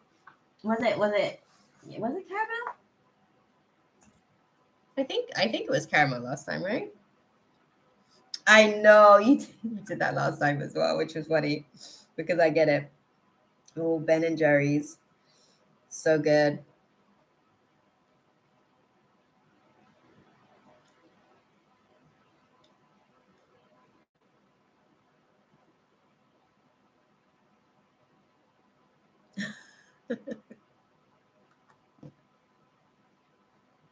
I can't with y'all. Oh, dude, I can't with y'all. You guys are funny. You guys are too funny. Mhm. No, definitely. With caramel. Okay. Yeah, that's what. Okay. Yes, that's what you said. That's what you said. Okay, please clarify this to me. Okay. Okay. Okay. Okay. So going back to your question, Miss Green, no, you didn't miss it. You didn't miss it. I tend to get distracted. So hopefully you can keep up. Okay. I'm talking to you, but I tune out and zone into like so many different places all the time. So Ricky's feelings about you on the situation, right? It's interesting because it's almost like you guys, your foundation's very shaky. I'm going to tell you that straight off the bat. Like, and I think that that's one of the things that he's kind of like taking into consideration, that the foundations of the situation is very, very shaky. It is kind of like an they call it an unrequited love, I guess, in the romance deck, right? Where it's kind of like you guys have got like, you know, a good connection, but there isn't enough. There may be some compatibility issues. Basically, the chemistry's there, the attraction's there, but there's so many other factors to the relationship to kind of like make it work.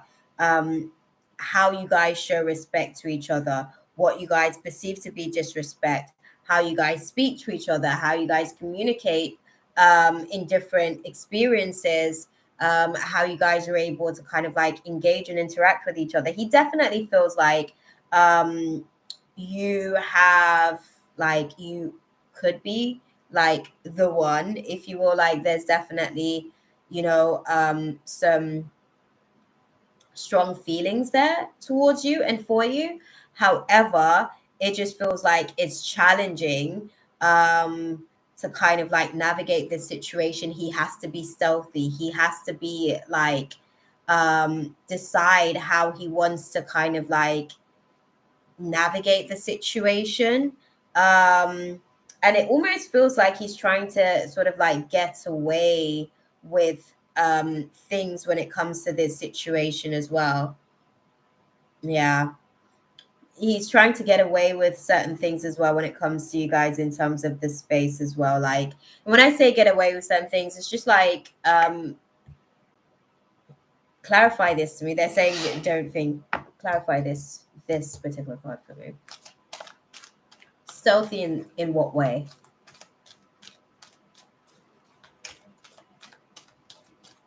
Give it to me, y'all. Thank you.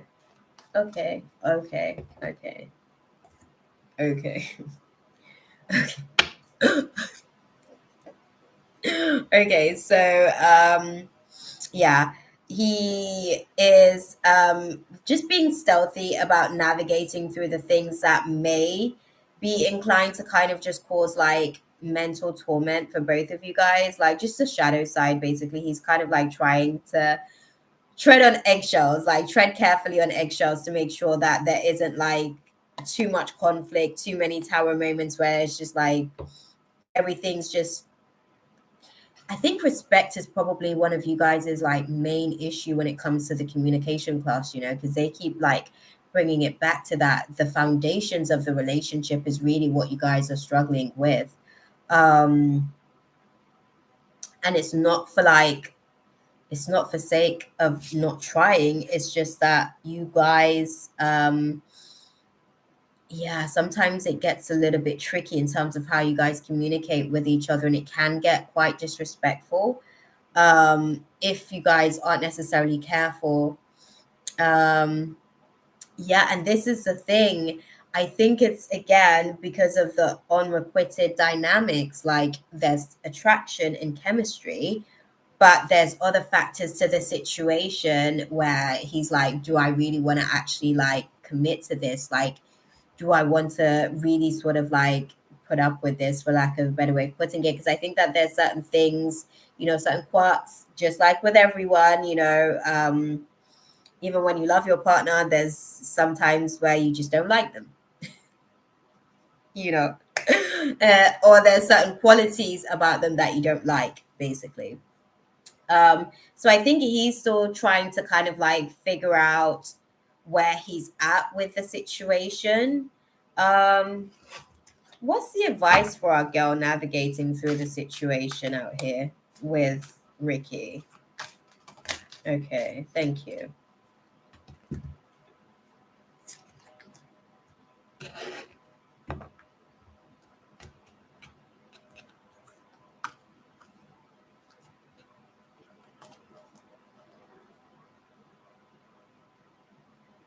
Okay.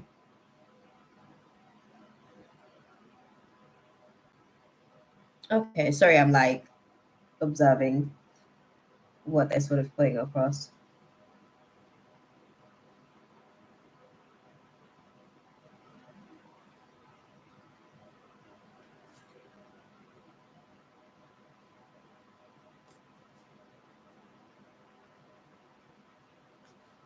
Okay, okay, okay. Cool. I think with the situation with him, what they're showing is that he's basically like taking a little bit longer to be able to kind of like fully decide to commit to the situation because he still has some scarring, I guess, from past situations, yes, but also I guess there's certain qualities that he sees that he's experienced in the past as well that I don't know that he is willing to commit to yet again in this space and situation with you. But they did say that the situation will improve. This, like, you know, this not quite yes situation basically will improve. Um, the unlikely air will kind of like clear. Um, and I think that right now you guys are just kind of like learning how to go through the process of compromise. You guys are learning how to be able to kind of like meet each other where you guys are at, right? And I think with the situation, they're sort of saying just the situation will improve. It's not going to be like a yes tomorrow, and he's still not going to be there. I want to say, okay, give me a timeline on that. Give me a time. Okay. I know, but when is that going to be it? When's he going to be ready? I am. I am asking the angels. I'm asking you guys, when's it going to be ready? When do you see that on the cards for him? Okay.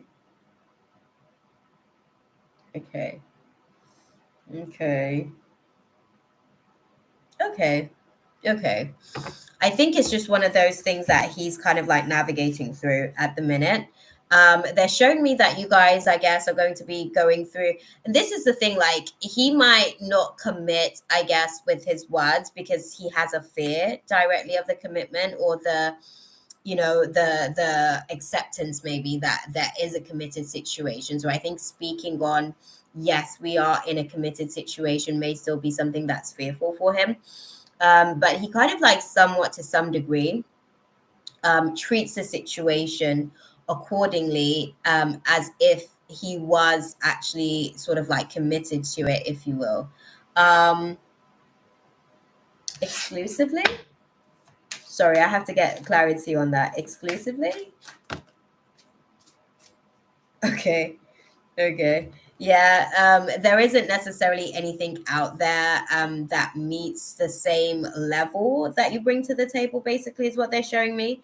So to some degree, like, yeah, yeah, I think within the next couple of weeks, I guess he's going to be showing you those types of behaviors that you're in a situationship, pretty much. Um, yeah. He's going to be showing you those types of behaviors about a situationship. But I think it's just he's really trying to be tactile with the situation and be stealthy, basically. Um, yeah,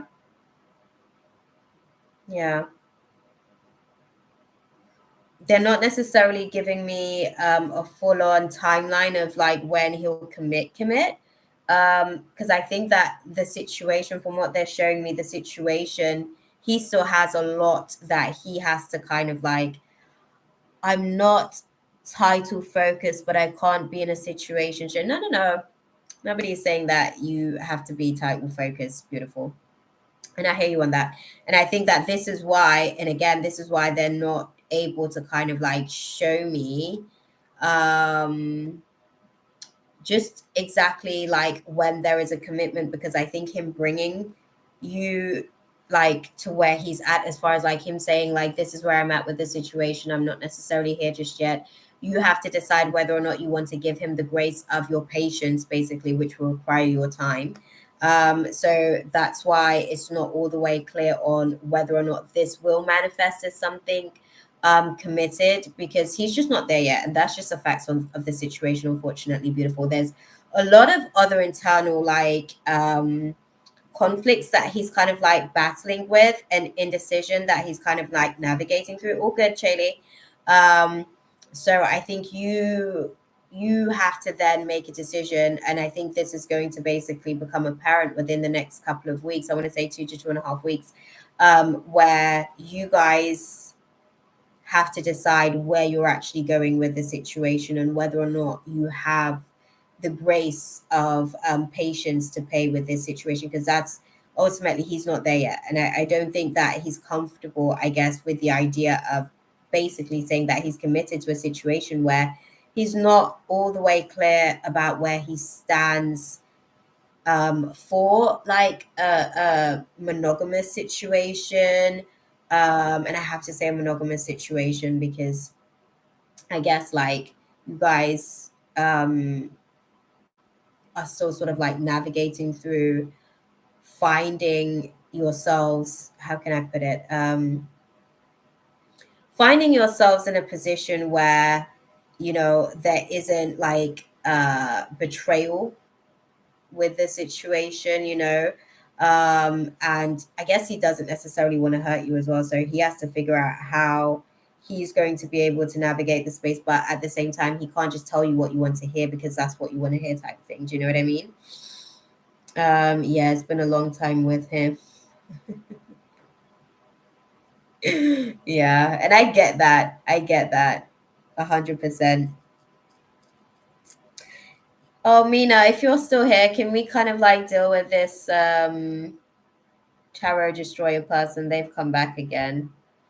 I don't know what their issue is.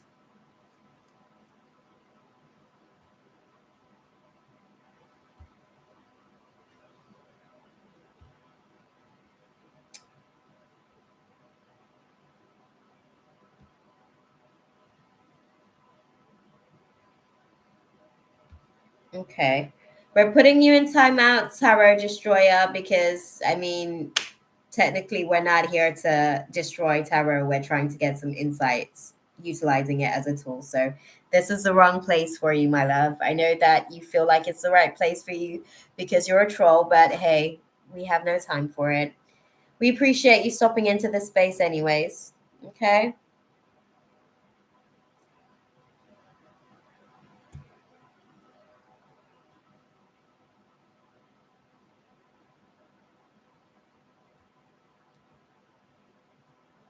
I guess so. They may have just been waiting to kind of like bombard the space and flood the space, but guess what? Nobody cares, okay? Nobody actually cares.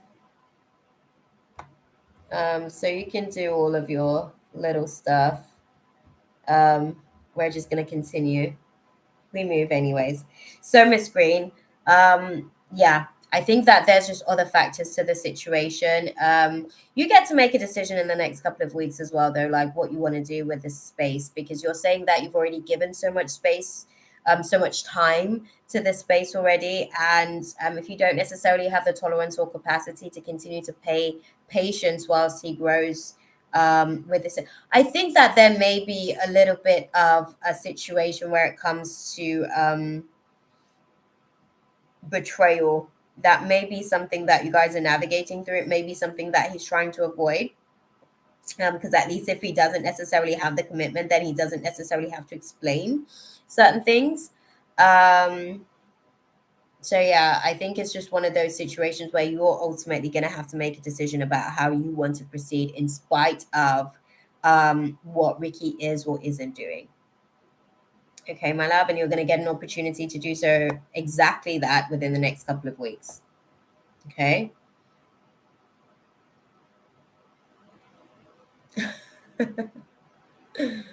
All good, beautiful. All good. I hope that that was useful for you, though. Right. Where are we then? Ariona, I think we've got your question, my love. We've got your question, and then we're going to go to Cheney's one quickly. And then we are good to go, right? We are good to go. Should I sleep with, who should I sleep with, Alex or someone else? You got right to the point, right? Okay. Yeah. Give us some insight into it, guys. Okay.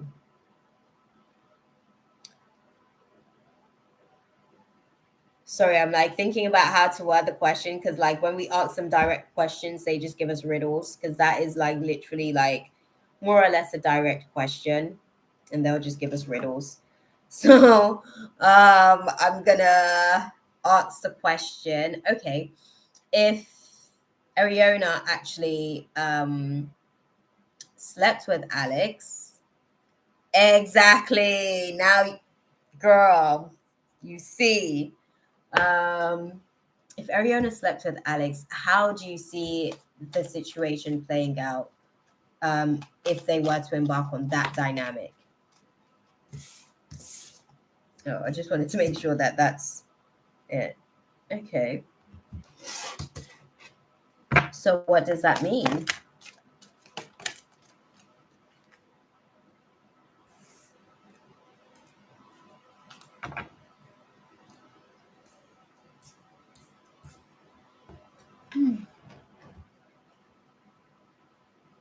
Okay.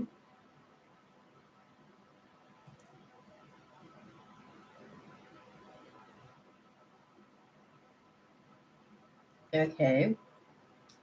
Okay, so if she didn't sleep with Alex, y'all didn't even let me finish the question.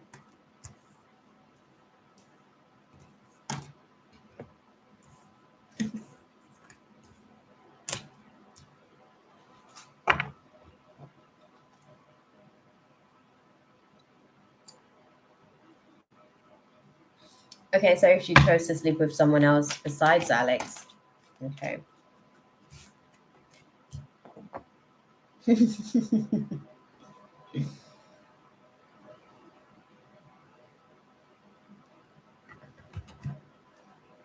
So clarify that one. How do you see it playing out if they went there? Clarify that one for me. Thank you.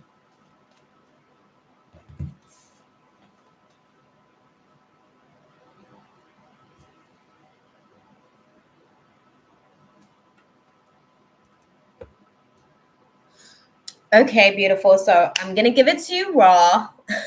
No pun intended. But what they're showing me is that with the Alex situation, right? If you do go there, it is likely to be one of those situations where it's not necessarily going to. You guys are laughing at my real comment. Yeah. Um, yeah. So if you do go there, what they're showing me is that the situation may likely actually not manifest into a full blown relationship. And that's something that you have to like take into consideration. Spirit just set that one up nicely, isn't it? Well, Ariana set that one up nicely with the question, but hey. But yeah, with the situation with Alex, they're showing me that it may actually kind of how can I put it? It will serve a purpose, definitely. It will serve a purpose, but it may actually end in you guys eventually kind of like not being in, how can I put it? Yeah, not being in contact for too long per se, basically. Can you handle that? Let me ask you that question, Ariana. So if you were to like, I guess, share yourself with him, and then you guys kind of like fizzled out not too long after, yeah, I'd probably start off as friends with benefits than be in a relationship. Yeah. And I think that that's the thing. I think with the situation, I don't think that he would be able to give you anything like solid per se, I guess, right now as well, himself as well. Um, okay, so should she do it then, guys? Should she go ahead with Alex?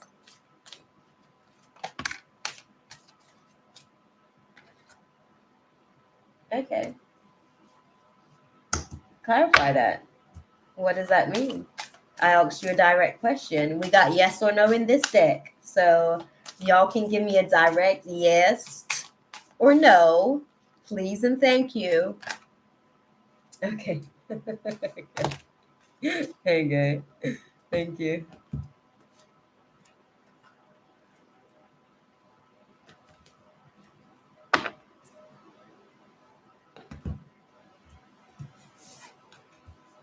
Okay. Sorry, guys. I'm tired now. It's like 3 a.m. Well, it's after 3. It's almost half 3 now. I have been on it. It has been a roll tonight. Um, okay.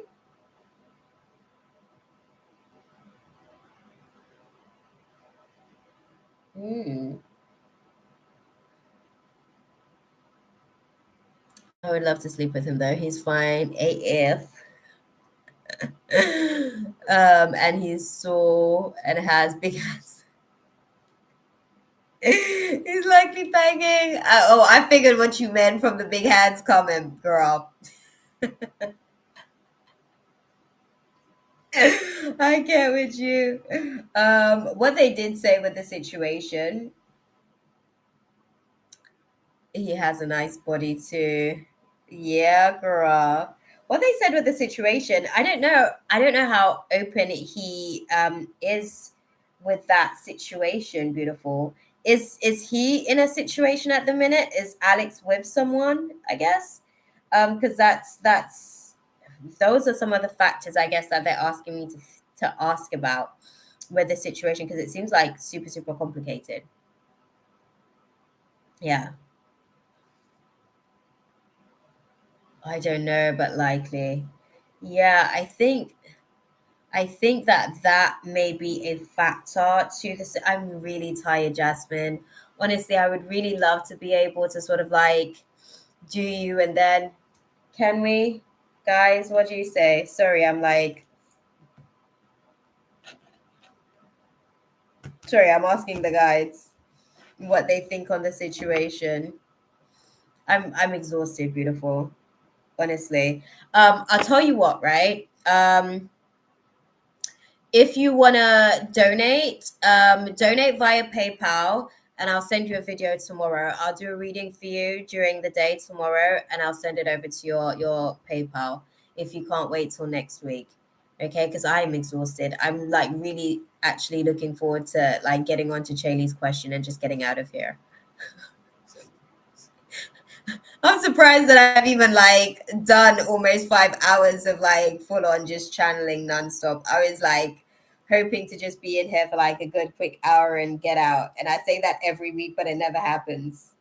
Okay. But if you can't wait till next week, send a donation via PayPal and I'll get your email from there and send you a video of the actual like question that you have instead. It's not as, I guess, because here I can probably ask you questions and stuff, but it's been 5 hours, girl. You probably ain't gonna get like good, you know, connection of a channel as well. Okay. Like my human is barely present.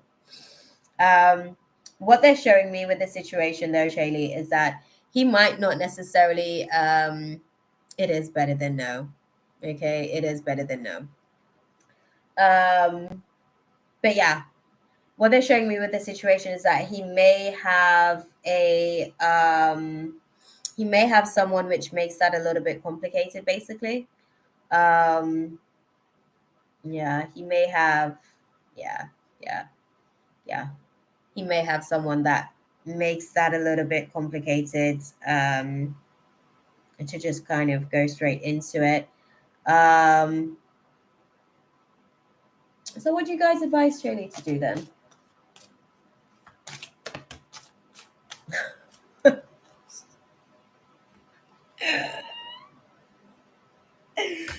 And you get it all the time, girl. I didn't even want to put it out there to you because you get it all the time, and I know you're frustrated being sat in that class.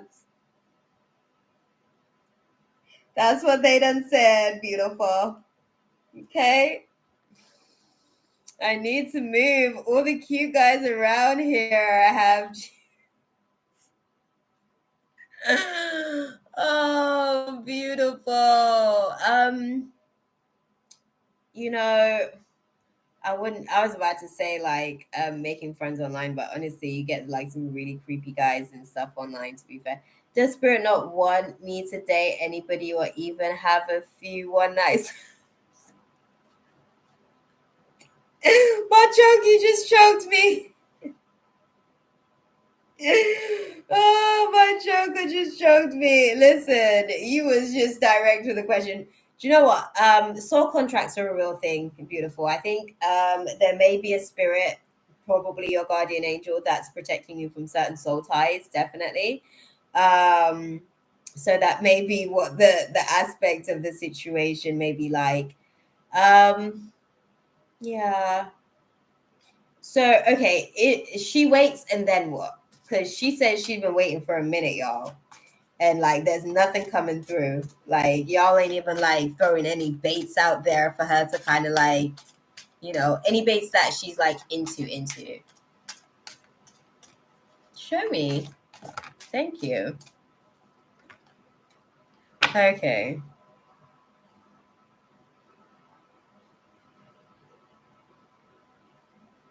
Okay.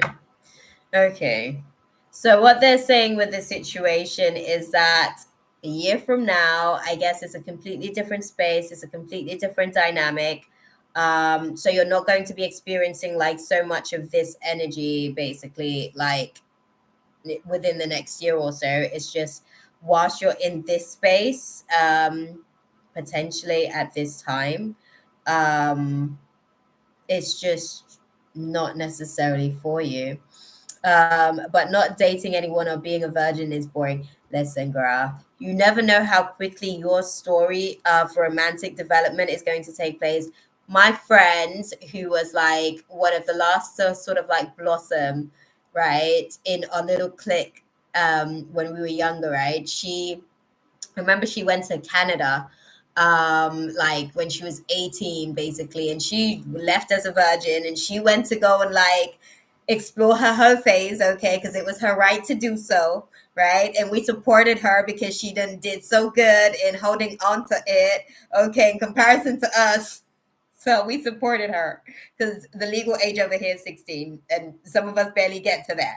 Okay, just like the legal age over there is 18, and some of like other people barely get to that. Once she actually got over to Canada, like, you know, it was like, yes, okay, like I have arrived. And now she's married with like 5 kids, I think, to one of the guys from there. Like one of the guys that she met over there in Canada, he was from Ireland. And now they literally, like, that her phase was so short because she got locked down literally after that little hoe phase. The hoe phase lasted for about 3 months because he was one of the hoes that was on the roster. And, you know, things just manifested from this. So you never know how things will actually pan out. But they're saying a year from now, you won't necessarily be experiencing this. This may just be one of those shortfalls that needs to happen right now to really just kind of like prepare for what's going to happen within the next year. Okay, and I hear you. It is, I guess, boring to some degree, I guess. But also, like, listen, going through your hoe phase and catching these soul ties contracts out here ain't fun either, as well, girl. Because like you pick up a whole host of demons, and you be thinking, "Oh my God, who is that? That ain't me. That ain't my demon. Who's speaking? Who they talking to?" It's a whole thing. Okay, so you are being protected in that breath as well. Bear that in mind, okay? Because soul ties are real. Sometimes I have to like run. So when I was like younger and not necessarily like you know, cognitive of what I was doing and stuff like that, and the demons would come around, and so I'm like, you ain't my demon. Who sent you? So you just gotta be mindful as well, because you exchange energy during like sex. You literally exchange energy, and you take on each other's energy at the same time. So just take your time with it. You know, I think that the way you'd be surprised the way that things actually like manifest for you, because there's been such a delay. It may actually be like a very quick turnaround in terms of like how your life actually transitions, right? Because literally that same friend who was like, you know, in our little clique, like she was the last to basically kind of like break her virginity. She was one of the first to actually have kids. And now they're married, they've got a whole bunch of babies, and they're living their happily ever after. Okay. So you never know how God's plan plays out, beautiful. Just hang tight. Okay. But thank you so much for the question. You kept it true with us, girl. And I appreciate you for that. Lee, beautiful. Where are we? What have we got? What have we got? Let me know. His name is Daniel, the new guy. Oh, a Capricorn. Interesting. Sorry. Oh my God. I'm gonna have such an awesome sleep tonight. Like such an awesome sleep tonight. I don't even know how awesome of a sleep I'm going to have tonight. That's how awesome the sleep's gonna be tonight. Okay. That part. Yeah. Okay.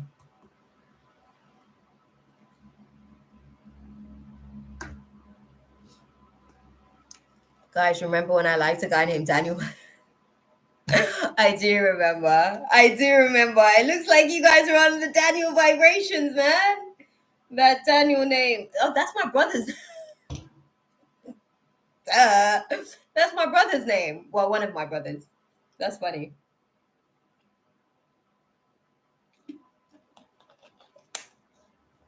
Interesting. Interesting. I was thinking, oh, that sounds familiar. The name, right? And then I was like, oh, that's my brother's name. Okay. So Okay, so new guy, Capricorn. Daniel's his name. Okay, what's the question, beautiful? What do you want to know? You want to kind of like see the space, how things are gonna play out? Yes, I am still live, Pearl. I am still live. Don't worry, I'm leaving now though. This is my last reading.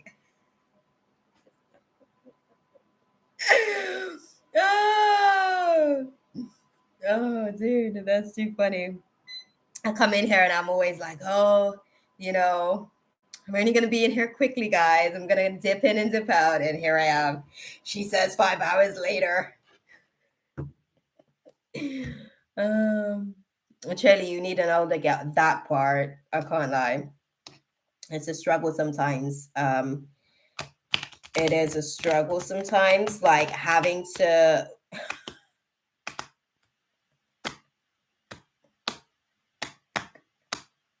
Why is that, Chelly? Why is that? Why is that? Why is that? I am so hippo. You literally charge your phone, quarter bus, and now you're at the cab on your iPad, and here I am. Hey. Oh, dude. I slept and woke up, and you was like, yes, right?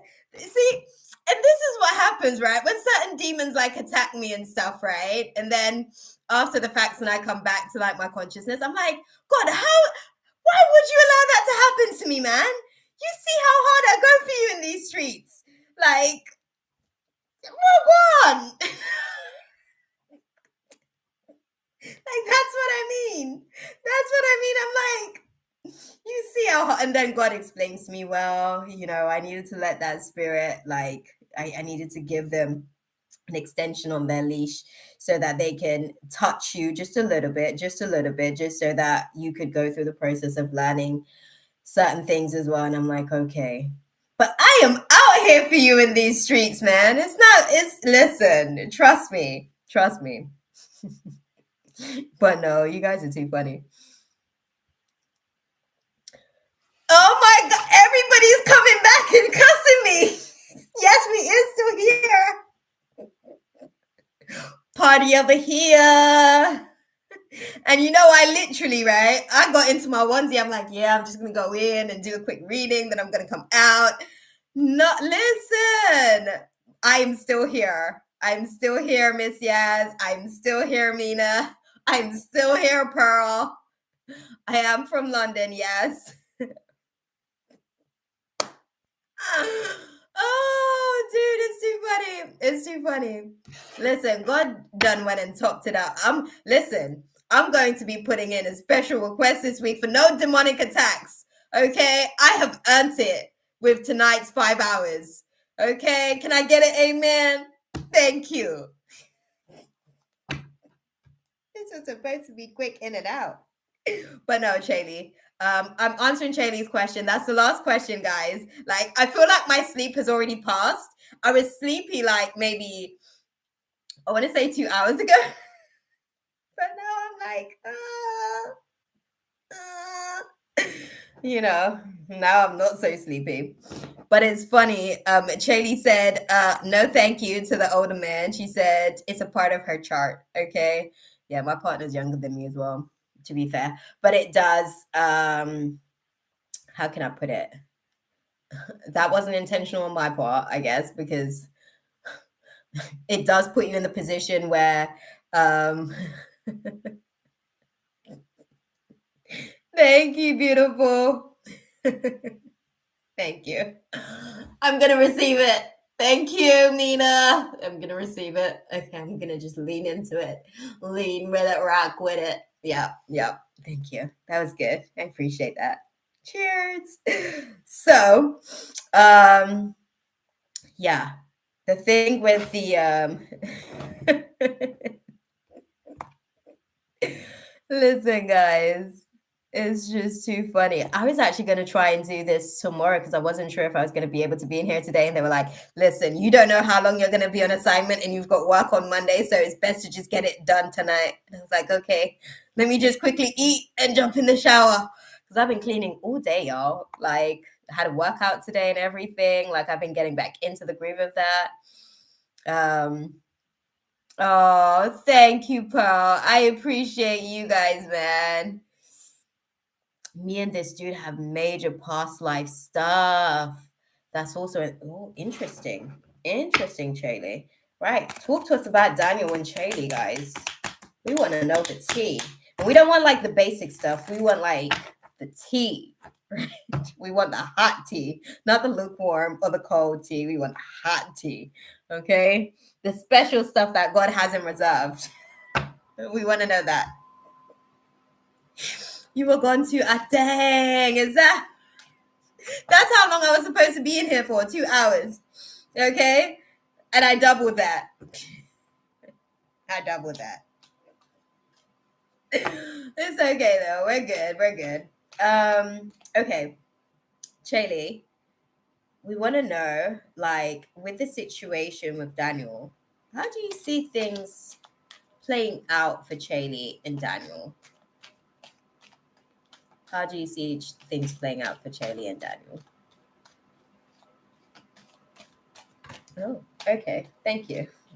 I guess. Okay.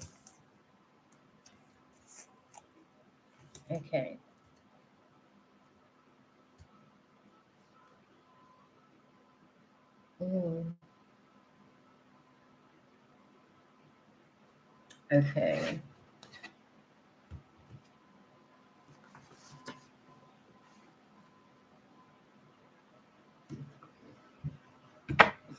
Okay, clarify it. Okay, thank you.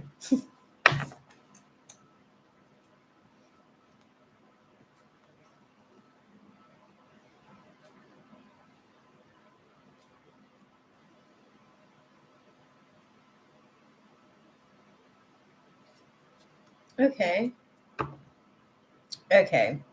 So, situation with Daniel, the way that it's looking, I've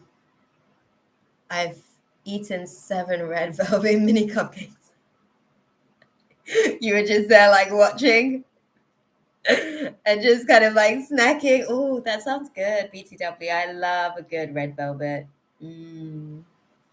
Yeah, I'm gonna be doing some snacking as well after this, even though it's like 4 a.m. Okay. I'm like, dang, I might as well like re-eat. I'm gonna go and finish having dinner after this, actually. Because I paused dinner to come into this. And that's how quick I was supposed to be in this space to go back to dinner. But I guess it's gonna be early breakfast. Okay. Early breakfast before I go to sleep.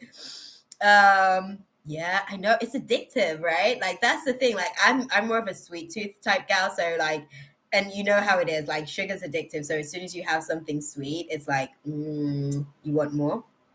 But yeah, what I'm seeing with the situation, right? So this is going to be interesting because timing is everything with this situation. So both of you guys have commitment issues. Me too, on the sugar thing. Like I have a snacks cupboard, which is like my nephew's favorite thing when they come to my house. They're like they definitely wanted to like look at the whole situation, right? Okay, so what's the hold up with the commitment situation? I have a candy drawer too. Yes. Yeah. Okay, talk me through the commitment. Are you, because what it's showing me is that there's an indecisive party in the situation about this solid foundation that's potentially being laid for a happy family dynamic, because it may require actually being open to breaking free. Okay, you are the one that's hesitant. Okay, you the commitment phobe. Why are you hesitant, beautiful? Why are you hesitant with the situation? What is it that's kind of like stirring this hesitancy for you?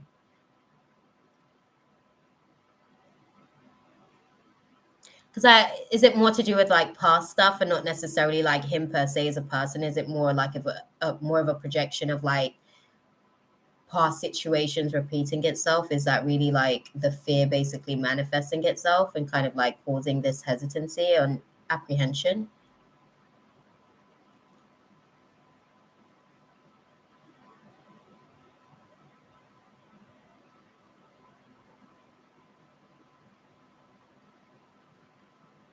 Like a really good guy. I don't know. This was the second time we hung out.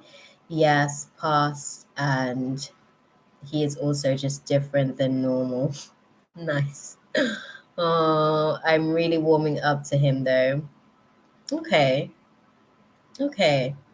And that's nice for you as well, to have somebody like come into the space and fully be ready to commit and show interest and actually like validate those feelings of interest. Okay, so how do you see things? Because this is like, I guess,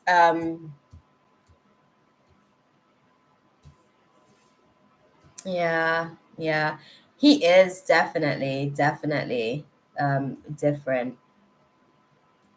He is definitely different. Right. How do you see things actually like what will be the outcome for these guys? Like ultimately, Chaley and Daniel, like what will be the outcome of like, this relationship that's kind of like growing? What will be the outcome of this growing, budding relationship? Okay. Hmm.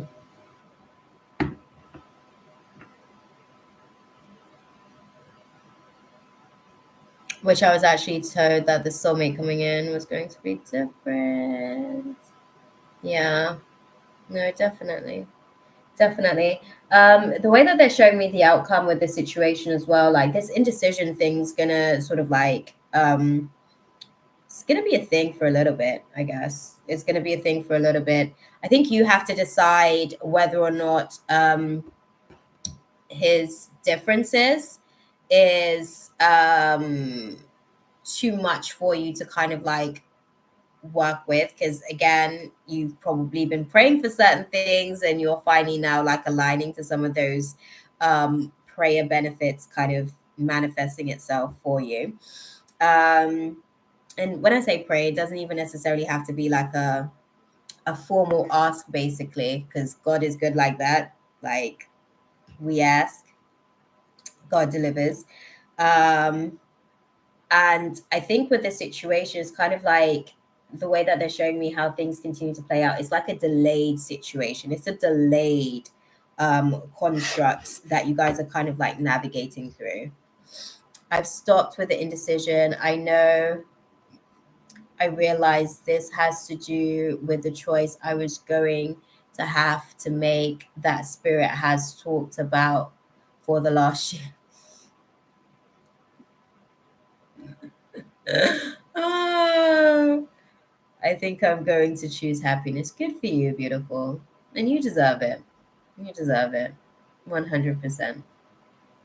And I'm glad. I'm glad that you're choosing to be able to bask in that happy, because you deserve it. Okay. Oh. Oh.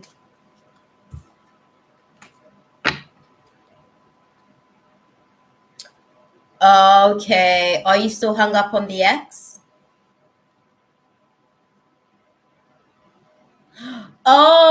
Okay. Alex is the ex. Shit. Listen.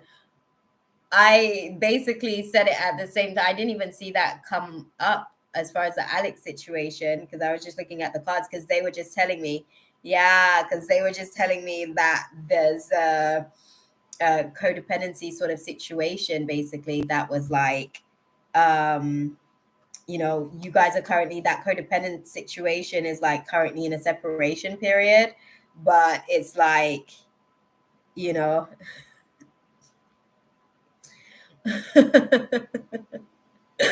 Okay. Okay. Okay, so what if he does pop back up? What if he does pop back up? What happens then? Let me know that. Like, what if you go through this thing with Daniel and then Alex pops back up? I do sometimes, not all the times, because sometimes I just like to make decisions and get on with it. But there are some decisions where I'm just like, God, just have your way, okay? That way I can just blame you for the outcome. Not like that, but it's honestly like one of those situations where, like you can then pretty much just put it on off to someone else, like, yeah, this is what I did in the situation type thing. But that's definitely interesting, 100%. Okay, so what I'm seeing with the situation, right, for you guys is that, you know, oh, sorry, especially with him, it's going to be a damn test for sure. But I choose happiness and I'm sticking to it. Good for you, girl. Good for you. Because I think with the situation, this person, they have a lot of potential, I guess. I think that there's still some things that you guys would have to figure out in terms of your differences and stuff, right? Do they want kids? Stuff like that.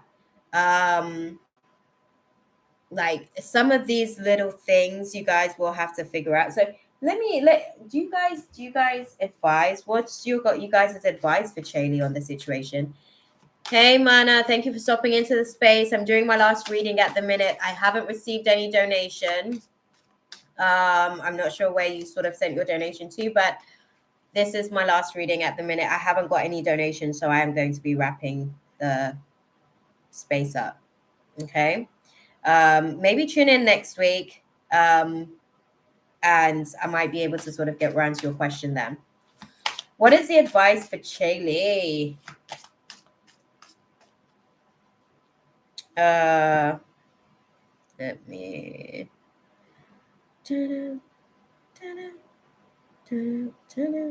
Sorry.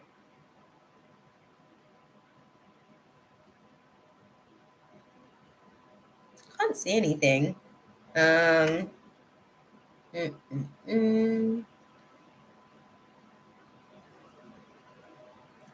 What is the advice for Chaley navigating through this space then? Because, like, you know, what is the advice? Okay, thank you.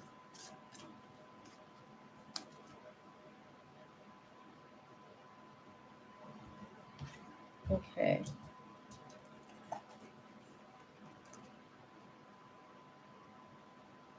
Mm,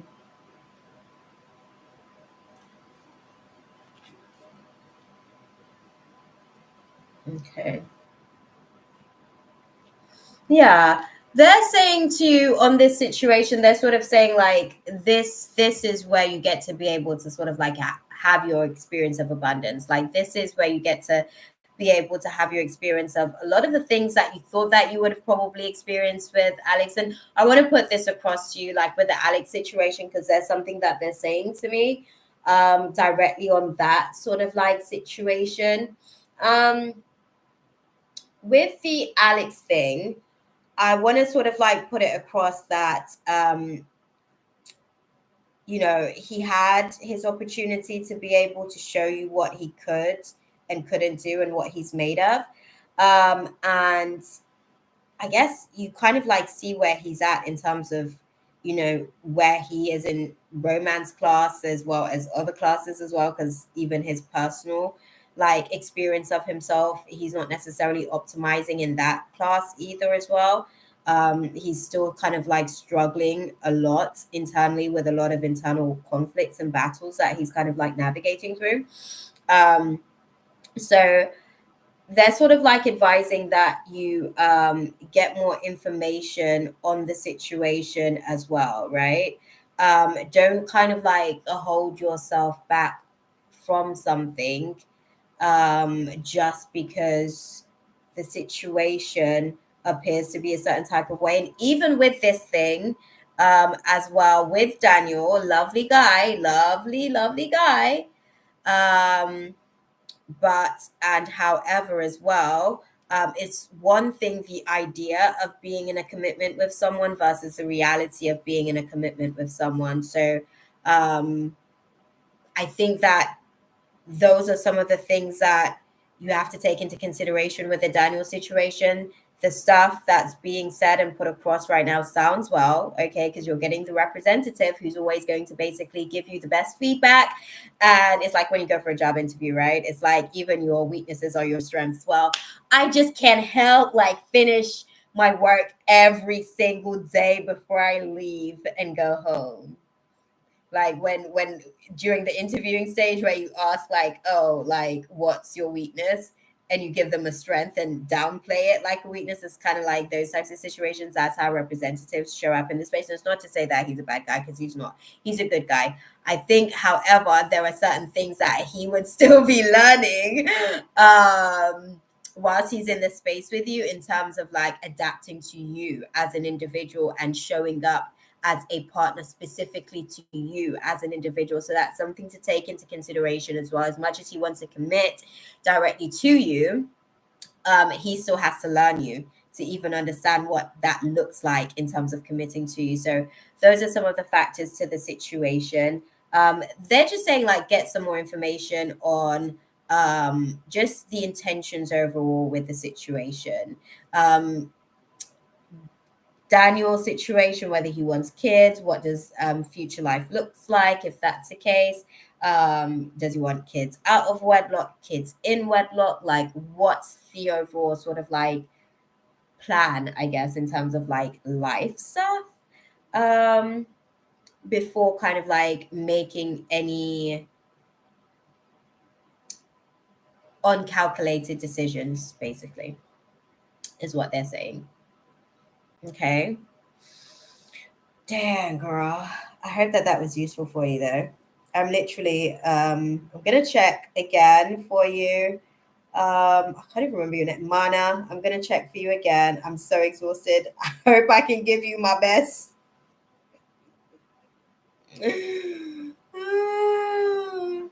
Oh, dude, no, definitely. Because obviously he's still gonna have to like, adapt to like you, man. And that's going to be a whole class in itself, I guess. A whole class in itself for him to kind of like sit. And he had already opened up to me, which I'm pretty sure he doesn't do often. That's what's up. We love that. Definitely. We definitely love that. 100%. The opening up makes it easier to kind of like it speeds up the process, I guess, of getting to know someone. Because then you don't have to like try to access their files. They're just like sharing files with you, you know? And it's quick and easy too, right? That part. Okay, I'm gonna go directly into my PayPal and check, because I was just checking my emails for the most part, Mana.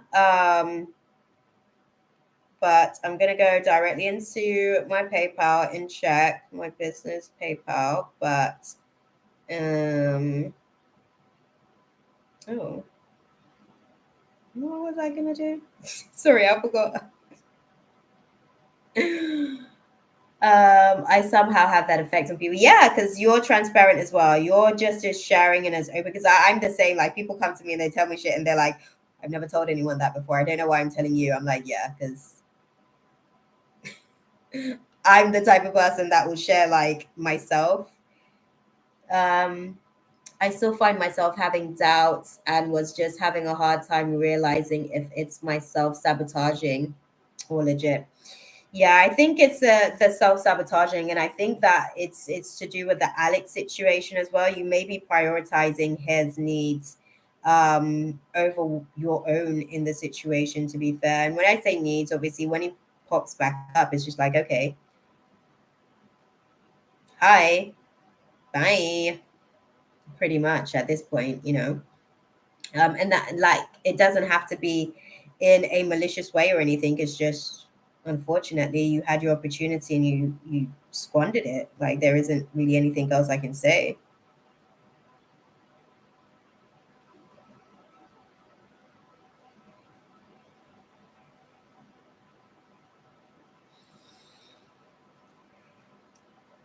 Oh no, thank you, beautiful. Thank you. I appreciate you.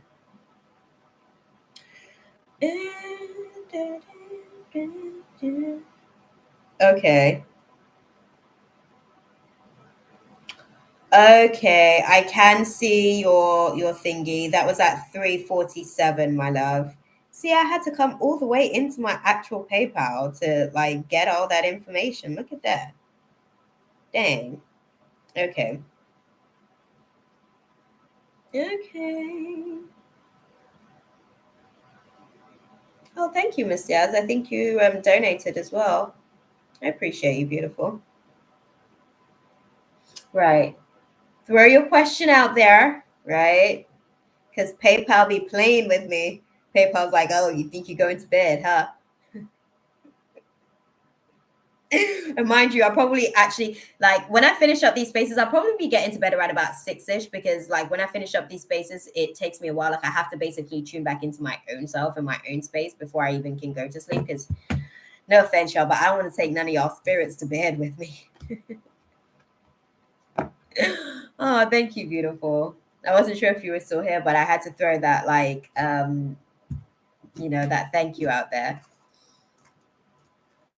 No, you're good. You're good. Oh, it's okay. You're good, beautiful. It's all good. It is all good. This is something for me to learn. Like, I didn't know that I was capable of this, because I'm past sleepy now, basically. Like, I can still sleep, but before it was like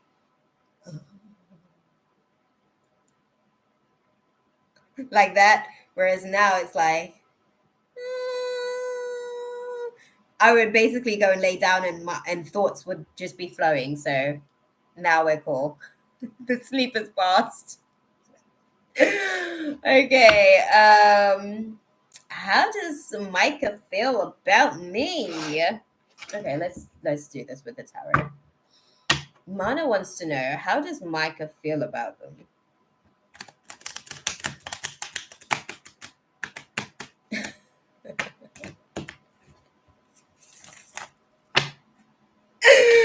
I'm being so real though, Jaylee. I'm telling you, like, that was it.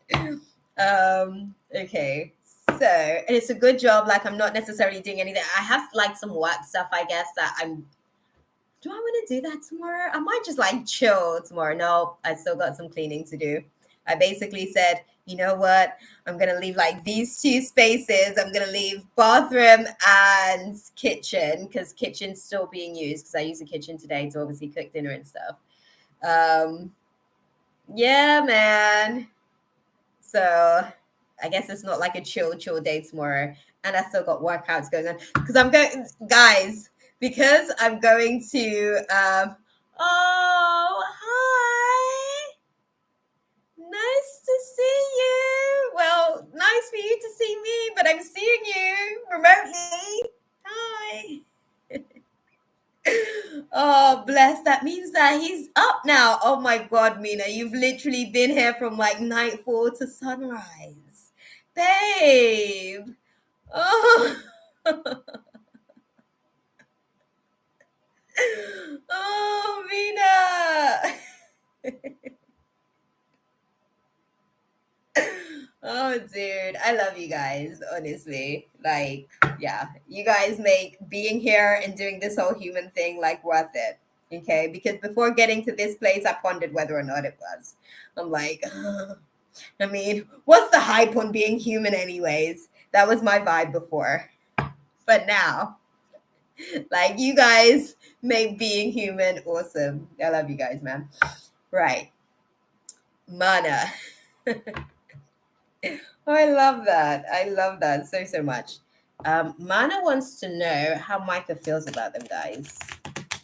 Well, let's make it Absolutely clear. You guys are the bestest, man. We're just reflecting each other. You guys are reflecting the best parts of me back at me. And I love you guys for that. Okay. Ooh, interesting. So how does Micah feel about Mana? Oh, I love you guys.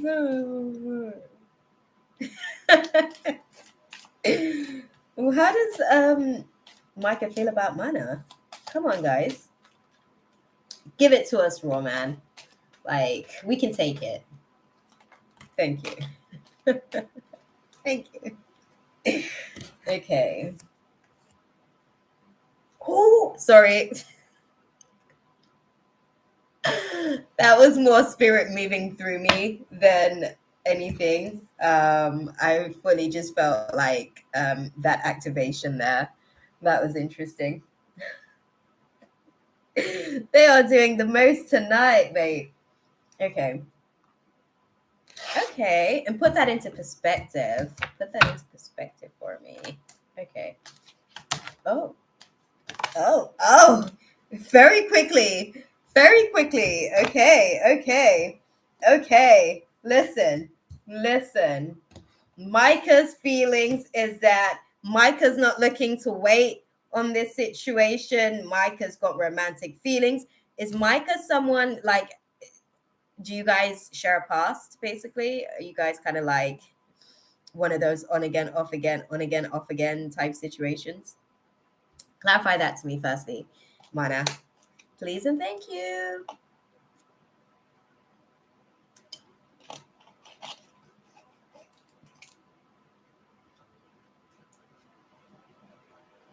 Oh, this is so interesting. So basically, their feelings towards you on the situation, while you answer that question, what was the question? Sorry. Okay. We just started dating a month ago. Okay. What they're showing me with the situation is that their feelings towards you is that they see a good potential with this situation. They like where things are going. They're still doing some introspection basically on whether this could be like something that they could have like a serious commitment type thing. They're still kind of like figuring this out, but they do definitely have they do have romantic feelings towards you in the space. I think that so basically, how recent was their last relationship? Talk to me about that. How recent was their last relationship? Or how recent was your last relationship? Because one of the things that they're showing me with the situation is that there's still some conflicting feelings of sorts based on a past situation or dynamic. So when was their last situation and when was your last situation as well? That part. The last relationship was when he was married 3 years ago. They are divorced. Okay. That's why. Okay. So what they were showing me basically is that there's definitely romantic feelings there, but in terms of like really understanding, my last situation was 5 months ago. Yeah, they were showing me that in terms of him being able to kind of like decide whether or not he wants to be able to sort of like commit to the situation. There was past life relationship dynamics that was playing a part in that decision making process, I guess. And it was interesting as well because it was like that past life relationship. And when I say past life, like that version of himself that was in that marriage, he's no longer that person now, right? That divorce kind of like shifted his paradigm and he's actually an updated version of himself, right? And he's kind of on this quest of like just learning how to kind of like love himself first. And when I say love himself, it's kind of like um learning how to be able to accept certain qualities that they have, finding a suitable suitor who actually can appreciate some of those qualities. Because I think that that was some of the issues that they shared in the last, that he shared in the marriage, where some of the things that he likes about himself that he kind of like appreciates about himself. That was some of the stuff that kind of like didn't translate well in the marriage in terms of the person that he was with and stuff. So these were some of the battles that they were kind of like up against, and this is some of the stuff that he's trying to kind of like get some clarity on. I think he's definitely doing some introspection on whether or not he is wanting to really actually commit to this situation. But there's definitely romantic feelings there. And I think as he's kind of like getting full clarity on, I guess, the vision that he has with this situation, whilst he's getting full clarity on the vision that he has for like his next marriage or what life looks like after the previous divorce, he's still kind of figuring out whether or not you guys like mesh well together. um he definitely has a connection to you though, and it's not just like a physical connection in terms of like, attraction and chemistry type thing. Like has a he has feelings. He's caught feelings, like actual feelings, so yeah. What is the advice for Mana in navigating through the situation with Micah then? What do you guys advise for Mana? Okay, thank you. Okay, thank you. Okay. Okay. Okay. They're saying this this situation is something that you're ready for. It's something that he's also ready for. And you guys have got like a good network around you to be able to kind of like assist you in navigating through the process. I do also think that he's concerned about, do they share kids in the previous marriage? Let me clarify that as well for you, or from you, I should say.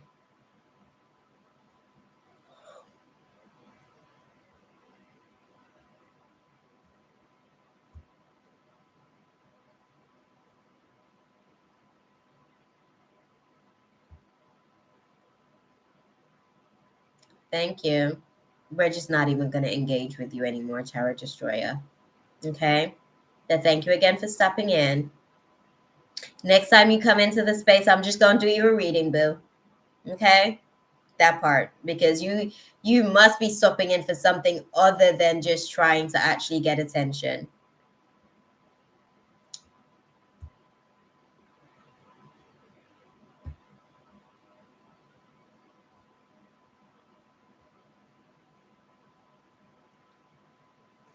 Okay, so yeah. So it's a case of I guess just accepting where you guys are with the situation, taking it lightly, because I think he's still kind of figuring out how to kind of integrate this situation into his reality, I guess.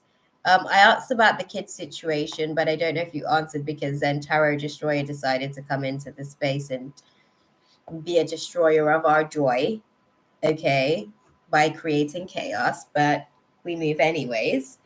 And yeah, I guess they support this for you. The universe supports this for you. It is a big, happy change.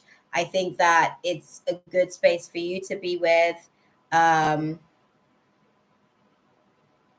Right? That part. That part. That part. Um, do they have kids, Mana, from the previous marriage?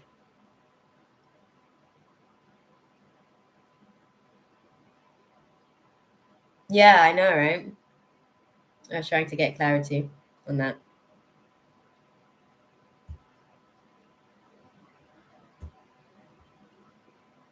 Thank you.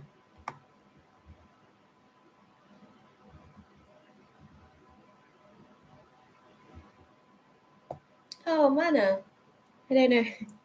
You might be getting distracted by the I can dive a little bit deeper into the construct of the reading. Basically, if you can answer the question, then I can go deeper into sort of providing insights in terms of the, I guess, the clarity on maybe why and where things are at the minute. But for the most part, if you're happy, there is definitely a big happy changes sort of coming with the situation. I think he's going through a process of learning, like I said, to love certain things about himself and finding an appropriate partner that also appreciates those qualities within himself. And I guess he's kind of like figuring out whether or not you're actually the person in question, because you've already stirred some romantic feelings that he didn't necessarily anticipate feeling so early on. Okay. But yeah, that's it really. I hope that that was useful for you, my love. He's still figuring out the situation as far as like what the plan is long term, but for right now, there's definitely romantic feelings, and they like you. Okay. And they hope you like them back.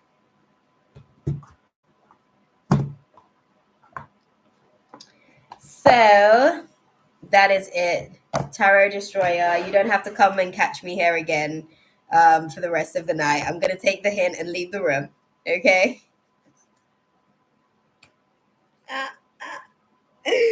Don't worry. I got the message. Okay? But I appreciate you guys. Thank you guys for hanging out with me practically all of Saturday night. Well into the early hours of Sunday morning here, I guess. I'm probably not waking up till like lunch. I'm not gonna lie to you guys. And then I just gotta do some more cleaning, and then I'm gonna go and hang out with my nephews, man, because they're so awesome. Love those guys. My little nephew, he's only 2. Like his thing is when you like when you say anything to him, what you say? He cracks me up. He cracks me up. I love just like hanging around with him. I learned so much, I guess. So yeah, and they're good preparation, I guess, for like my own, because I think he's due to come in at some point next year. So I'm working on being open to that space by sharing space, I guess, with these guys, these awesome little beings. They love hanging out with Auntie Kima as well. That's what they call me, Auntie Kima and Auntie Keems. Oh, but that's what I'm going to be doing tomorrow, guys. I hope you guys have a good weekend. Well, a good rest of the weekend for those of you guys who still have any left. Okay? Because for me, there's only like a few hours pretty much of Sunday left. I hope that you guys are able to just execute in this coming week, right? Mercury retrograde has ended. So, you know, so is Mars retrograde as well. So we are good to go this coming week. So I hope that you guys are able to really just utilize the energy of these forces to the best of your ability, man, because there's so much that's coming for us in 2023. Oh my God, like, listen, we're expected to like do some serious adulting this year. Okay, so I'm like sending all of you guys some like good vibes, my best adulting energy. Okay, because yeah, it's gonna be lit this year. There's like so many high expectations. Like I'm like, really? Me? I think you guys are like putting your standards a lot higher than I'm capable of, you know, and then God's like, no, you know, you have to be able to see yourself from my lens. And I'm like, but I know myself, man. Like I have to meet like these really high expectations when I know within myself that like I'm probably just not there. But I'm working at it, man. You guys see me getting better with my consistency. That's something that we've been working at this year. I'm expected to actually like keep that up. So we'll see. On that note, awesome folks. I am going to love you guys and leave it there for you guys, man. You guys have been awesome. Tarot Destroyer. Snap. I guess we'll see you whenever again. For everybody else, thank you guys for stopping into the space and just sharing space with me. I appreciate you guys. I love you guys so much, man. like on some corny-ish. I do, genuinely. Right, guys. Mwah, mwah, mwah. Good night, good morning, good afternoon, wherever you are in the world. I love you guys. I'll catch you guys in a little bit. Bye, guys. I don't know if I'm even getting anything in the chat. The chat's oh, here we are with the chat. I missed so many things. Oh, I didn't see your answer, Mana. See, Tarot Destroyer did actually destroy the space there for a little bit. Yes, they have a child. So what I was going to say with you in the construct of that, why I asked that question, was that those are some of the factors of like their decision making process when it comes to you. Do you see what I'm saying? Like they like you as a person, but they're kind of like doing some introspection on, could this be another commitment type situation in the same construct, because then they have to integrate you into their blended family dynamic. I hope that you're still in the room, by the way, Mana, because then you would have just missed the end of this, because I literally just saw this stuff at the end. But Tarot Destroyer tried but failed, because we still managed to get answer to that question and get it in there. But yeah, so he's just kind of like making sure that he's got the right candidate for the right stuff. But you give him feels, which is a good start, right? I am definitely going to be sleeping in, Shaylee. Oh God. I'm never going to be prepared for that. Listen, trust me. Oh, I love you so much as well, Mina. Parting with, yes, man, definitely. Even for myself, you guys see, I even like scroll back through the chat even after I've like packed up the space, like all my cards are packed up and the whole space is like packed up and everything. But oh, Chaley, love that for you. Love. Okay, let us know how you get on next week. Obviously, I think next week we'll probably be doing, oh, let me see. So my fella is actually away at the minute. So, okay, I just wanted to make sure it's not like, so the Friday the 3rd, we're definitely not going to be doing it on a Friday. We're probably going to be doing it on a Saturday, because my boo's back from Mauritius. Okay, and I'm going to be leaving soon, next month for Jamaica for a few days. So I'm not going to be able to do the live on the Friday. Then next week we might be able to catch up on Friday. But I guess I'll keep you guys posted in the week. I never know. It depends on my work week. I've got a promotion, basically, and it's taking up all my time. I'm actually even going to have to work tomorrow, basically, to get some of the stuff done. But yeah, Spirit was screaming at me to offer the editing earlier. Oh, dude, that's too funny. No standards or expectations. Just, oh, bless you guys, man. I love you guys. Yeah, and hopefully like June actually sort of like reaches out and checks for the editing, because I think that you basically have a certain level of education as well that will be able to kind of, like I said, you'll be able to construct the formatting of some things that he's put across to be able to paint the picture in a certain type of way where it gives a different sort of feel, basically. So yeah, keep me posted on that as well, because look at that. You may have just gotten like a different little side hustle, right? That's what's up. We love that. All right, guys, for real, I'm gonna go now. Because like I've been complaining about going for however long, and now it's like 4:21 in the morning, and I'm still here, like having a chit chat with you guys. I do love you guys, though. I'm gonna let you guys go and start your day for some, okay? Because I know Mina's day's already started when she said that her son's up and saying hi to Auntie Kim. But I love you guys. Thank you guys for just hanging out with me. Like, you guys just make life so worthwhile. I'll catch you guys next week, though. Mwah. Ta-ra, guys. Bye. Oh, dude.